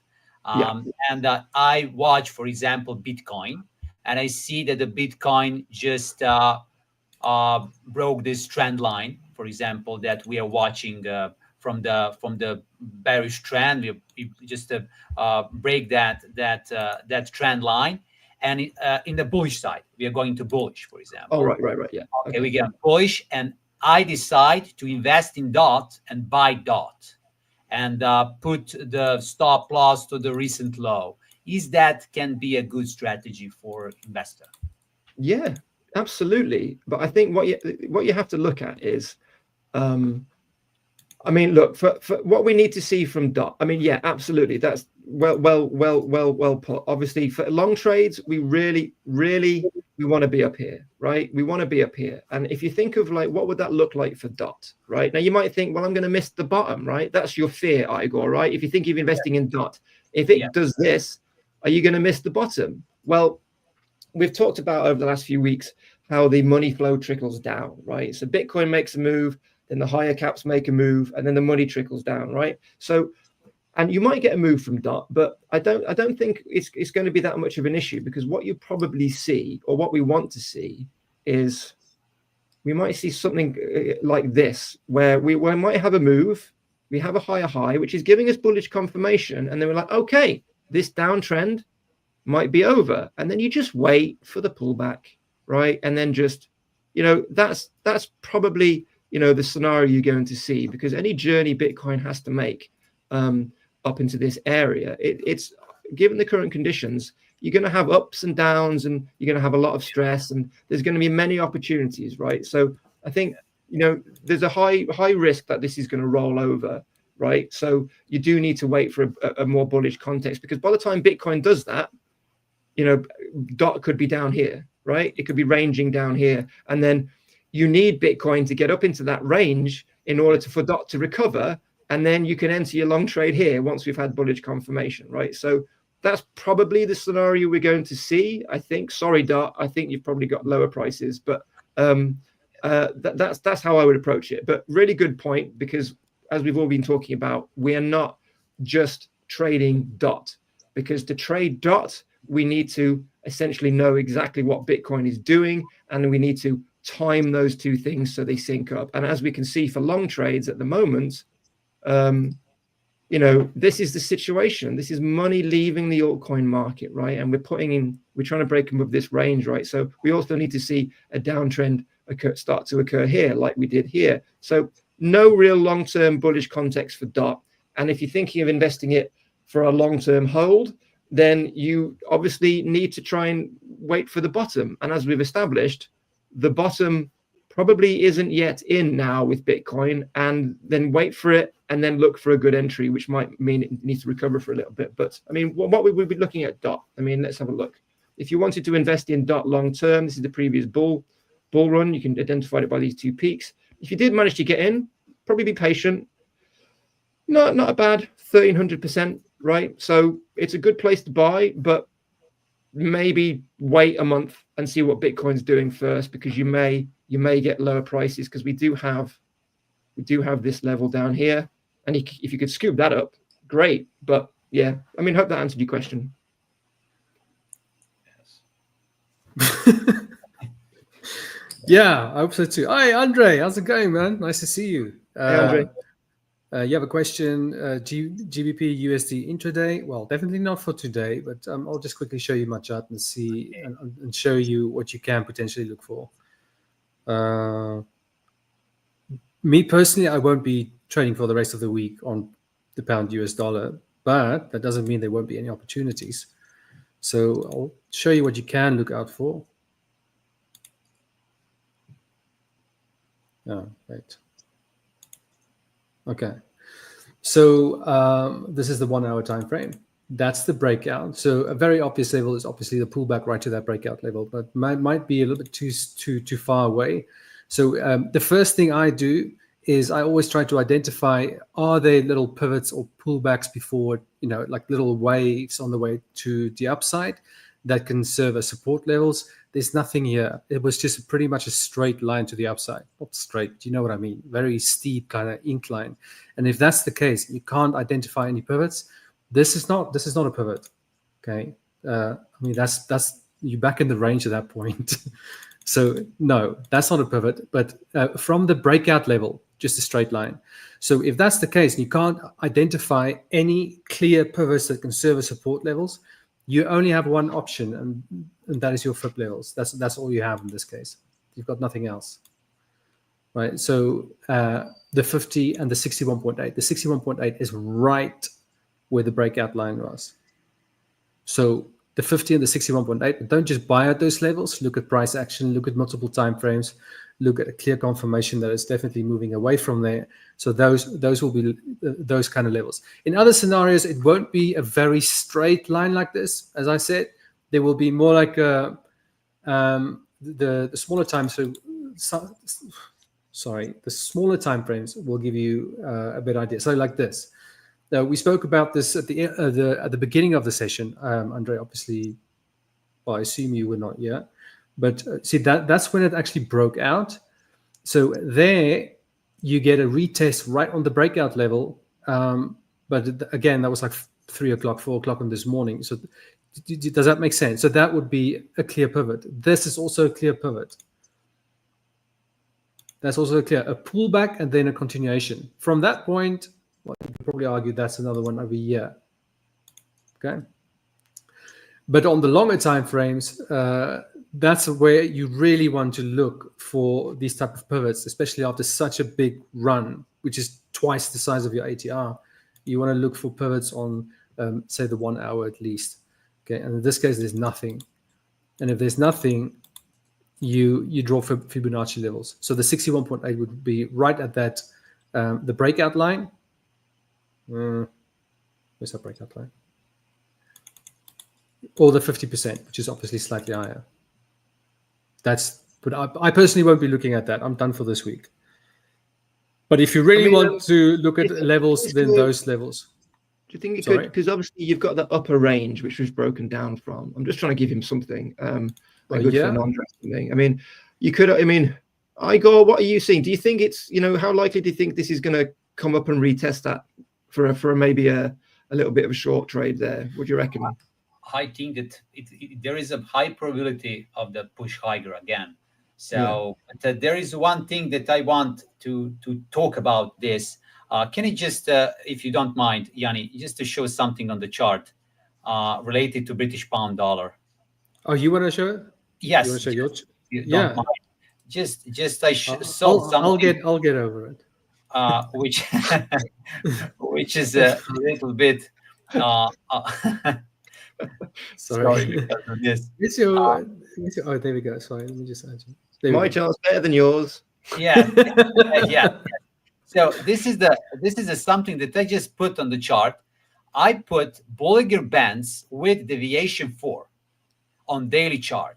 Look this. If you go into the past and you try to see, are there any case where in the last, several years, any case that you touch? Igor, sorry to interrupt you. Can I just say your chart looks like an old scratched VHS tape? Yes, this is disaster.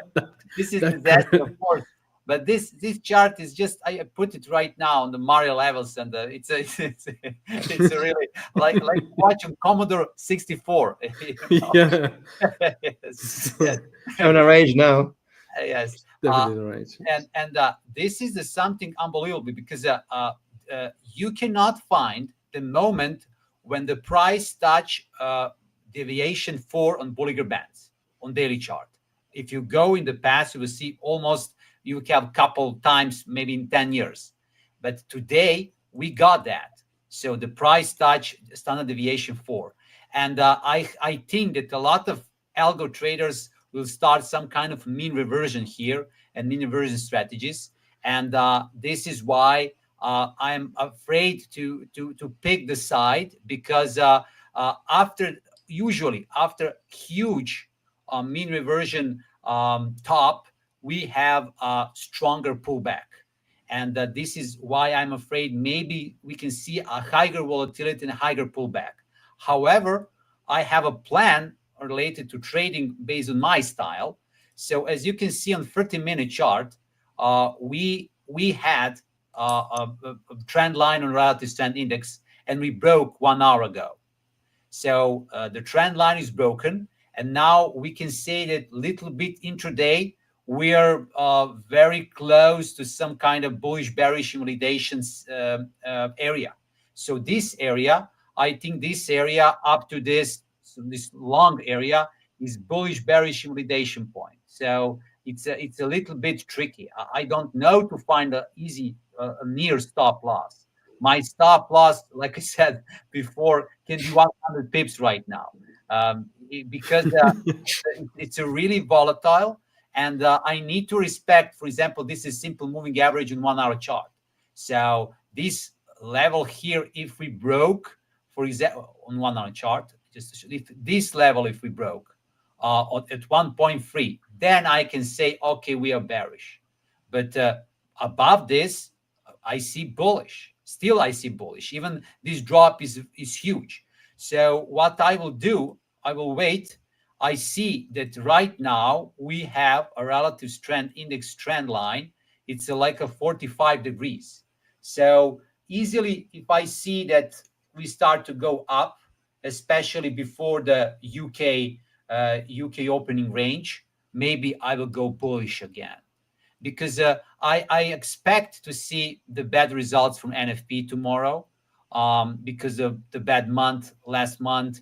I have a lot of bad expectation for US dollar. Plus, we have this huge bullish trend. So I'm waiting to see after pullback to buy British pound dollar. So I know that right now it's a little bit tricky, but as you can see, there is a chance. I would like to see that we just touch this. I think that you showed that. We just see, yes, this is the Fibonacci levels.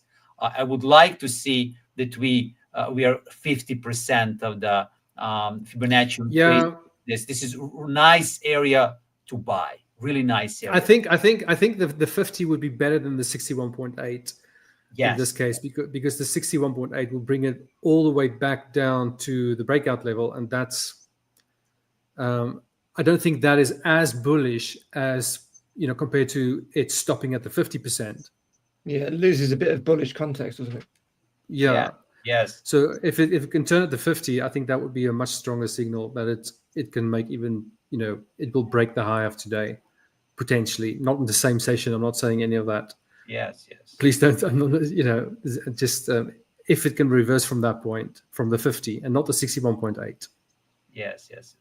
Nice area here, really nice to buy, I think, because we're really in a bullish market structure. This is everything is bullish, and I see the Aussie dollar, for example. We have a engulfing pattern here. If we finish today, and this can be really upside, and this too. So one thing that is worry a little bit, that I just show that.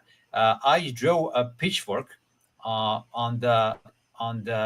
Let me just show you right now to see. Pitchfork, I want to see. I can't wait to see this, Igor. Yes, it's very interesting. Come on, Okay, so where's your chart? Like, hang on, look over there. Okay, it will be yes. So I took, as you know, last year high, last year low for the last 1 year. And I put this pitchfork here, and as you can see, we're on the lowest level right now. We touched that, and we're as you can see, I will just magnify, zoom in. So this is the really the bottom of the US dollar, one of the important price levels for US dollar, my opinion. So of course we can see 100 level, which is psychologically huge level for US dollar, but right now we are in the really volatile US dollar index market, really volatile. So just imagine that whole year we had this this improvement from the 100 to 110, and now just in 2 months we have this bearish trend with a new support. So huge volatility for dollar index. So I don't know what to say. I'm a little bit afraid because of the volatility, and I need to reduce my position size. I need to do that from tomorrow. But you're going to increase. Oh, Igor, I love you, man. I love having you on here. It's great. Yes. No, it's yeah, but it is quite. You're right. Everything you said, there's nothing wrong with anything you said right now. So it is a bit scary right now, right? Yes. A little bit of a pullback would be great. Yeah. Andre. Okay. Thanks, Andre. Glad you. I assume that means you agree. But yeah, Paul, that idea of yours I just want to add something here. Okay.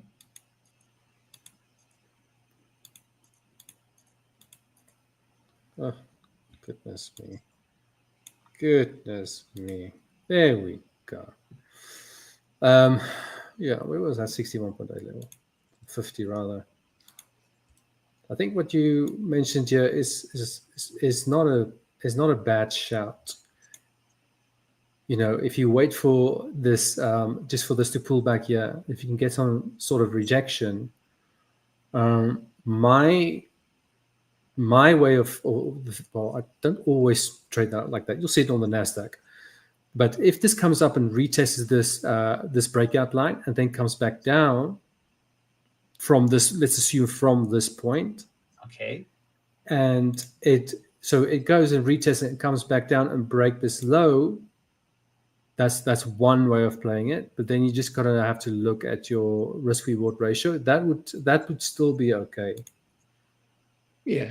You could look for some confluence on the RSI, maybe a bit of divergence just to give you confidence. And if it doesn't happen, no trade, right? You could just drawing your lines in the sand. What do you want to see for that trade to play out, right? And knowing the situation, just find something. I just don't ever just trade a trend line, right, or a fib level. Don't just do that, right? Look for something else. Plan your trade, and then think, right, what do I need to see to have the confidence that it's going to go down and not just blast through? And then if you see it, divergence or something on the RSI becoming oversold or whatever, then that's great. And then go for it. Employ risk management. But it's tricky at the moment, though. Yeah, I do think like this would be, if it does do all of that, it's definitely a higher risk trade compared to trading in the same direction of this very strong push to the upside and waiting for a pullback. I think that would be a higher probability setup. Yeah. Because remember, it may never go down. Yeah, it could just be just a shallow retracement and then just a continuation, and then you kind of miss that as well. Yeah, it's got to be just like we were talking about with DOT. It's got to be an in and out, right? Just trade the range, right? That's it for certainty. DOT. I like it. DOT. All right, guys. But really good session, Paul. Always great to talk to you, Igor. I love you, man. It's great to have you here. You guys have a great evening, and I'll see you tomorrow. Thanks for all the viewers. We'll see you soon. Yeah, thanks, Igor. Thanks, Jannie. Take care. Bye. All right. Cheers. Bye-bye.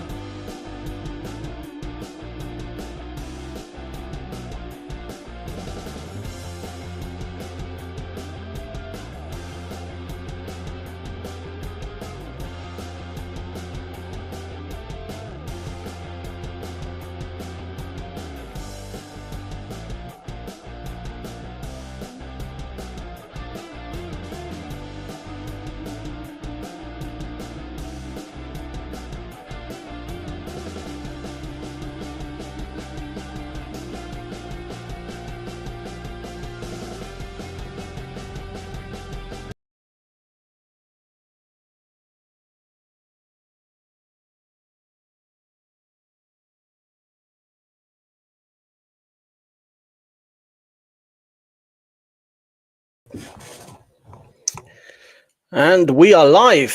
Hello, Aymane. How are you? Good, Sam, and you? How was your trading day? Yeah, actually, very good one today. Very good one. Two trades, two good trades.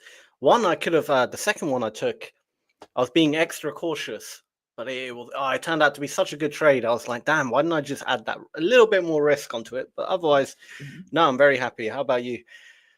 Yeah, actually, I took 3 trades in total. So first one went wrong, and then I took a small break, and then I took other 2 trades. But today, maybe later, I will show the footprint. I didn't like what I saw on the delta chart.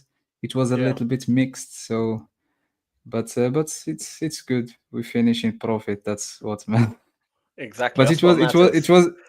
it was difficult a little bit today for me. Yeah. but I think just to let you know, I think we are waiting for Michael. I think he's running late. Oh, he's just popped in. So we'll put him up in a second when he's ready and got his camera up. But yeah, so we'll just wait for Michael to actually come on stage. Put him up. Okay. Michael, how are you? Hey, what's going on? Michael. I am absolutely awesome. What about you? You doing well? Yeah, good. Thanks. Yeah, I'm actually relaxing. I'm sure you guys seen the show. Very interesting show today. I know. These markets are crazy stuff. Crazy. The tariffs really knocked. Sorry, go on. That's Aymane. what I want to say. Yeah. Like the way the market closed yesterday, it was a little bit. I did say I felt it was bearish. I was still sticking to my bearish bias. Do you know what I mean? You called it. You did call it. It was too extreme. Like, there's no way we're just going to recover now and everything will be something bigger is happening. But yeah, crazy. That's what tricked me in the beginning. Like today, I saw the market start to push to the upside, so I thought maybe we will repeat the same pattern like yesterday. So we will push, liquidate the sellers, and then go down. But we went just slightly, maybe 100 points, and then we switched the bias. So I think I will start by sharing my screen. Yeah, go for it.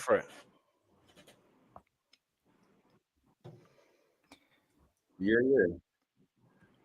We also I got an alert on the pound as well. It hit that zone where I said yesterday, if it goes to that zone, I'm going to short it hard. But I never actually did jump in the trade for the pound. But I didn't expect it to hit that quick. The second one. Man. This is the first trade. Yeah. So, but first I will start by showing the context. What was my expectations. So the open we open actually a little bit strong, similar pattern like yesterday. If you remember the way we opened yesterday, we were in demand zone and we pushed higher. Just today, we arrived to the supply and we came back. So that candle looks crazy. Yeah. So we open up. We were actually in a 15-minute demand zone, and I said, yeah, maybe I missed the buy again like yesterday. So I waited for this supply to see if there will be any reaction, but I was more biased to take buys. So I waited for the price to came around here, and I saw some clusters, so it was a little bit tricky, but I took actually a loss. This is the recording. So I entered somewhere there. So what I saw on the footprint, it was not really what I see, big bearish candle here, but the delta was positive, and it was a little bit mixed. But yeah, I took the risk and I entered buy here. It gave me a little bit of profit, I think. And then it came back and hit my stop loss. I moved actually my stop loss a little bit higher to, I think, here. It was actually a good decision. You can see, yeah, when I saw like this minus 123 minus 124, like I wanted the price to absorb this and go higher, but you can see that we respected this cluster. You can see it here. We respected it and we closed bearish. And then I say, okay, so this is a bad trade. But I missed the bias. So I got stopped out. You can see me like move my stop loss, and I got stopped out in this trade. Yeah, here. So, and then like I think I took a break and I came back. Not this is the same one. I think it's this one. Yeah, like normally if you know how I trade, you would say, okay, I would take a buy here because there is big bearish candle, took previous liquidity. So, but in the footprint, it looked like a little bit different because we don't have the way I saw it. We didn't have real absorption, because you will see it later on the video that we had big cluster on the top of this 15-minute candle. So, and also I had this 5-minute confirmation. You can see it here, yeah, here. So we had this minus 124 in the top of the candle. So there is no big cluster down here. Yes, there is this minus 62, minus 59. And what confirmed my bias is, normally it's my confirmation candle because it took this wick, closed bullish, but we had this 233, and I always wait like for the next candle to open to see how the momentum look like. And I saw like the bear are pushing, and then so I took a sell. I took a sell from here, and I had it like also in this confirmation 5-minute candle. Maybe you cannot see it here clearly, but this candle here, like it took this previous wick and closed bearish. Yeah, it was actually a good trade. I moved like the same thing. I try to follow the big cluster. When I see big cluster at the low of the candle, I want to see instant like continuation. Otherwise, it's maybe start of the absorption. So I followed my stop a little bit lower, and I think it came back and take me out. Yeah, it came back and take me out here, and I was a little bit yeah. I saw this cluster here again on the. That's why I moved my stop loss, this minus 208, and then I said, okay, I am already down the first trade, so I have maybe $800 green, so let's secure something. Yeah. Right. So play it a little bit defense. It's good sometimes to play defense. For sure. So, Defense so first, I saw, actually. As they say, defense yeah, in this game. yeah, exactly. So I saw this big cluster here, and I said, okay, move my stop loss. This is another, wait. Yeah, here I exit. So here I entered the third trade. It was actually a little bit aggressive.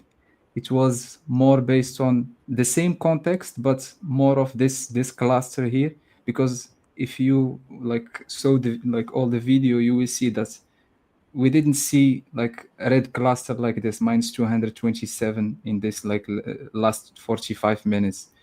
Like this is like the biggest one for now, and I trade the continuation. So what I wanted to see, it's just maybe retest here and instant continuation.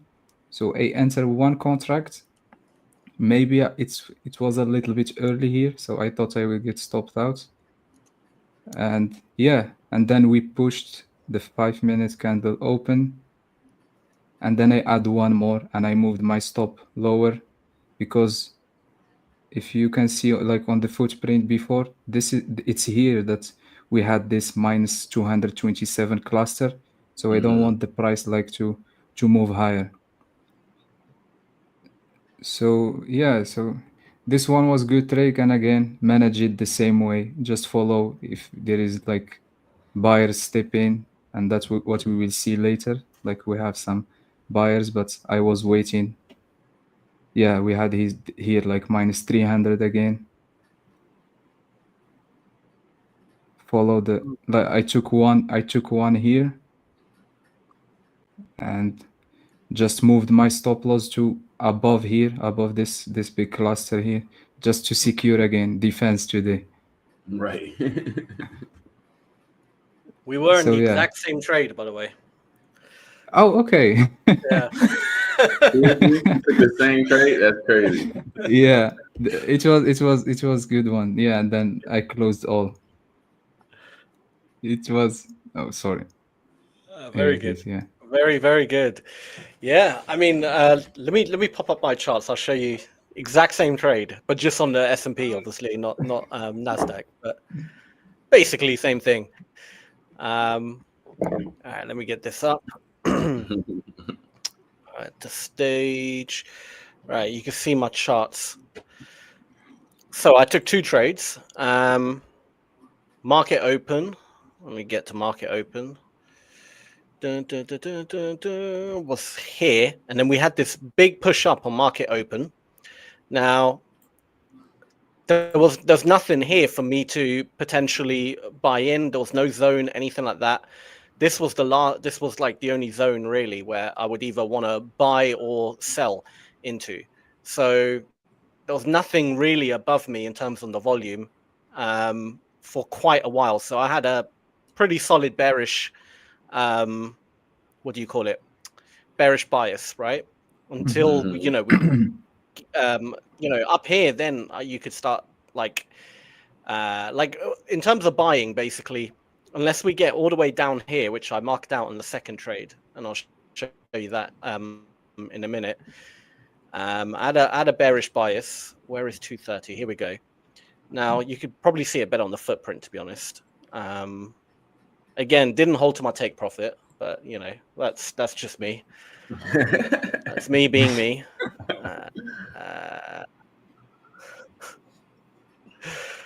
The one time I do hold to my take profit is always pretty good. But anyway, the market opened here, and we just had quite a bit of buy pressure come in. But there was nothing like, again, I'm looking for someone to get trapped, right? There wasn't really any sellers getting trapped in this move up. And then as we started pushing down around where, you saw these bigger clusters of buyers, as we started getting below there, I think you can see it on the 15 better, actually. In fact, let me just show you the recording, because you see all this in the recording. I don't know why I'm showing it like this. Give me 2 seconds. If I get up the recording, it's much easier.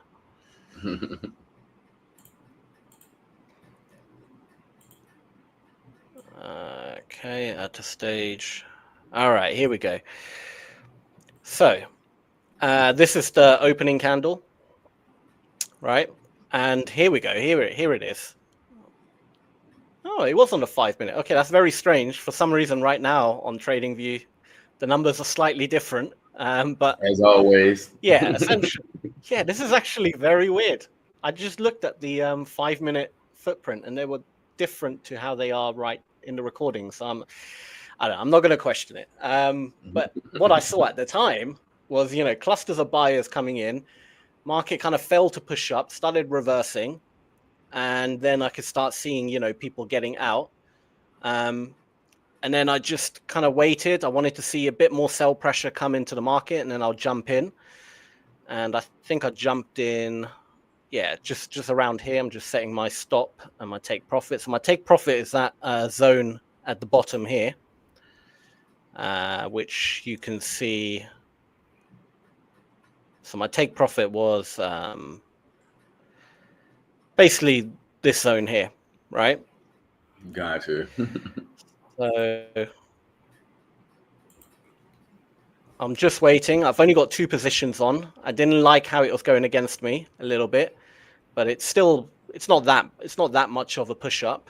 Right. I'm kind of looking. I'm seeing more buyers come in, but they're struggling to bring it up. So that's another good sign for me. I'm just looking at the candle shape as a whole, where we are roughly within structure. And if I forward it a little bit more, I add on now another position I just added on, mainly again because of, again, buyers trying to come in hard, but they're just not doing anything. They're not doing any damage. So that gave me, again, more confluence that, yeah, we're going to go down the moment a bit more sell pressure comes in the market. So I added another position and then added my last position. And then the market started flooding down nicely. It took a few minutes to do, but it did eventually start flooding down. And then I got out at the previous low, not to my take profit. Because I was up quite a bit. It was doing quite well. There was nothing really that terrifying. So I don't know why I really got out. I just didn't like the idea that maybe at the low it might start retracing, and I was up quite a bit. So I didn't want to kind of hold through that, potentially not get to my take profit and lose what I currently have. So I kind of waited for it to get to the low, which it eventually did. I was getting a bit more, just waiting. And the moment it basically got to my low, I got out of the trade. Then I had a second trade, which I will show. So bear with me as I trade to. All right. Then, a bit later on, I also played around with TradingView's footprint settings. I thought, let me try this kind of setup, where it's kind of showing the profile. But then after a while, it's like, nah, I don't like this. I switch it back again. I don't really like this. So now we're in the area where I would have taken profit originally on my other trade. Now this area for me is definitely buy zone, right?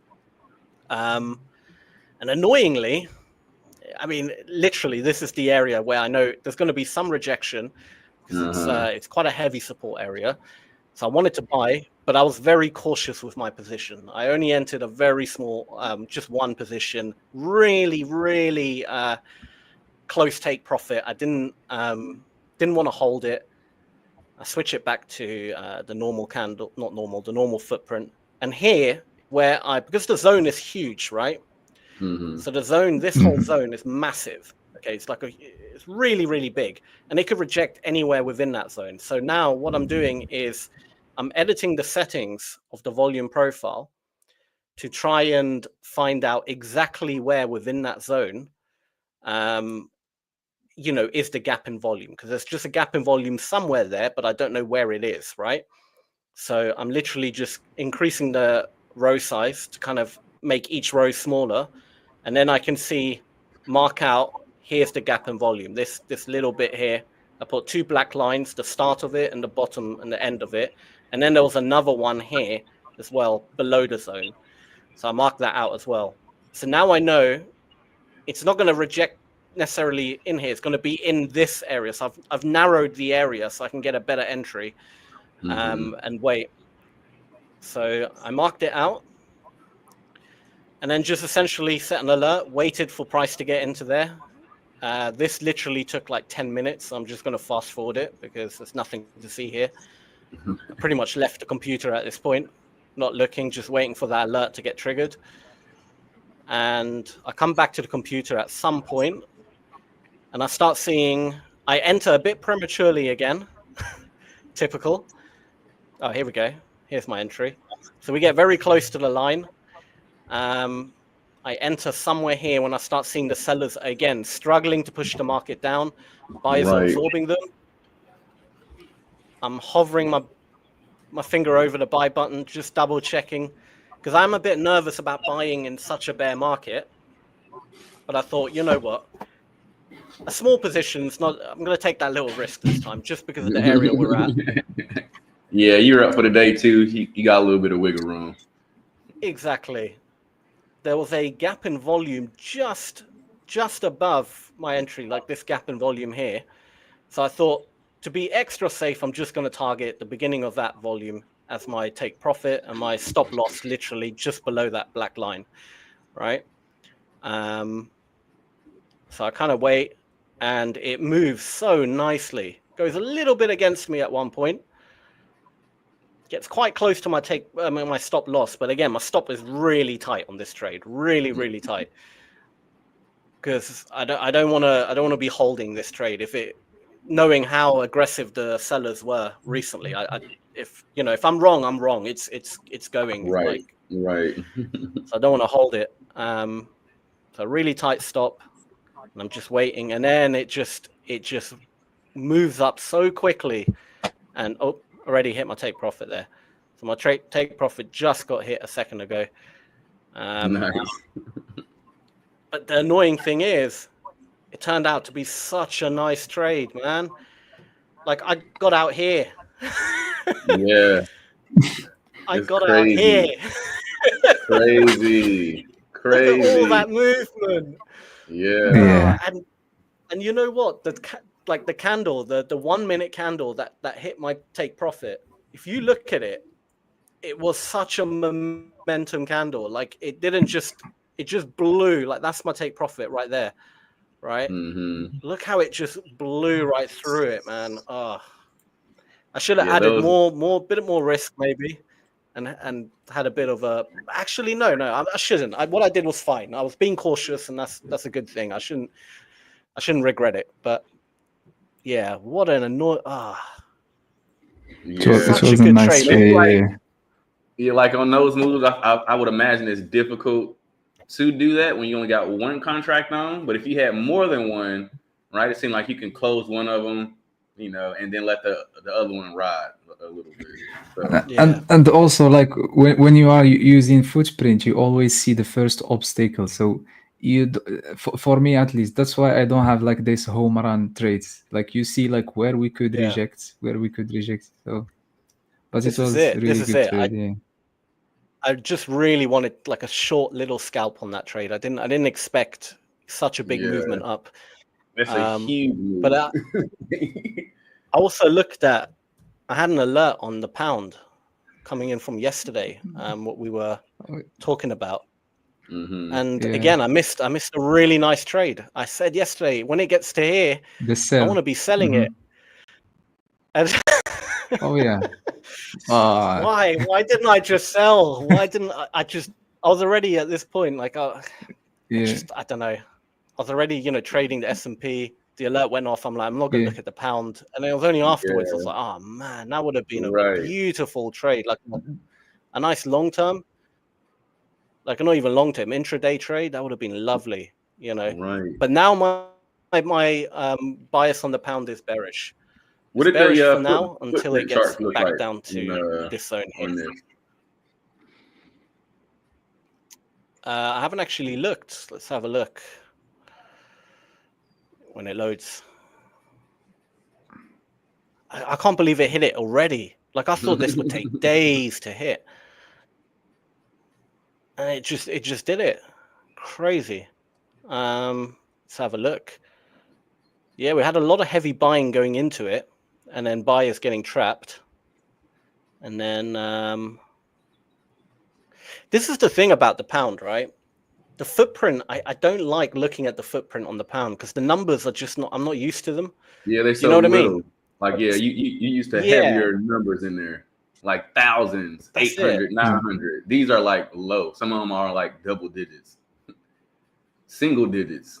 And that's the thing. Like my eyes and brain are like trained right now to spot just the big numbers. Right. Do you know what I mean? So I like think the biggest on the pound, one I have right to there is really like actually look and be like, is that big? Yeah. I see one of the biggest short 400? sellers Where in there is like 400. Yeah, they're 400 something, but it's not really too much higher than that. I didn't even see anything. Yeah, like there isn't actually that much. Maybe a bit later, just before. Here we go. Yeah, there's the cluster of sellers really coming in. Now you can see the institutional activity. Right. That's a huge one. I don't know what happened there. Yeah, 300, another 300, another 400. You can see them piling on the positions. Yep, 460 as well. Yep, you're right.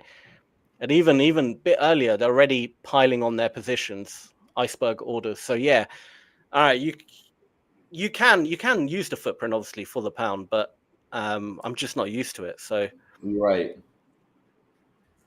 And when was that? That was 3:45. Okay, yeah, I was still looking at the S&P at that point. So, but yeah, that would have been a lovely trade. I would have got out ages ago. I doubt I would have held it. I probably got out here somewhere, but I know I wouldn't have held it. Yeah, you said ages ago. Oh, there's a gap in volume there. So that would have been my take profit right here. Mm-hmm. This area here would be my take profit. But I know I wouldn't have held it. So it doesn't matter where the take profit is because there's no chance I would have held that. I would be too nervous with the pound. Like I don't trade it. So right. It was just a once in a very rare, like it's rare when price gets to a very important area. So the reaction is going to be quite good, generally speaking. But you'd be looking over your shoulder the entire bit time. Of a missed opportunity. Yeah. Bit of a missed opportunity. But all in all, you said it yesterday. Yeah. You said you will cheat on ES. I'm loyal to the S&P 500. You see, I'm a loyal man. I'd never do such a thing. So it's all good. But that's pretty much it on my end. Nice. We'll just have a quick look at the comments. Robert is back again. Robert, nice to see you again. He goes, "Hey Sam and Michael, rough red day. This time I didn't stop. But I can't stay again. Shake my head. This is whack. I can't hang out with you guys, but hopefully I get to hang out tomorrow." No worries, Robert. No worries. Yeah, join whenever you can. We're here every single day. So, but have a good time, whatever you're doing. But yeah. Sweet. Not too much for me. I didn't take anything today. Like nothing at all. I actually only took one trade this week, which was on that EU trade on Tuesday.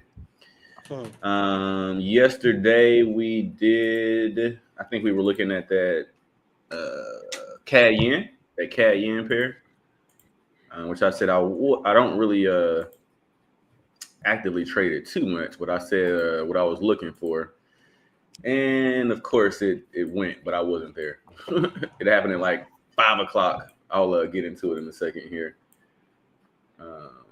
So cool. I'll start out with GU. Obviously, for me, I mean this thing, I wouldn't have tried to attack this area. For me, this would be more like a peak type area. Yeah. This is like a nice little reset over here.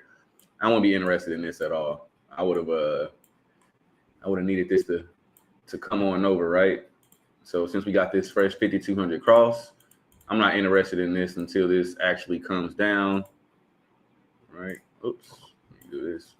Yep, until this actually comes down here and gives me some type of W structure, that is, off of this 200 EMA, right? The market baseline's all the way up here. This number is at 67, basically, on the market baseline, so almost overbought, right?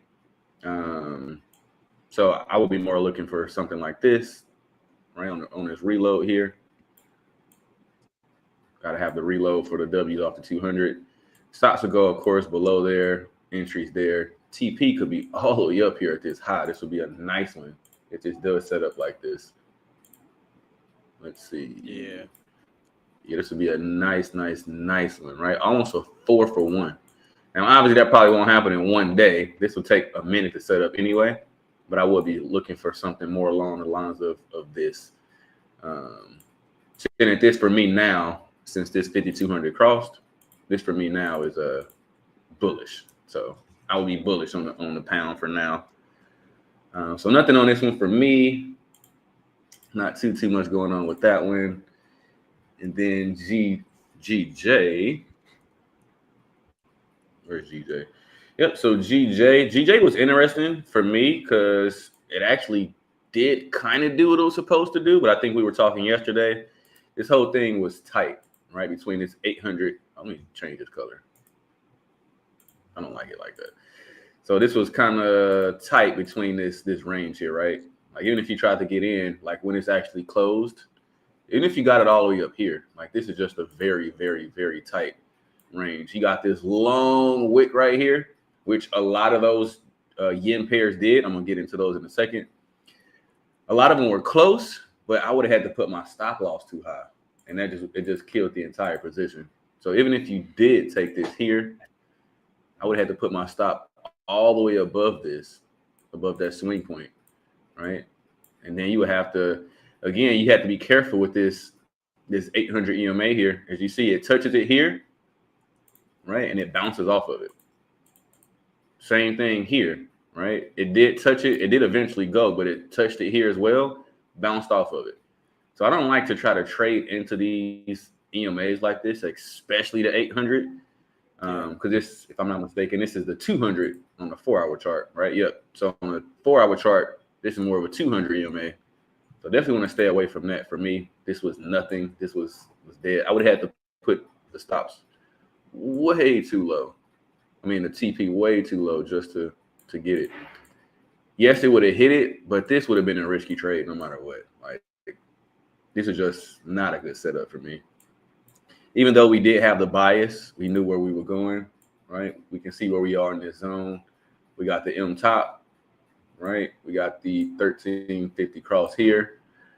This whole little action here just bouncing around, up, down. That's not what's up for me. that's a total pass. So nothing too much on GU and GJ for me. I did want to circle back to this EU trade from yesterday. This thing was monster. Remember, I had this setup here, this re-enter alert, just in case this did come back down here. I told you it was still in play. This thing turned all the way around, right? Imagine someone moving their stops on this trade. That's the whole account gone. Yep, you'd have definitely blew your account, right? So on top of me saying, hey, I took a 0.3 hit on this one yesterday, when I could have took, if I would have moved my stops or not followed my rule, it took me out at 1%, which is the next worst thing. But imagine just moving your stops. This would have eventually took you out at one point. I got to scroll all the way up here just to see what's going on, right? So this was nothing. I'm going to go ahead and delete this. This is officially gone, right? So now on this, on EU, I'm actually long now. Well, my bias is long, right? We got that fresh 5200 cross here, right? You can actually see the EMAs. This 200 and 800 will probably take a minute for it to cross, but this is definitely long. So just like GU, this for me will need to come on down and give me some type of W structures off this 200, right?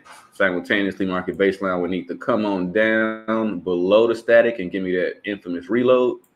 Then I'll be interested in it then. Stops below here, entries here, same thing. TP could be all the way up there.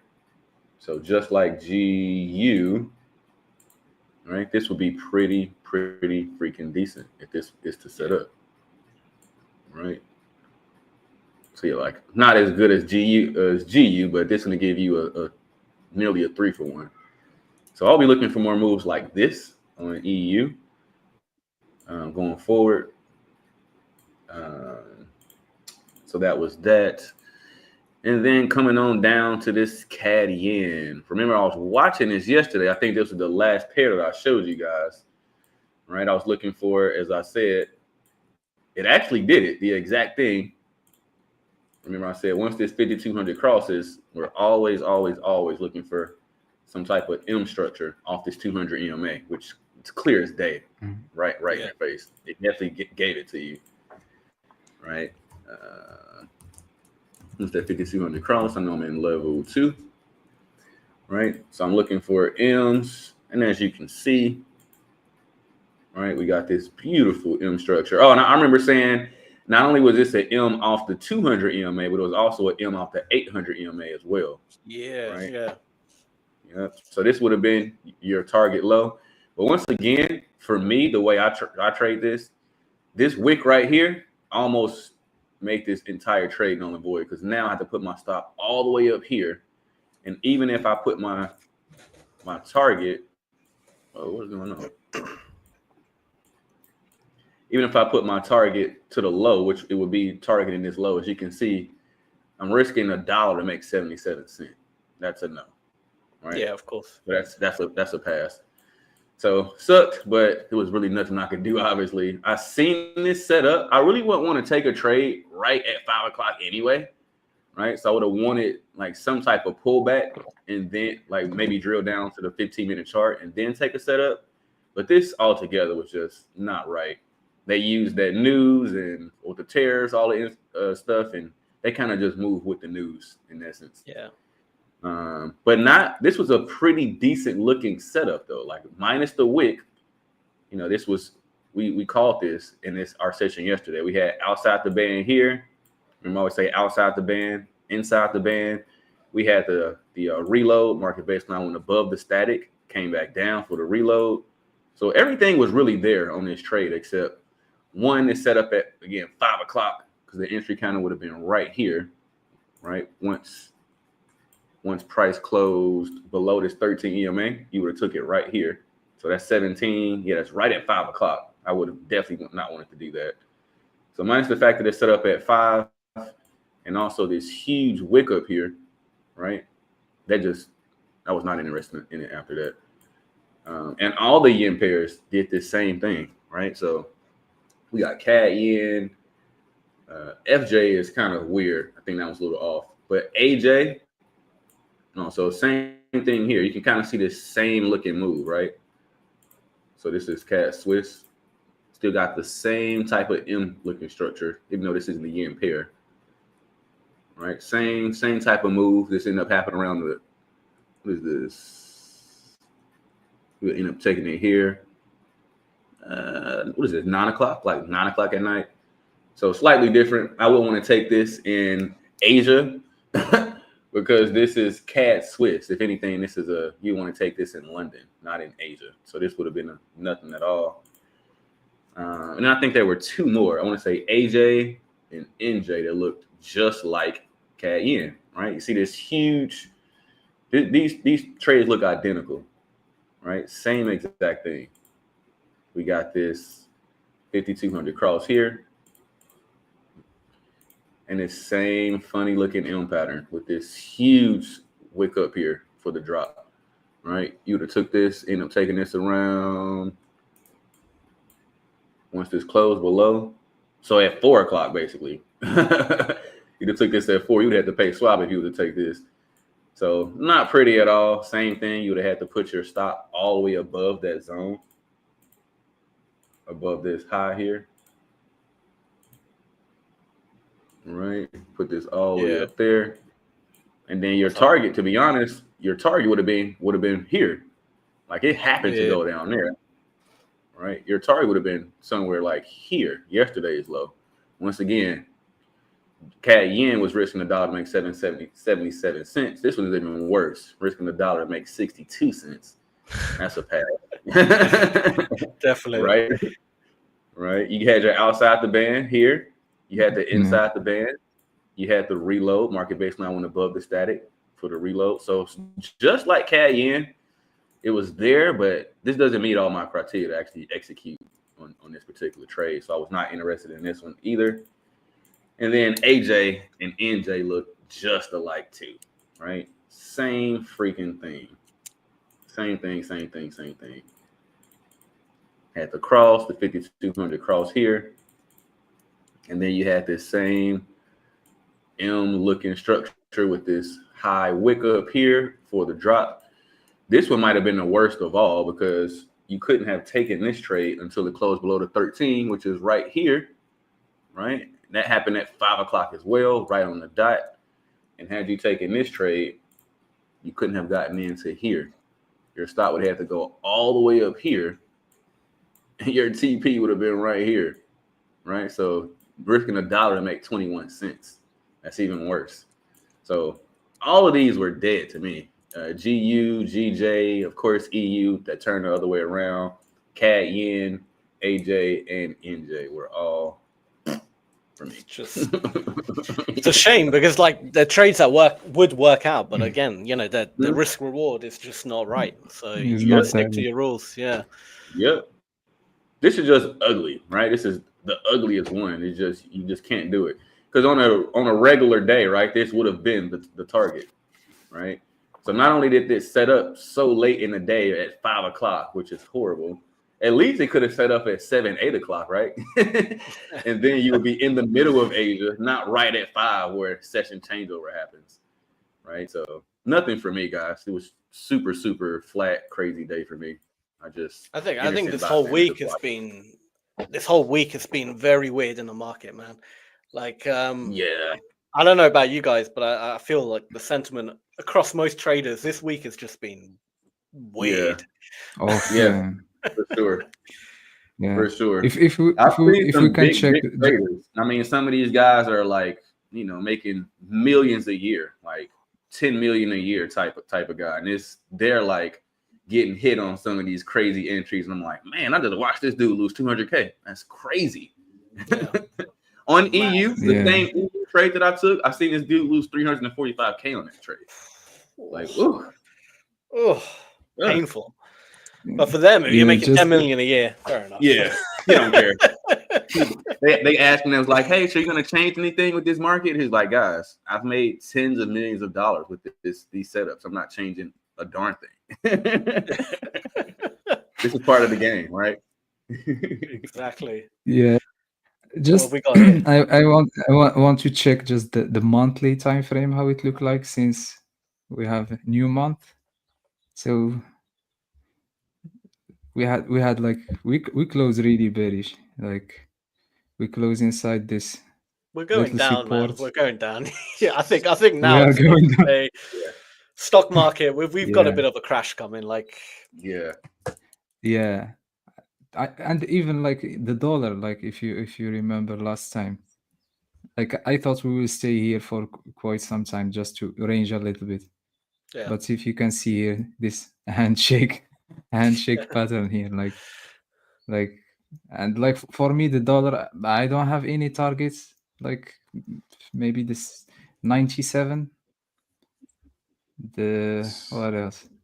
The Bitcoin also is interesting because I think a move to the downside is coming. Like it's Bitcoin's quite interesting to see. Yeah, we'll have a look at Bitcoin as well. Yeah, it's actually crazy, right? Because when I'm looking at the S&P index, right? This thing. Remember how Sam, that one day that me and you that crazy sell-off day, and we were looking at it and it was just real bad, and I was like. And that's when we kind of first started talking about the crash, right?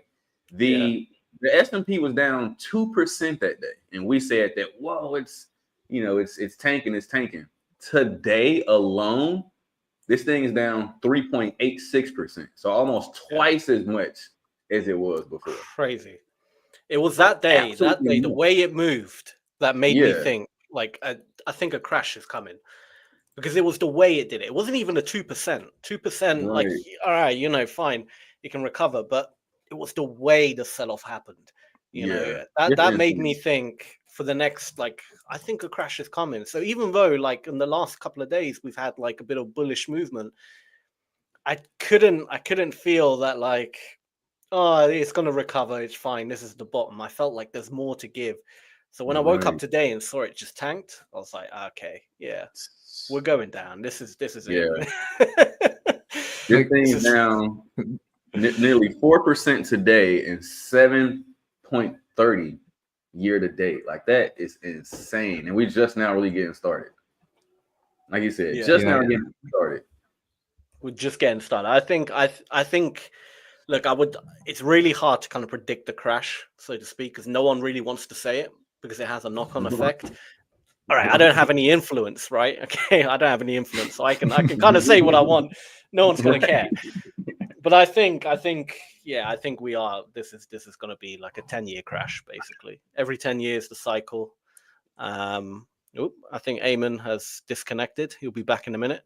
He probably meant to hit Lee's studio instead of stop sharing. That's the easy. They should move those buttons around because they're just too close together. Did you hit leave studio rather than end? Yes. Yeah. They gotta change that. Yeah, I hate leave studio. I thought I want to stop sharing, and then I hit leave studio. It's so easy to do that, right? Like those buttons are too close together. Oh, that's funny. All right, let's look at Bitcoin or something. Because I haven't done analysis on Let me see. stuff like this in a while. Candlestick. Let's pop this up. All right, let's have a look. Let's get rid of the footprint. We don't need footprint for Bitcoin. It'll be pointless anyway. Well, I did some analysis back in May 2024 for some reason. Don't know what I was doing. Something there. Little remnants of stuff I used to do. Right. Yeah, volume wise, but again, this is the thing about crypto, right? All the volume, this is just from one exchange, Bitstamp, right? If I go to a different exchange, the volume is going to be slightly different. So trying to find the right zones is very hard with multiple exchanges like crypto. So, but this would be a support zone. So I can get why it's rejecting of that. And then if there is a resistance zone, there's one all the way up here, I would say. So we're kind of wedged. I think there's going to be a bit of consolidation. We're wedged between these two. There's no clear direction yet. Yeah. So right now I would want to buy because we're in the support area. I would treat it like a range basically. I'd want to buy, and when we get up there, I'll be looking to sell, and until it breaks out somewhere. So it does something other than range. But so Bitcoin's quite boring, to be fair. Not much to see. And then there'll be another zone at the top here. That'll be the most extreme one. So if it does get there, then I would sell hard. I would want to short it a lot harder than if it gets to there, just because that's the most extreme gap in volume. And that is the most extreme gap in volume from the upside. Yeah, so that would have worked out quite nice, though, if you caught it originally. Nice push up back to this zone, which would have been marked out. That would have been quite a nice little quick one as well. That would have taken, it's the 4-hour chart, so it would have taken like a couple of days, but for a swing trader, that would be quite nice. Didn't really ever pull back. I wonder if you can find the exact zone where the volume dropped off. Oh, there we go. The exact gap in volume is actually a little bit below. Starts right here and ends there.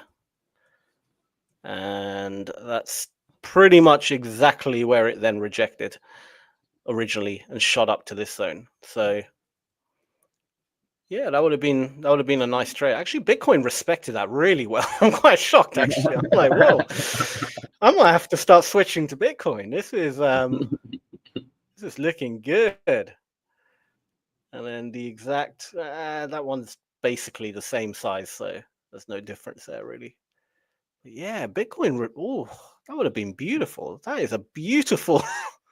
Really respected it well. You can tell. Damn. We was Paul is all into the crypto, so we have our sessions and he talks about it. Really, really good insight. Even as far as some of those big institutions are buying like 7,000 Bitcoins a month or something like that, right? This year they spent like $700 million, right? In just the first quarter alone of 2025 and for Bitcoin. So they got real people backing this, and those guys do not want Bitcoin to go under a certain price, because traders will see that, they'll pile on and end up trying to short it, and that's no good for their books, right? So no matter what, if it gets to a certain point, they're willing to step back in and bite it up. Makes total sense. That's probably why it's respecting these levels so well. Absolutely. Maybe Michael, you are talking about the micro strategy, something like this, I think. Yep, micro strategy. Did you hear? Yep. Yeah, but they are losing like billions of dollars now. Like their strategy is just buy the dip. So yeah. But if we do have a crash, that's the whole thing. It's the micro strategy. I've never even heard of these people, micro strategies, but I can imagine they're losing a lot of money then if they bought it near the top. Yeah, Because I think the bull run is over for now. I think it's always cycles, right? Bitcoin loves to cycle. It'll go to the all-time high, crash down a huge amount, and then continue again. But if it does crash, Yes. like genuinely, if I was to buy Bitcoin, and this is a bear market coming, like I would say it's a bear market now. And if it gets down to here, I would definitely be buying Bitcoin. Or even better, if it gets down to this one, then I would actually buy, like legit buy Bitcoin outright, the coins. I think. Right. If it gets back down to around 50,000 or mid 30s, I would definitely want to be buying Bitcoin. That would be beautiful. But this could be a retracement. I mean, if it is a retracement, then we're kind of at that area now. Like long term, the biggest gap would be here, which is basically where we're at. So yeah, maybe there's an opportunity to buy it, but do I think? I mean, look, you got your M pattern. You know, you got the double top as well. Yep. I think every trader in the world has spotted this right now, and I'm probably thinking the exact same thing. We're going down to the neckline. Well, we are at the neckline, we're already past it, but all the way back down to here, maybe, which would kind of line up with this zone. I mean, this zone has rejected quite nicely. I mean, it was the last zone it dipped into before it shot up for this bull run. A lot of people are probably going to have their eyes on that around 50,000 mark then.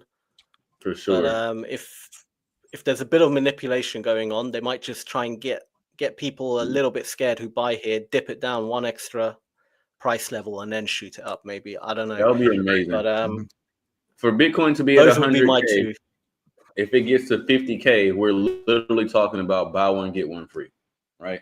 Exactly. Yeah. Buy one get.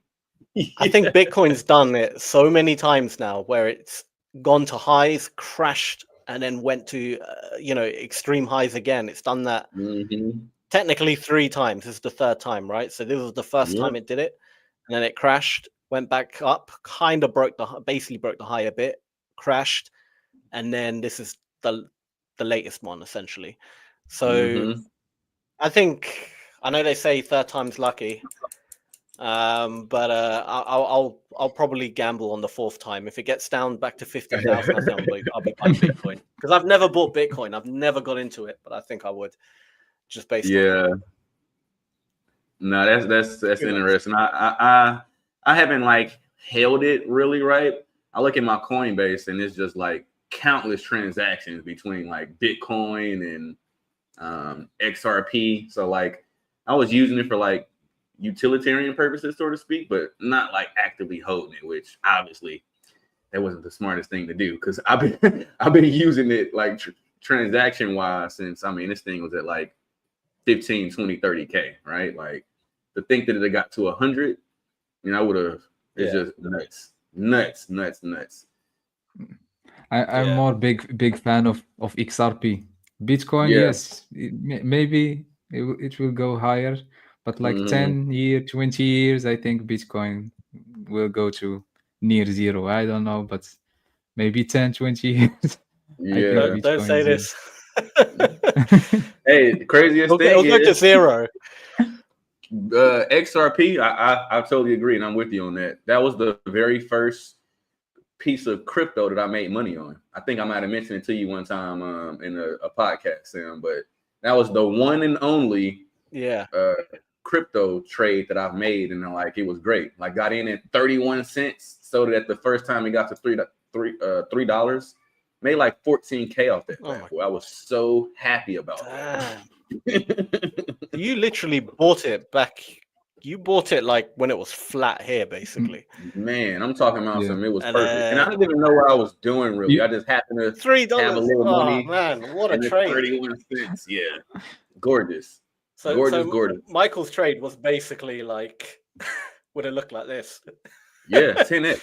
That's insanity, man. That's insanity. I don't know where your stop would have been. Probably there was no stop, maybe. You're buying it outright. No the craziest thing was I remember calling my friend and everything, like, dude, do you see this? I'm talking about once it got to 5 figures, right? So once it hit 10K, I'm like, oh my God.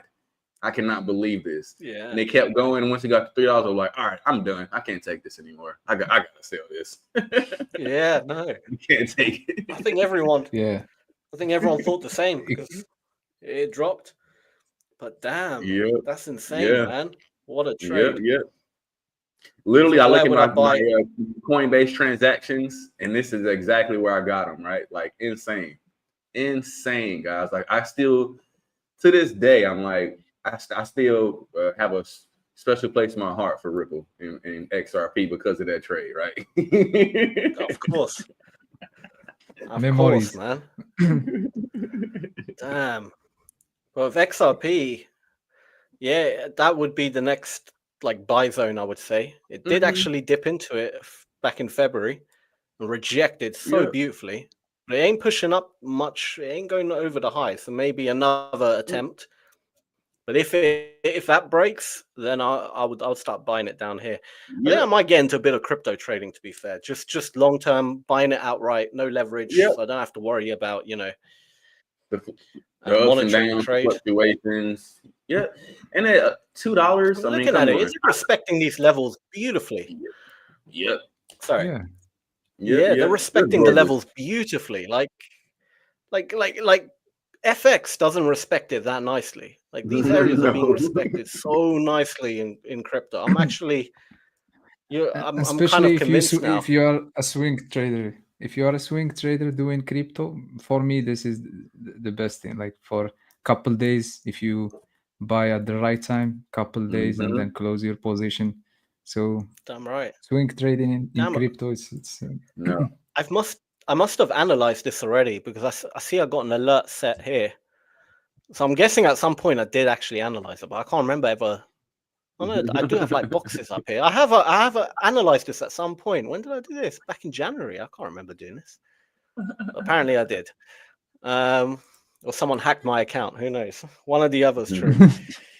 But that's pretty much it. Is there anything else we should have a look at? What was the other one? You said XRP, and you had another one, Michael. Render. No, that was it. I was only Bitcoin and XRP. Okay. Yeah. I'm with you. Literally, I still have some XRP in my wallet now. I still think I got like 400 coins. So not much, but what is this? Let me look at it. Hold it, man. Hold it. As long as it doesn't go completely to zero. I mean, hodl. Yeah, it's only $800, right? It's not much at all. But if this thing was to go, you might as well hold it. Yeah, they obviously everyone's talking about the fact that Ripple's going to end up replacing ACH, right? So the automatic clearinghouse. It takes 2-3 days sometimes for ACH transactions. This Ripple or XRP would replace that, and it would end up happening in minutes, which sounds about right because ACH has been around since forever. Yeah. So if they were under that some legal thing for quite some time, right? And it finally got lifted, so it had a little bit more action. But yeah, if they actually implement that and it make it like a use case, it'll be awesome. Like awesome. But I think one of my friends, this dude has like 10,000 coins still. So if that thing goes to like anywhere near $10 or whatever, he's gonna be the first one to be a millionaire off XRP. Yeah, but the thing is, like, if they implement it, you don't know how the market will react. Maybe XRP will stabilize at $1 or $2, or maybe, as you said, will go to $10. So it's a little bit. So there is actually awesome. Let me know. I do want to show the screen really quick on Bitcoin since we're still on the topic, right? Go for it. Because I brought this up to Paul the other day, and I just want to show him like when I'm looking at it, what it looks like. So let's go to Bitcoin really quick. Are you using TradingView right now? Yep, this is TradingView. Just test something out real quick before you analyze. Go to Dogecoin. Doge. DOGE. Wait for it. It doesn't happen on you. Oh, that's the market cap. Go Doge USD. Oh, okay. Oh, here it is. The second one, yeah, that one. Wait for it. There we go. Oh, what was that? What? Elon is so funny for that. What? Did I really just see that? I've never seen nothing like that before on trading. That's crazy. That is I literally just looked at it now. I was like, "What the hell? Why is there a dog dancing on my screen?" What in the world? I gotta see that again. That was so crazy.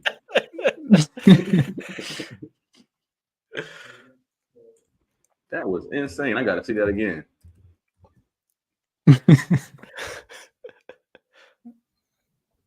Oops, Ah, just it one doesn't time. Okay. I'm like, what? That is crazy. How did they even implement that in there? That's like some type of mental thing. It has to be. They want people to pile onto that. Yeah. Cool. So this is what I was trying to point out to him. Right. So we had this 5,200 cross way back when. Right. So obviously we're long. Let's say this happened March 2023. Right. I'll make this green. Keep everything congruent. Cool. So that was one. Right. Then we had this interaction here off the 200, like this W section. Right. Then we had another one right here, right? This little W section. And they've always gone up. Now we're at this third scenario right now. Right? Same exact thing. So we got 1, 2. Actually, I should have put it on the other side. Turn this thing around, but whatever. And then we got this third one here. Oh, I was just doing this. All right, cool. So yeah, this just to me is a great reasoning, right? It's like, all right, I'm still long. I mean, I don't really do trend lines, but I'm still long. I'll be long on this thing for sure. Yeah. Right. Like if this was to every time it's interacted with this 200, it's made this pattern go long, made this pattern go long, it's making the pattern, right? I would be really interested in this once this actually breaks out of this little zone here, right? Give me like a close above this price here, whatever price that is. What is that? Like 96, let's say 95, really, just to make it like really even. Yep, around 95. Any close above this, I would just assume that this thing's gonna make this same little pattern and just so I would love to see this actually play out. And of course we're gonna monitor this, right? In fact, I'm gonna put an alert on this. What price is this? Let's do that 95. Yeah, I'll do that 95.5. That's actually what I want to see it at. 95,500. Yeah, this would be nice. Anyway, I just wanted to point that out. It is, as you guys can see, it's right at that same little mark to do that same thing again. W. This could definitely close above this 50 EMA here and take off once again. Take out those highs at 100 plus K. I think it's what, 119. Crazy. Yep, 110. I wouldn't be surprised. You can't put anything past Bitcoin, man. Bitcoin can do anything. This is the thing with Bitcoin. Yeah, Bitcoin is the original crypto big dog, right? Like, yeah, even if you was to just do a nice, simple, just something small, not even got to be too much. Let's see if he was to go here with this the 1-for-1.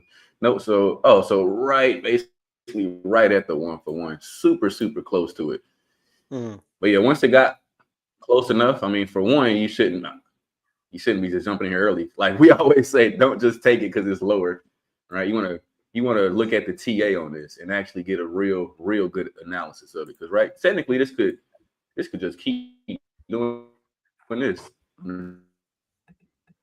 200 for a minute, right? And then finally break out, right? To come up, maybe bounce back off this number and then continue to go long.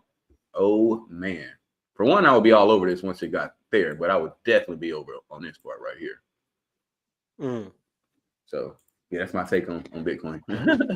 Nice. I'm still long Bitcoin. just- I'm one of those people who thinks that it will do it. Like, I don't know if it's gonna be 1 million, 2 million, 200K, 300K. I have no idea, but I definitely don't think it's over with. This thing still got a lot of steam in there. Yeah. For sure. Yeah. It's too big. Do you know what I mean? Big.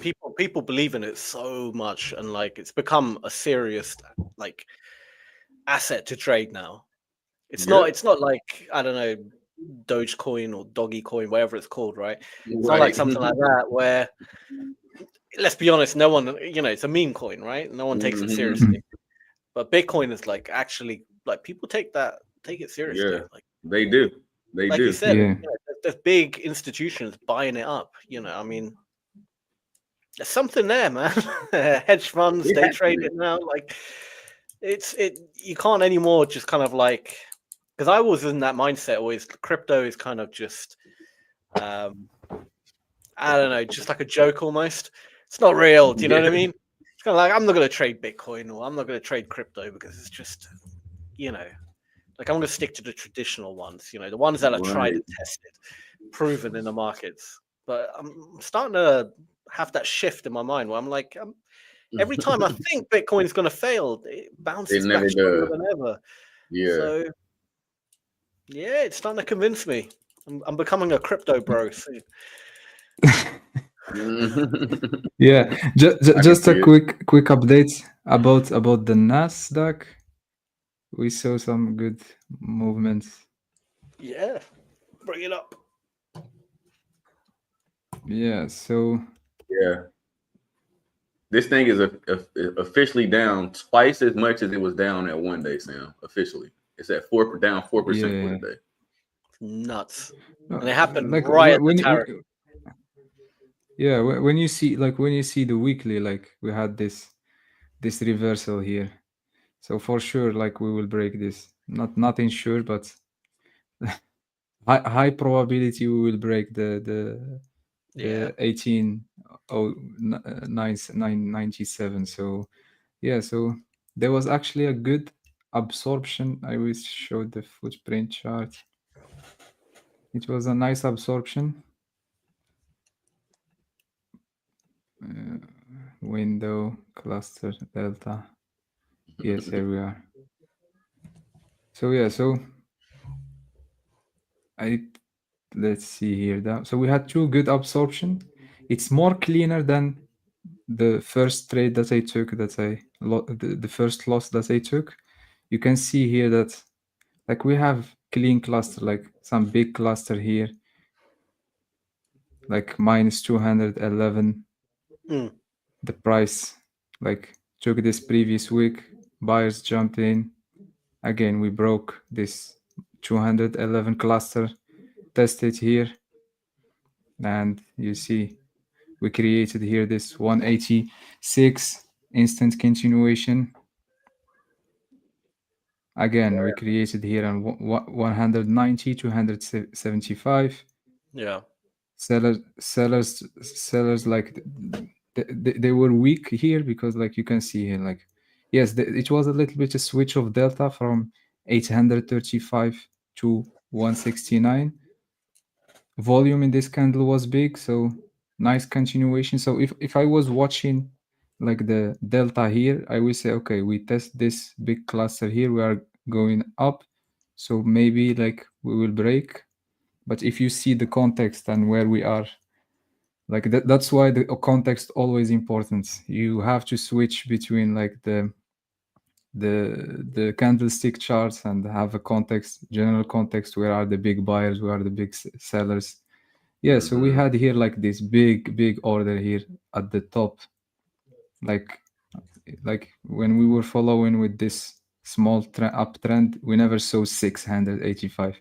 So we have this big cluster here at the top, took previous week, tested this minus 102, and sellers step in. We had again like big cluster at the low of the candle, which is what I need to see is like instant continuation. and that's what happened here. I think we have an entry on the 5 minutes. This one was more cleaner than the one I took before. Simply like the number I like, because when you trade, as Sam said before, like he trade S&P, like when he switched to GBP, like he see that something is wrong, like the number is not The that same, comfortable. yeah. So it's same a little bit with NQ. Sometimes like the numbers like are changing and you see it like, okay, something is not I think there's something wrong. I think it's frozen. Yeah, it's frozen. But Sorry. like if we check, you can still see my The screen's gone now. yeah. Okay, so trading view. Yeah, so we had this big order right here. That's this 635. We had it right, extend right, change color. We had it there at the top here, and we took this previous week, close bearish, 5 minutes. We had this confirmation candle, took previous week, close bearish. We had big cluster here, so it was nice to short from here. Yeah, and the context also match that. You can see that now we have this reversal candle. Here we try to push up, took this previous week, close bearish, test the wick, and now maybe we will take this low here. So yeah, it's quite interesting. But yeah, just one last thing. Yeah. If it here just to show share my entire screen. Okay. Actually, it's here. I think it's here. So like this is like the footprint chart yesterday, how it looked like. So that's why I was not that comfortable with the delta chart today. So you can see here like clean clusters, like big clusters. We have negative delta, red candle, negative delta, red candle, big one, and then here it was yesterday the open. Again, big green candle with positive delta, but today we saw a little bit of mix. Like you see big bearish candle and you see the delta is really positive. So the absorption was not that clear like normal days. So this is yesterday, so now this is 2 days. Yeah, like you see, like you see, like it's a little bit mixed. This is today delta. So for me, like it was a little bit like, okay, it's not like usual. And you can see here like the positive delta, big red candle. Yeah, you can interpret it like, okay, buyers are maybe taking profit, maybe buyers got absorbed in this candle. And the same for you can see here like the big switch from like positive delta -1 to negative delta -1150. So it was a little bit, yeah. What's your thoughts, Sam and Michael? Yeah.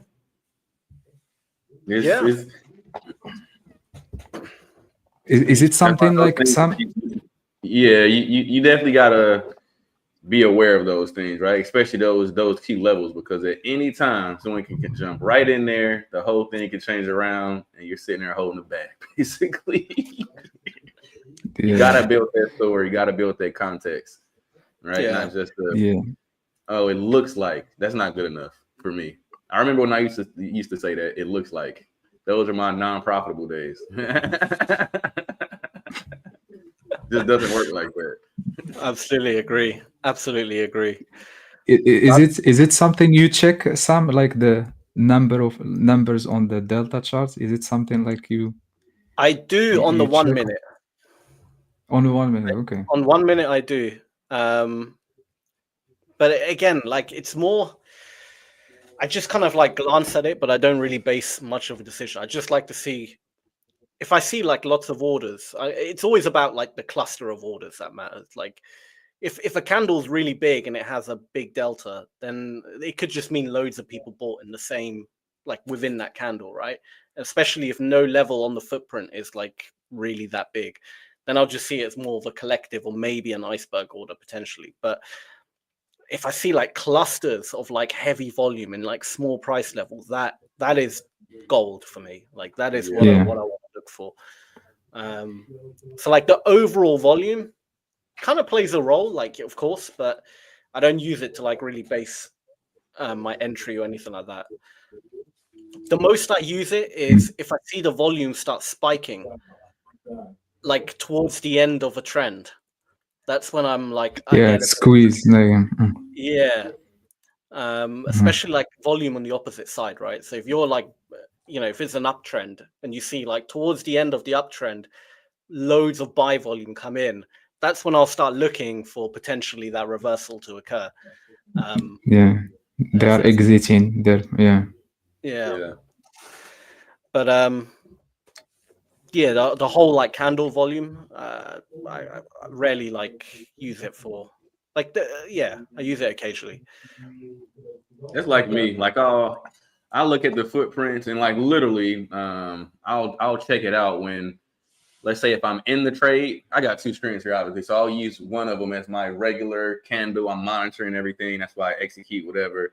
But I like to pull up the footprint every now and then just to kind of make sure, give me that extra confidence. If I'm in it and I see all of these sales, it's a lot of sell orders in there.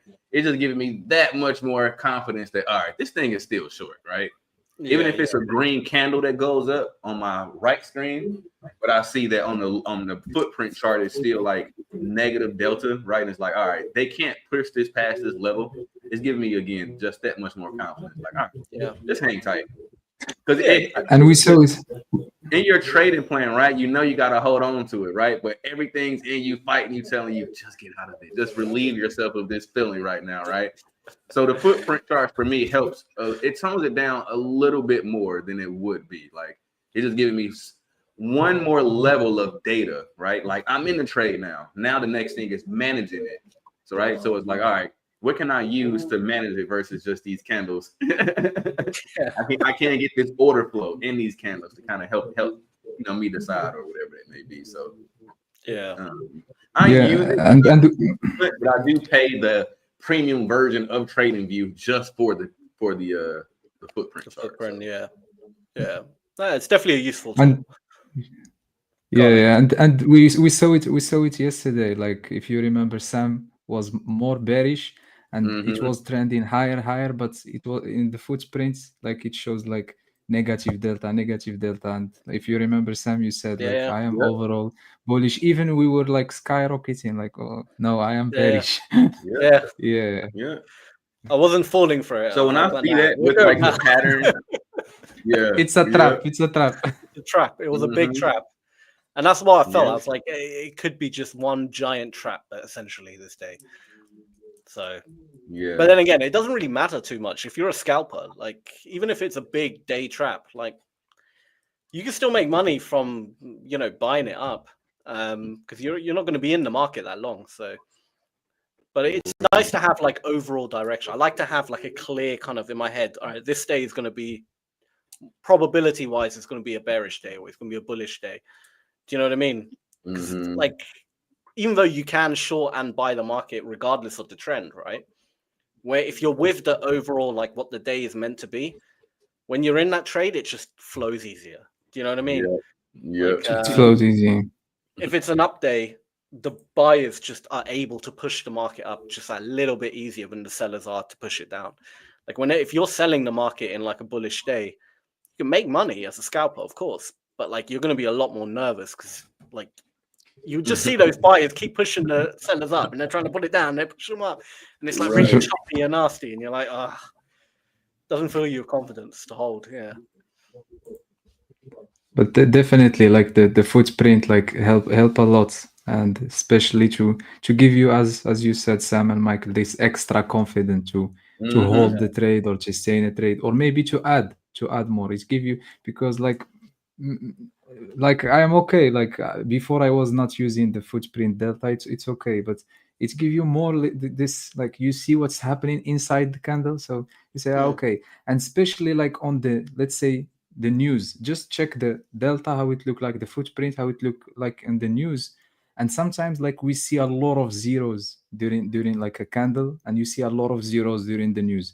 And most of the time, like the price, you know that he will come back, like even like he push like, let's say 100 200 points, like because there is zeros, there is imbalance, like he always push down. And you see it's, and you cannot know this like from just from candles without seeing the footprint. So yeah, right. Definitely it gives you this extra confidence, extra edge in the market.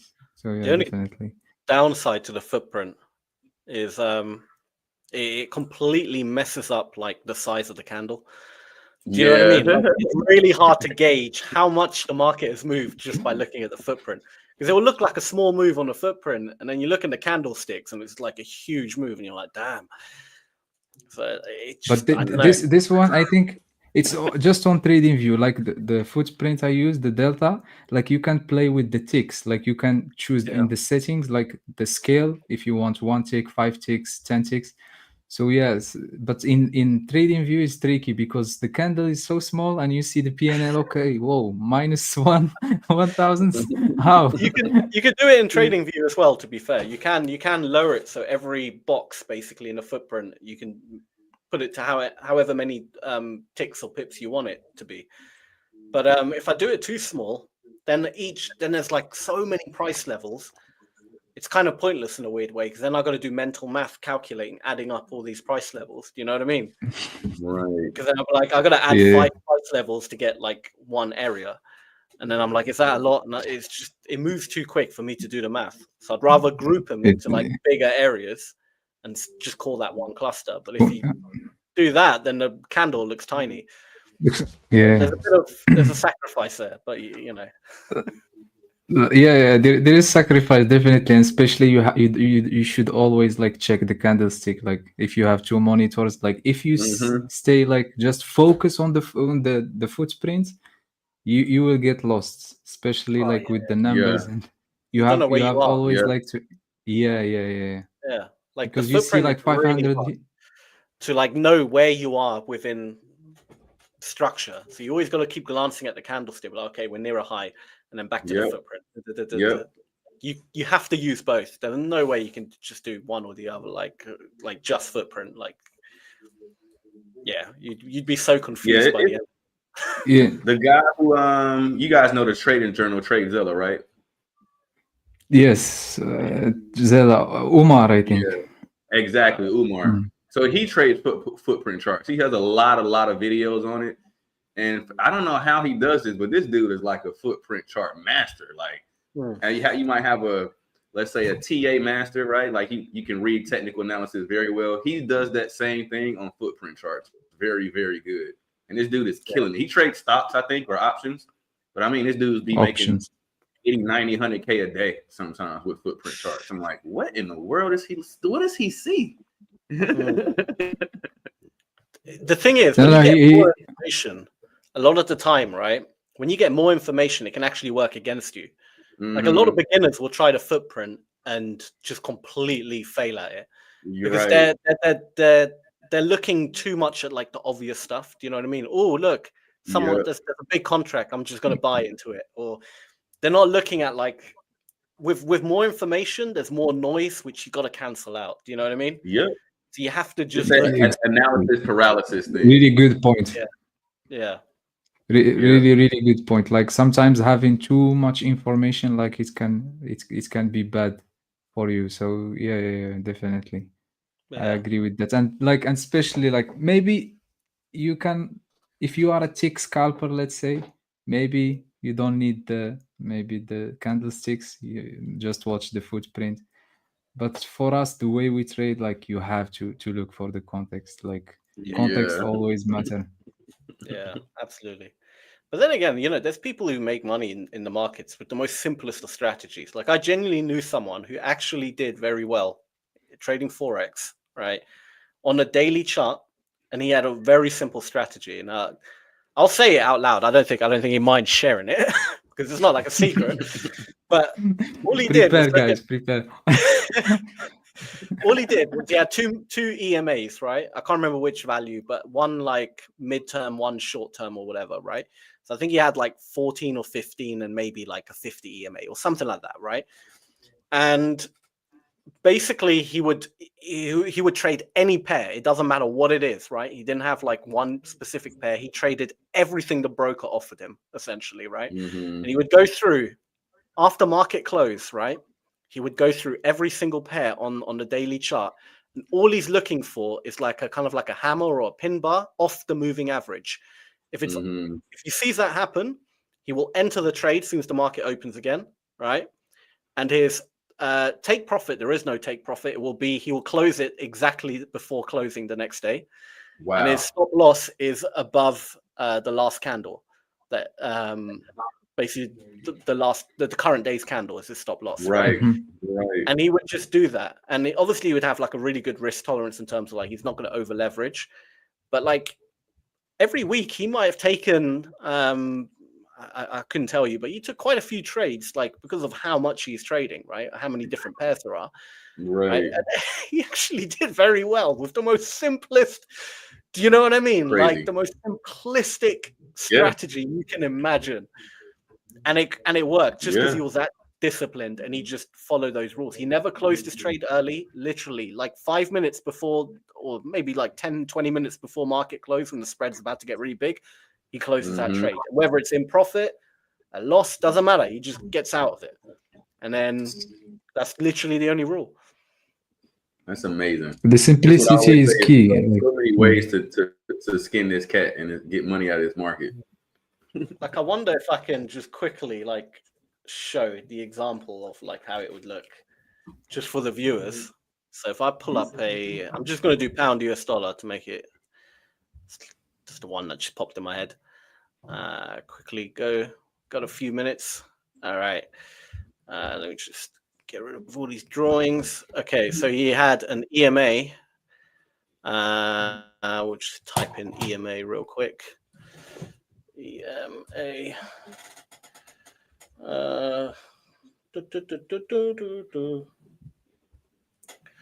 Just set that up real quick.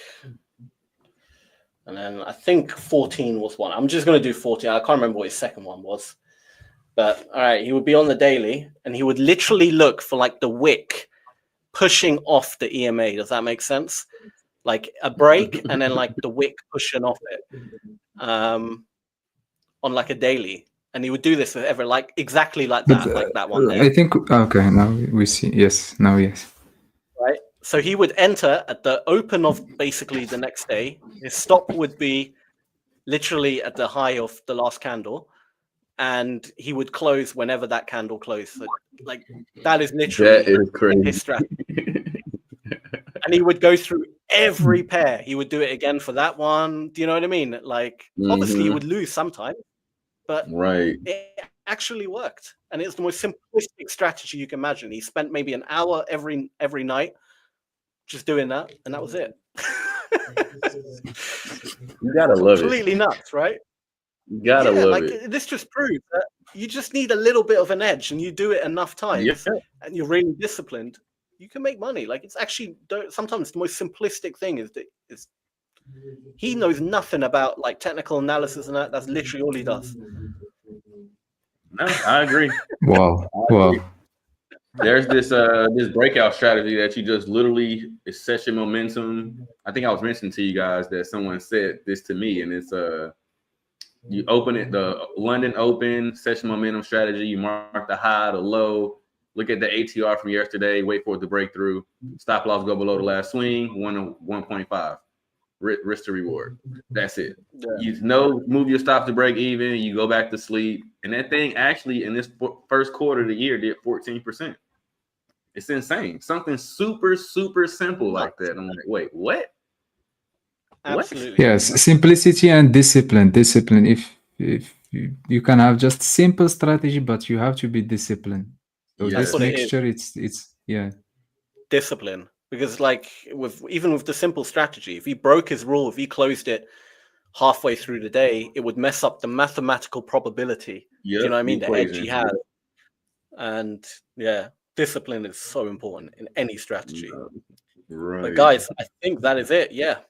Michael, Aymane, again, this is a good session. Really enjoyed it. Absolutely. Same. Michael, We'll see you Sam, guys thank you very tomorrow. much. We'll be on again Good tomorrow. session. Damn right. Yeah, Yep. yeah. We'll catch you guys tomorrow. And to all the viewers as well, thank you guys for watching. Tune in tomorrow. We're back every day, Monday to Friday, for the US session. 3 sessions a day. So we have a bunch of different coaches. Go ahead, follow us on YouTube and all the social media, and you'll be up to date with everything. But yeah, Sweet. all right, guys, take care. All See you right, tomorrow. guys. Take it Take easy. care. See you tomorrow.